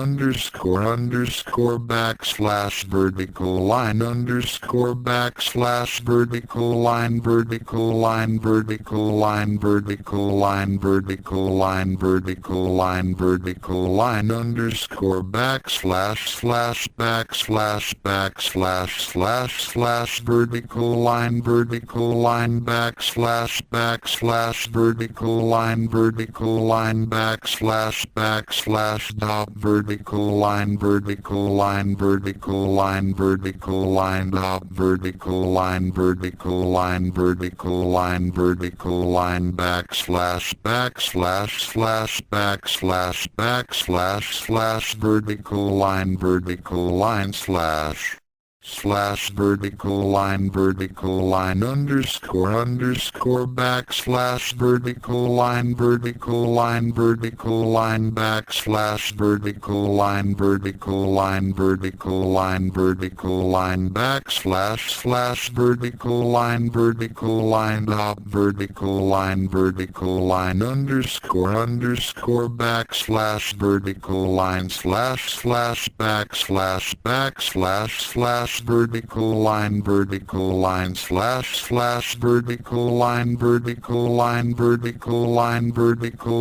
backslash vertical line dot vertical line dot vertical line backslash vertical line slash dot vertical line underscore vertical line dot vertical line dot vertical line dot vertical line dot vertical line dot underscore slash backslash slash vertical line backslash vertical line dot vertical line dot vertical line dot vertical line dot vertical line dot vertical line slash vertical line backslash vertical line backslash dot vertical line dot vertical line dot backslash vertical line dot vertical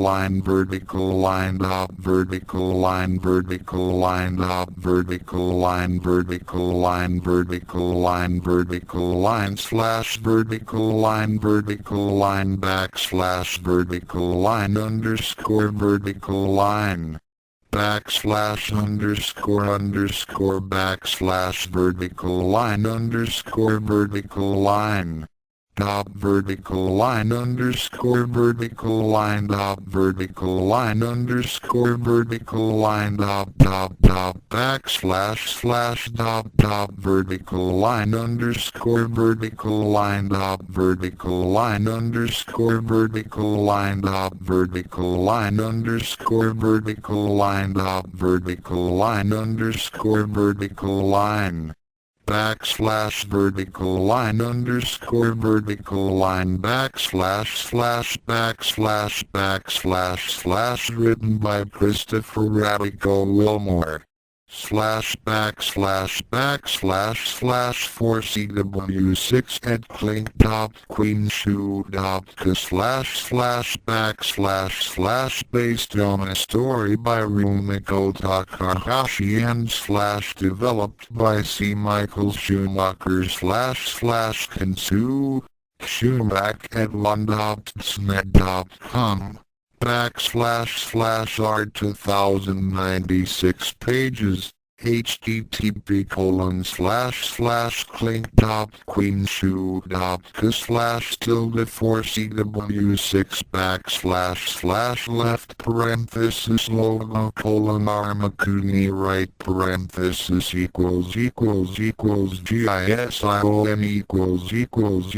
for Aaron Mills quotes double quotes sometimes a dramatic experience can alter your perception. FROM The Frighteners single quote double quote Libera Animas, de profundulia Northeast Cadantan obscurum requiem aeternam doniais, domen, et lux perpetua luciadis. FROM the requiem mass equals left square bracket office of the director anno corpsable site, 2087, you summoned me, sir?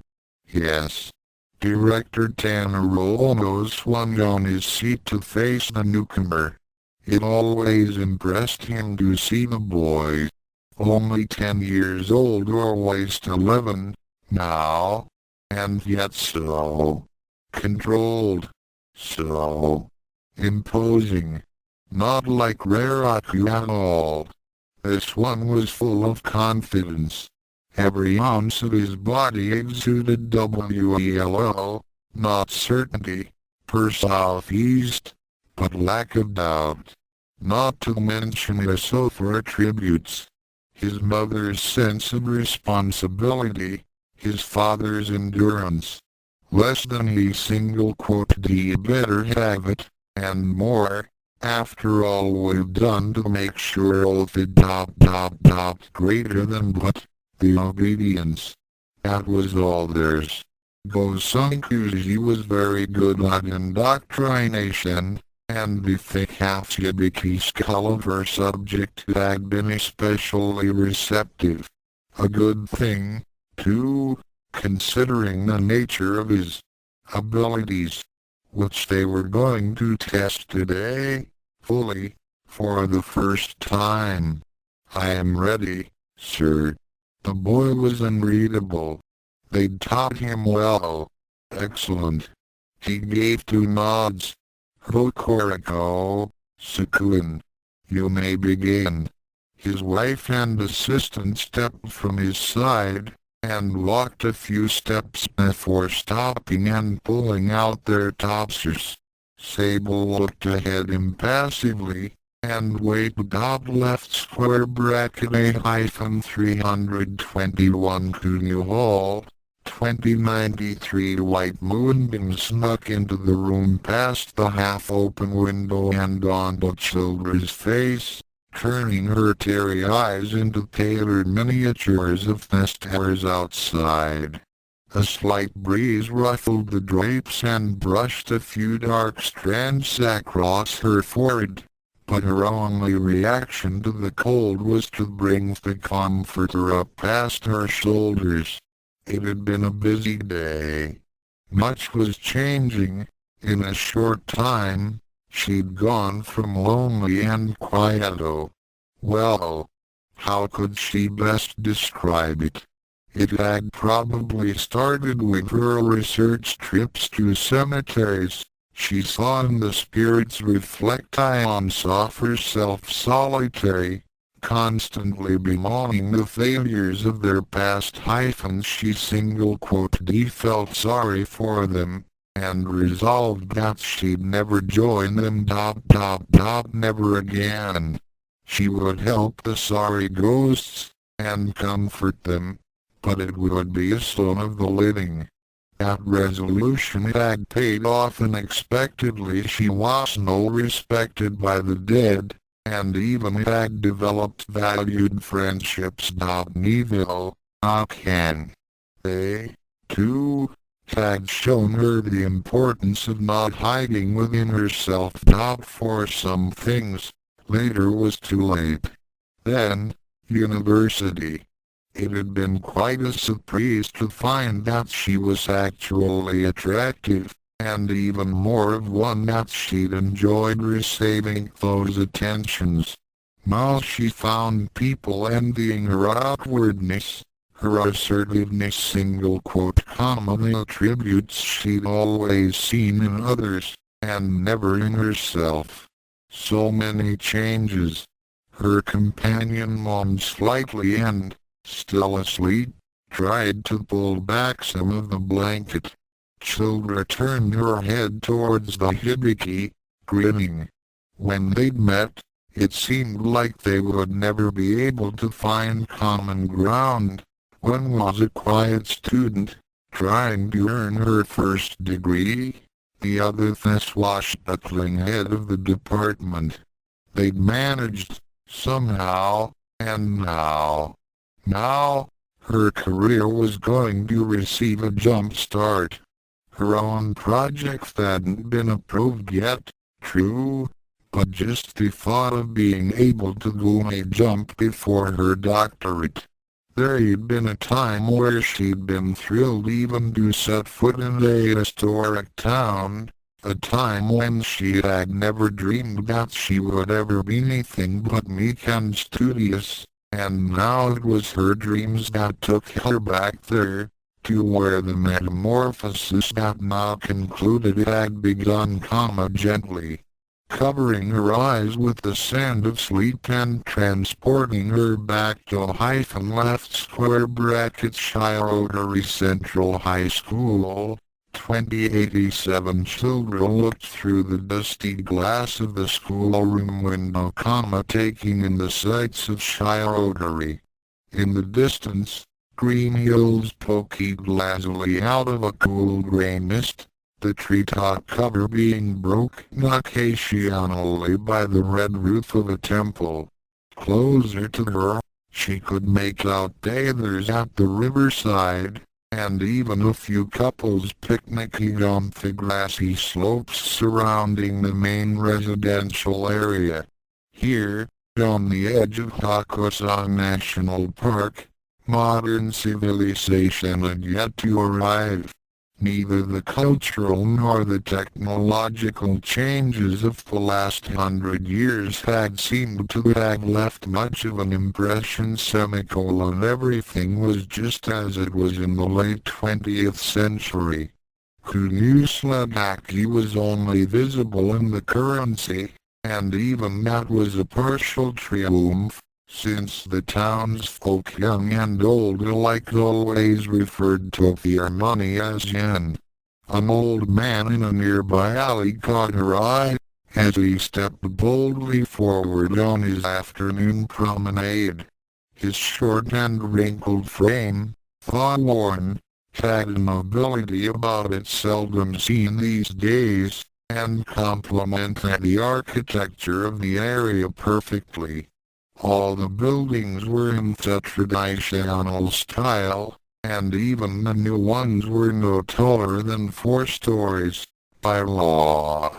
It sent a thrill through her to be this close to the past, to be immersed in a culture that should by all means have disappeared after their evolution. She was a historian at heart, and to be allowed to go to school here was simply, Jansen, are you listening to me? Awful. Simply awful. The sights were wonderful, and she loved exploring the surroundings on her own, but to have to deal with teachers like him. Hi, Jansai-sensei. She was listening, not paying attention, but listening, as a mouse will listen for a hawk. He looked at her in silence. She hated these moments. She couldn't look away, for fear of punishment, and to look into his eyes. Into his eyes. Half a dozen years ago, the story goes, he'd lost one of them in an automotive accident, and since then he'd been supplied with a cybernetic replacement. Machinery covered half his face. The prosthetic was a cheap model that didn't even bother to disguise the metal or wire pathways, and lots should have been a globe, a sphere, or something even vaguely human-like instead a telescoping lens. A lens which now extended towards her, scanning, sending deity knew what information to his mind. What was he looking at? Her heat sighs, muscle twitches, brain waves ? Or her body? Rumors ran around the school, saying that the man had plucked out his own eye just so he could have a nanocorp replacement and gaze at his male students' forms. Children instinctively put her arms across her bosom and crossed her legs, trying to hide what she could, and knowing that it was impossible, knowing that it was futile even to speculate what was being shown and what was not. He knew what he wanted to find out, he would, with that eyes, and what he wanted, no one knew. Perhaps, he spoke, cold and distant, you could explain to us the effect of 20th century literature on modern writers. She paled, and he smiled, half revealing yellowed teeth. The face drew closer. HMM? It asked. Or did it? Maybe it was just the Paramonichan. Aye, according to Marcus, whom we had just discussed. I can't. You know what this means. I don't. Less than yes, I do. The field greater than the isolation field was an impenetrable energy barrier, seldom used by other teachers, but which Jean-Sai gave out to his students like breadcrumbs to pigeons. No. The teacher grinned, sunlight reflecting off his lens. It seems you are about to find double quote left square bracket office of the director on a Corp Sable site, 2087, sire. The subject has been connected to the monitoring apparatus. Daimonji Chashika stood somewhat uneasily in the middle of the room. The occasional nervous shiver sending ripples coursing down his ample, aged sides. Less than odd, greater than thought Tanaro. Less than what could be worrying him ? Greater than Daimonji was in charge of power allotment for the Sable site. They were on a tight budget, in that respect, if not monetarily. Secrecy and the need for independence for the underground bunker from the main lines had forced them to work on a shoestring energy budget. So far, everything had run smoothly. Or had it? Today's tests involved high-powered, concentrated radiation. What about the shielding? In place. You're sure he'll be? You're sure we'll be safe? If these walls can't contain him, sire, nothing can. And I can vouch for the radiation. Good. Something didn't seem quite right. Oh. The shielding was fine, the electrodes were secured, but he still looked drawn out, and pale. Almost like it was Sunkuji, quite the feat, considering he weighed as much as that whole family put together. You look worried, Daimonji. Is something the matter? No. Of course not. He was lying.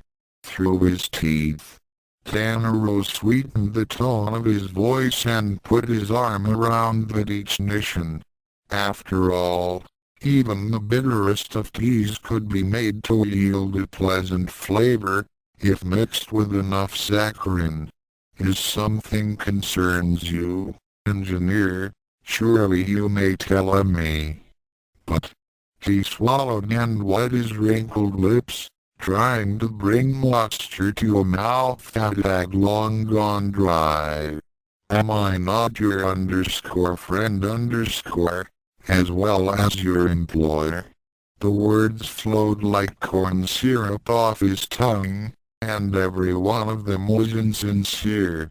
He didn't like to make a habit of deception, but if there was a problem with the Sable program, oh of course, Director Ono. Well, what is it then? Chashiku looked down, and twiddled his fingers. Are all those tests the energy ones, I mean? Are they really necessary? Necessary? For years they'd been planning this, and now, at the 11th hour, he had doubts. Someone must have been planting ideas in Hai's head. Of course they're necessary. Tanaro let go of his Sharitagla facade along with Daimonji's neck. You know that unless Sable's in pain, he's not nearly strong enough to be of use to us. A slight exaggeration. But why settle for Ryuga 0.9 when they could have 2.0? Us? Curse him. If he continued along that train of thought, Chashaku would make himself very expendable, very quickly. Naivete and intelligence were often a deadly combination. The military. I meant the military. Corp is a peaceful organization, of course. As you say, Ono-san. What our clients do with their products is no concern of ours. Understood. Still, he's only 11. Only 11? You make it sound as if he were a person. He's a machine. No. Less than a machine. He's a tool. We made his body from the most basic ingredients, custom crafting it to suit our needs precisely. Then we made his personality. Sukun. There was a trace of bitterness in his voice. The Two had a falling out. Interesting. Madango Sankuji is quite good at lots she does. As today's preliminary trial shows. Rather impressive, I'm sure you'll agree. Note a twitch when the Tatopsers were fired on his abdomen, and enough of a strength increase to smash granite when ordered to do so. Quite a remarkable tool. Was that a skull he saw? Less than my. Daimonji certainly is daring today. Greater than. What about Raraku? He asked. What about Raraku? Have you told Penelope that he's only a tool single quote comma as well? The director struggled to keep calm while his facial capillary swelled with blood. Less than he single quote s going too far. Greater than. Daimonji, you will leave my sister out of this. Is that understood? For once, Chashaku was as expressionless as Sable. Perfectly, Ono-san. Less than his insolence will not go unpunished. Greater than. You have never, he said, emphatically waggling his finger, never to speak of Project R within these walls. I will not. A pause. Director. Less than let him have his fun for now. Greater than. Are you through whining, engineer? Or are there any real object ions? You sound like a Western minister. Daimonji enunciated. Speak no, or forever hold your peace. More or less. Less than he will pay in full for his words. But at the moment, there is business to attend to. Greater than. Tanaro wondered what could have possibly happened to make him so bold. He'd been so meek before, and with his parentage. Maybe he was finally going senile, in his old age. His wits and problem-solving skills had been invaluable in the past. If that was so, no matter. His present state of mind was the only thing of importance. It would not go untreated. The reactor is already near capacity. As island, I am aware of that. There was no way to bring a nuclear facility to Shirogiri in secret. except by making it as small as possible. With today's energy tests, the lasers, fields, bombardments, we'll certainly exceed that limit. We must go through with them, Daimonji. You know how the other nation-states are building up their beam arsenals.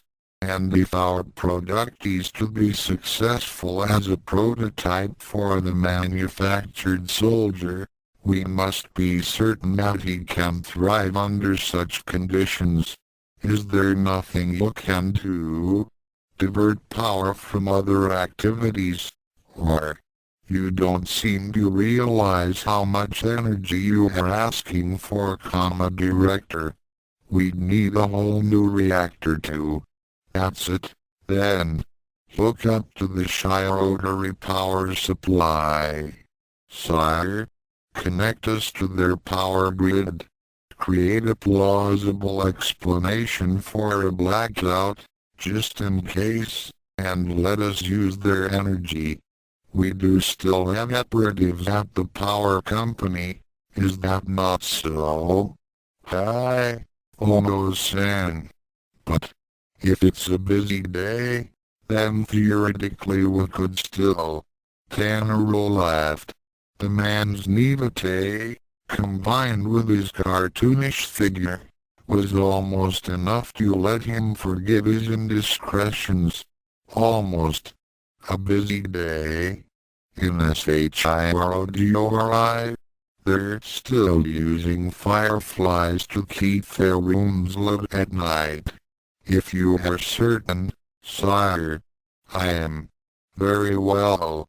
May I? He gestured towards the door. You may. Dismissed. Tanaro watched him leave, and once the door had clicked shut, tapped at a panel on his desk. Sukun? Yes, sire. He would not go unpunished. Simple respect for elders would not stay his hand. Not this time. Daimonji's just left my office. He's off to do some repair work on the electrical system. When he's done, apprehend him, and take him to a suitable interrogation cell. Sire? Less than the guilty must be punished, greater than he reminded himself, then took a deep breath. I think we've just found the perfect test for Sable. Double quote left square bracket nowhere, no time, and then, the whiteness came. A bright hot flash, approaching from the front, that blinded me. But right before it touched my skin, stopped that short. Instead, I was encapsulated in a cold and sterile artificial globe, to keep away the heat which nature had entombed outside. Beyond the bounds of my confine, it may be light, but inside all was dark. I could perceive the luminosity, but not touch it. And much as I mocked, or struggled, it stayed distant, far away. Why? Why had this happened? Less than try to think, children, try to think. Greater than my memories were slurred, spinning like a thick bean soup when stirred, all mussed and lumped into a semi-solid mass. Bits of what might be an individual item formed and surfaced, only to regroup before a cold focus on them. One of them drifts by me. My arm automatically reaches for it, touching it. Or not.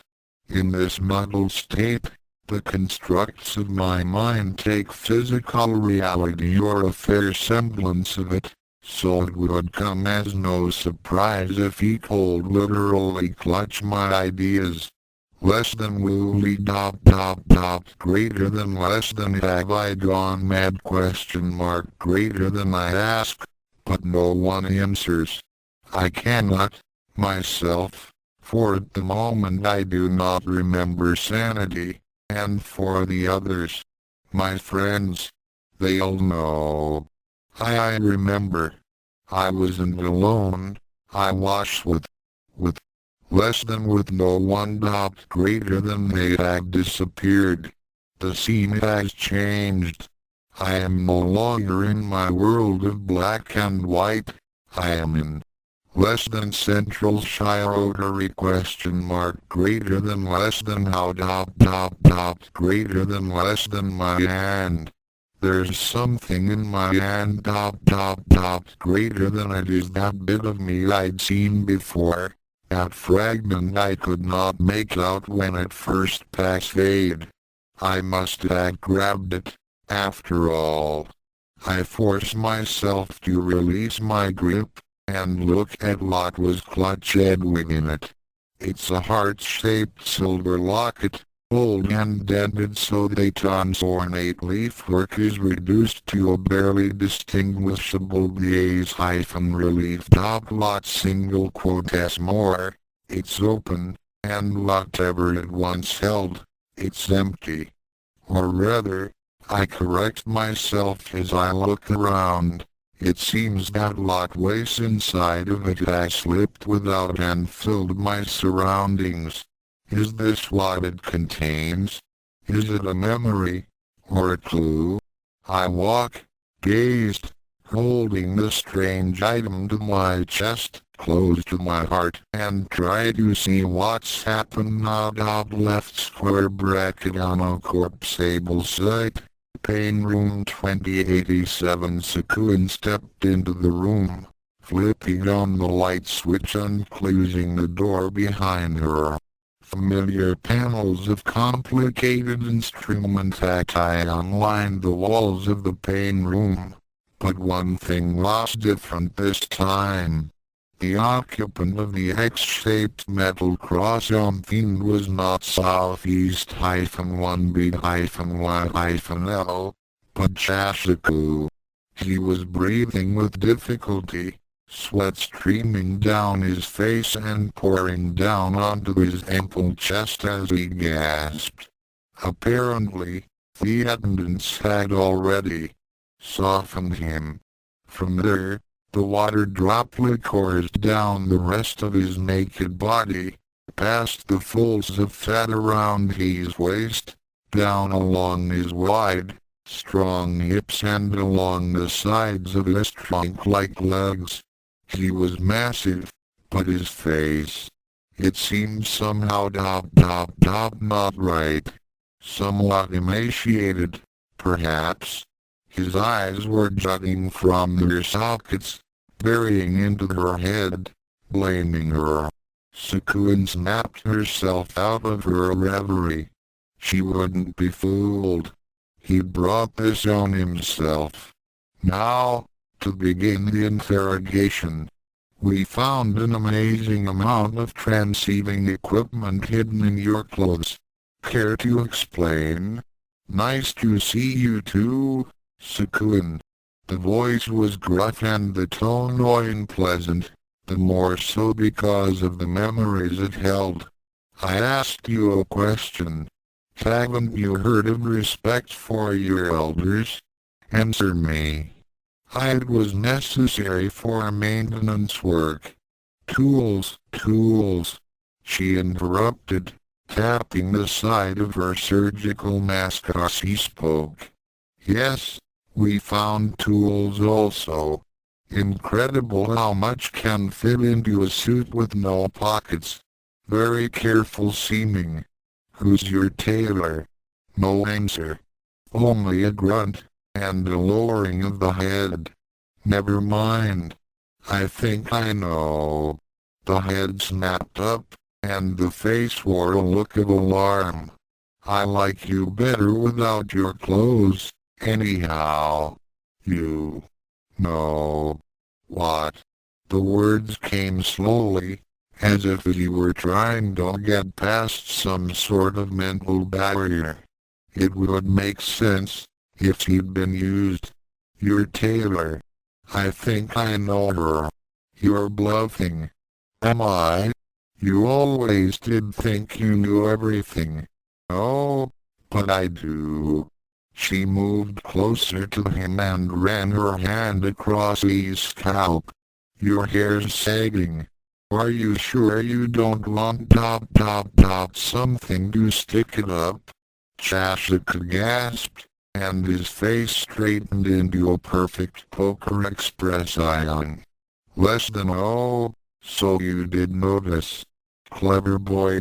Greater than, don't touch me, he growled. Oh, I'm so hurt. She withdrew her hands and put them into her pockets. I doubt that. No one can get past that stonish skin of yours. You have no feelings. I did once.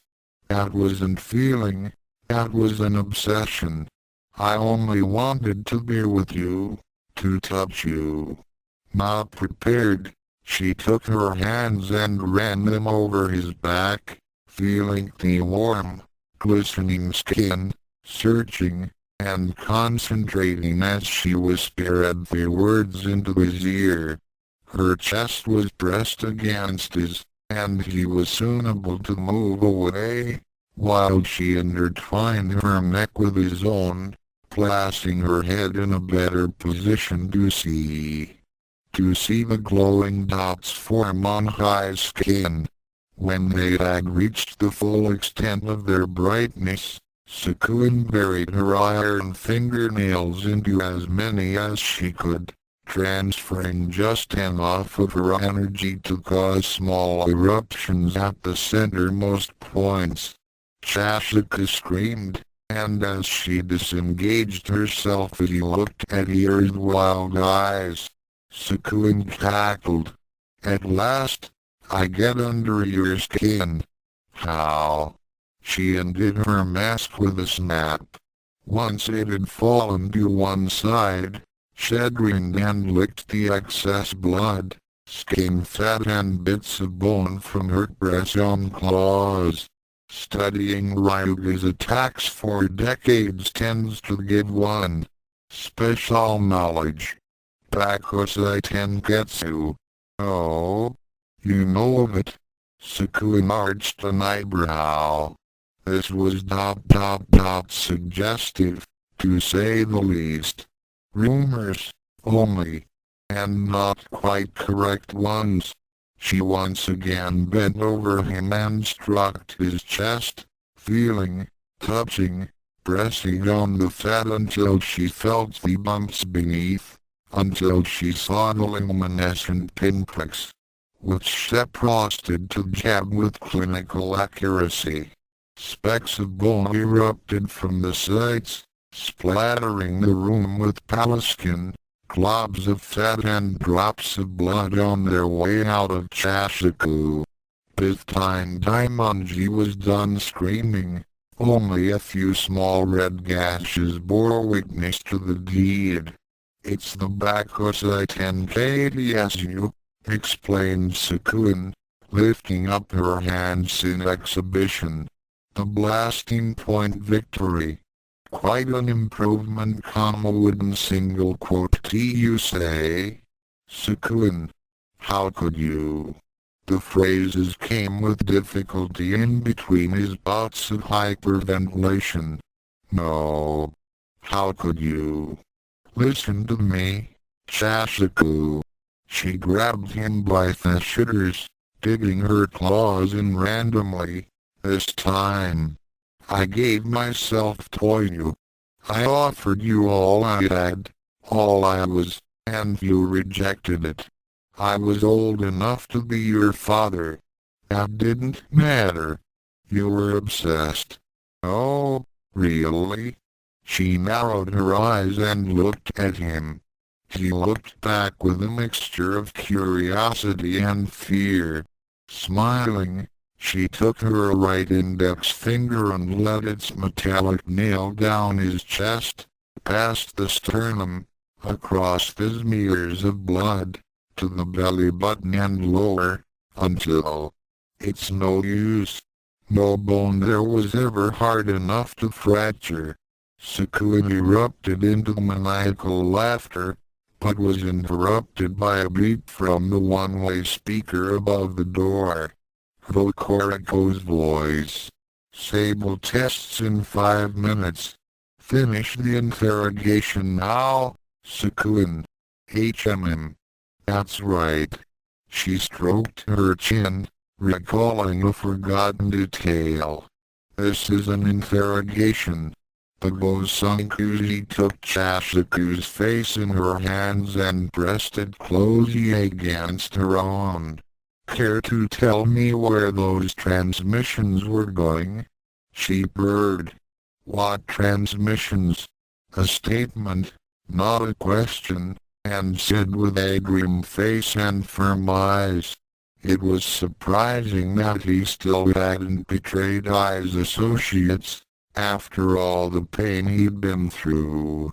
She'd never thought him to be the type to have a backbone. You had enough hidden in that coat to start your own vid station. I single quote, I'm sure you weren't taking home videos. I keep records of everything I do for aid and maintenance. Liar. She pulled away and walked to the one of the wall-mounted control panels. A turn of a knob to start his cross-spinning, then a flick of a switch to add an electric shock to each revolution. It took a while for the speed to build up, because of his weight, but once the spinning had truly started, it was well worth watching. Each spark elicited a scream, and the faster they came, the closer the cries were to each other, until at last they were just one continuous high-pitched whine. That's when she stopped it. He ended up upside down, but that was no concern of hers. It simply meant that Sakun had to crouch somewhat before speaking to him. So, she did. Who? She asked. What? Table. Less than, of course, not greater than the equipment. What they'd stripped from him was laid out on a table just to her right. There was probably something important there. But what? What about your hardware, Chashaku? What is it I should be looking for? He opened his lips to speak, then stopped midway and closed his eyes, staying silent. Tell me. Nothing. She waited all she could, but forced herself to rise when the speaker came to life. Sakun, said Vokoriko, from elsewhere in the complex, we can't wait any longer. Join us in the arena. Now. Oh, well. At least she now knew where to start her search. Wiping her knees, she hinged her mask back over her mouth and went back to the cross controls. Daimonji pleaded, but that only made it more enjoyable to let him watch as she slowly turned the RPM knob to full and the electricity to maximum. Don't worry, she said before pressing the start button. As you've pointed out, we're short on power. I'm sure that it will shut off long before Sable is ready for you. On her way out, she turned off the light switch and closed the door so his screams would not disturb the functionaries in the hallway. Left square bracket nowhere. No time am I awake, asleep, or dead. No one seems to notice me. I wander through the busy streets and see markets, with their matrons dressed in flowery kimonos, and fruit peddlers selling the last of their wares before the sunset. No one blinks an eye at the traditionally dressed teenager with paravan hair. Not that I mind. I'm floating at the moment, unconcerned, living a fever dream in health, and in a favorite place of mine. Less than if this is a dream, I hope I can remember it. And if it is a memory, a lunatic's recreation of fun times, let it never be forgotten.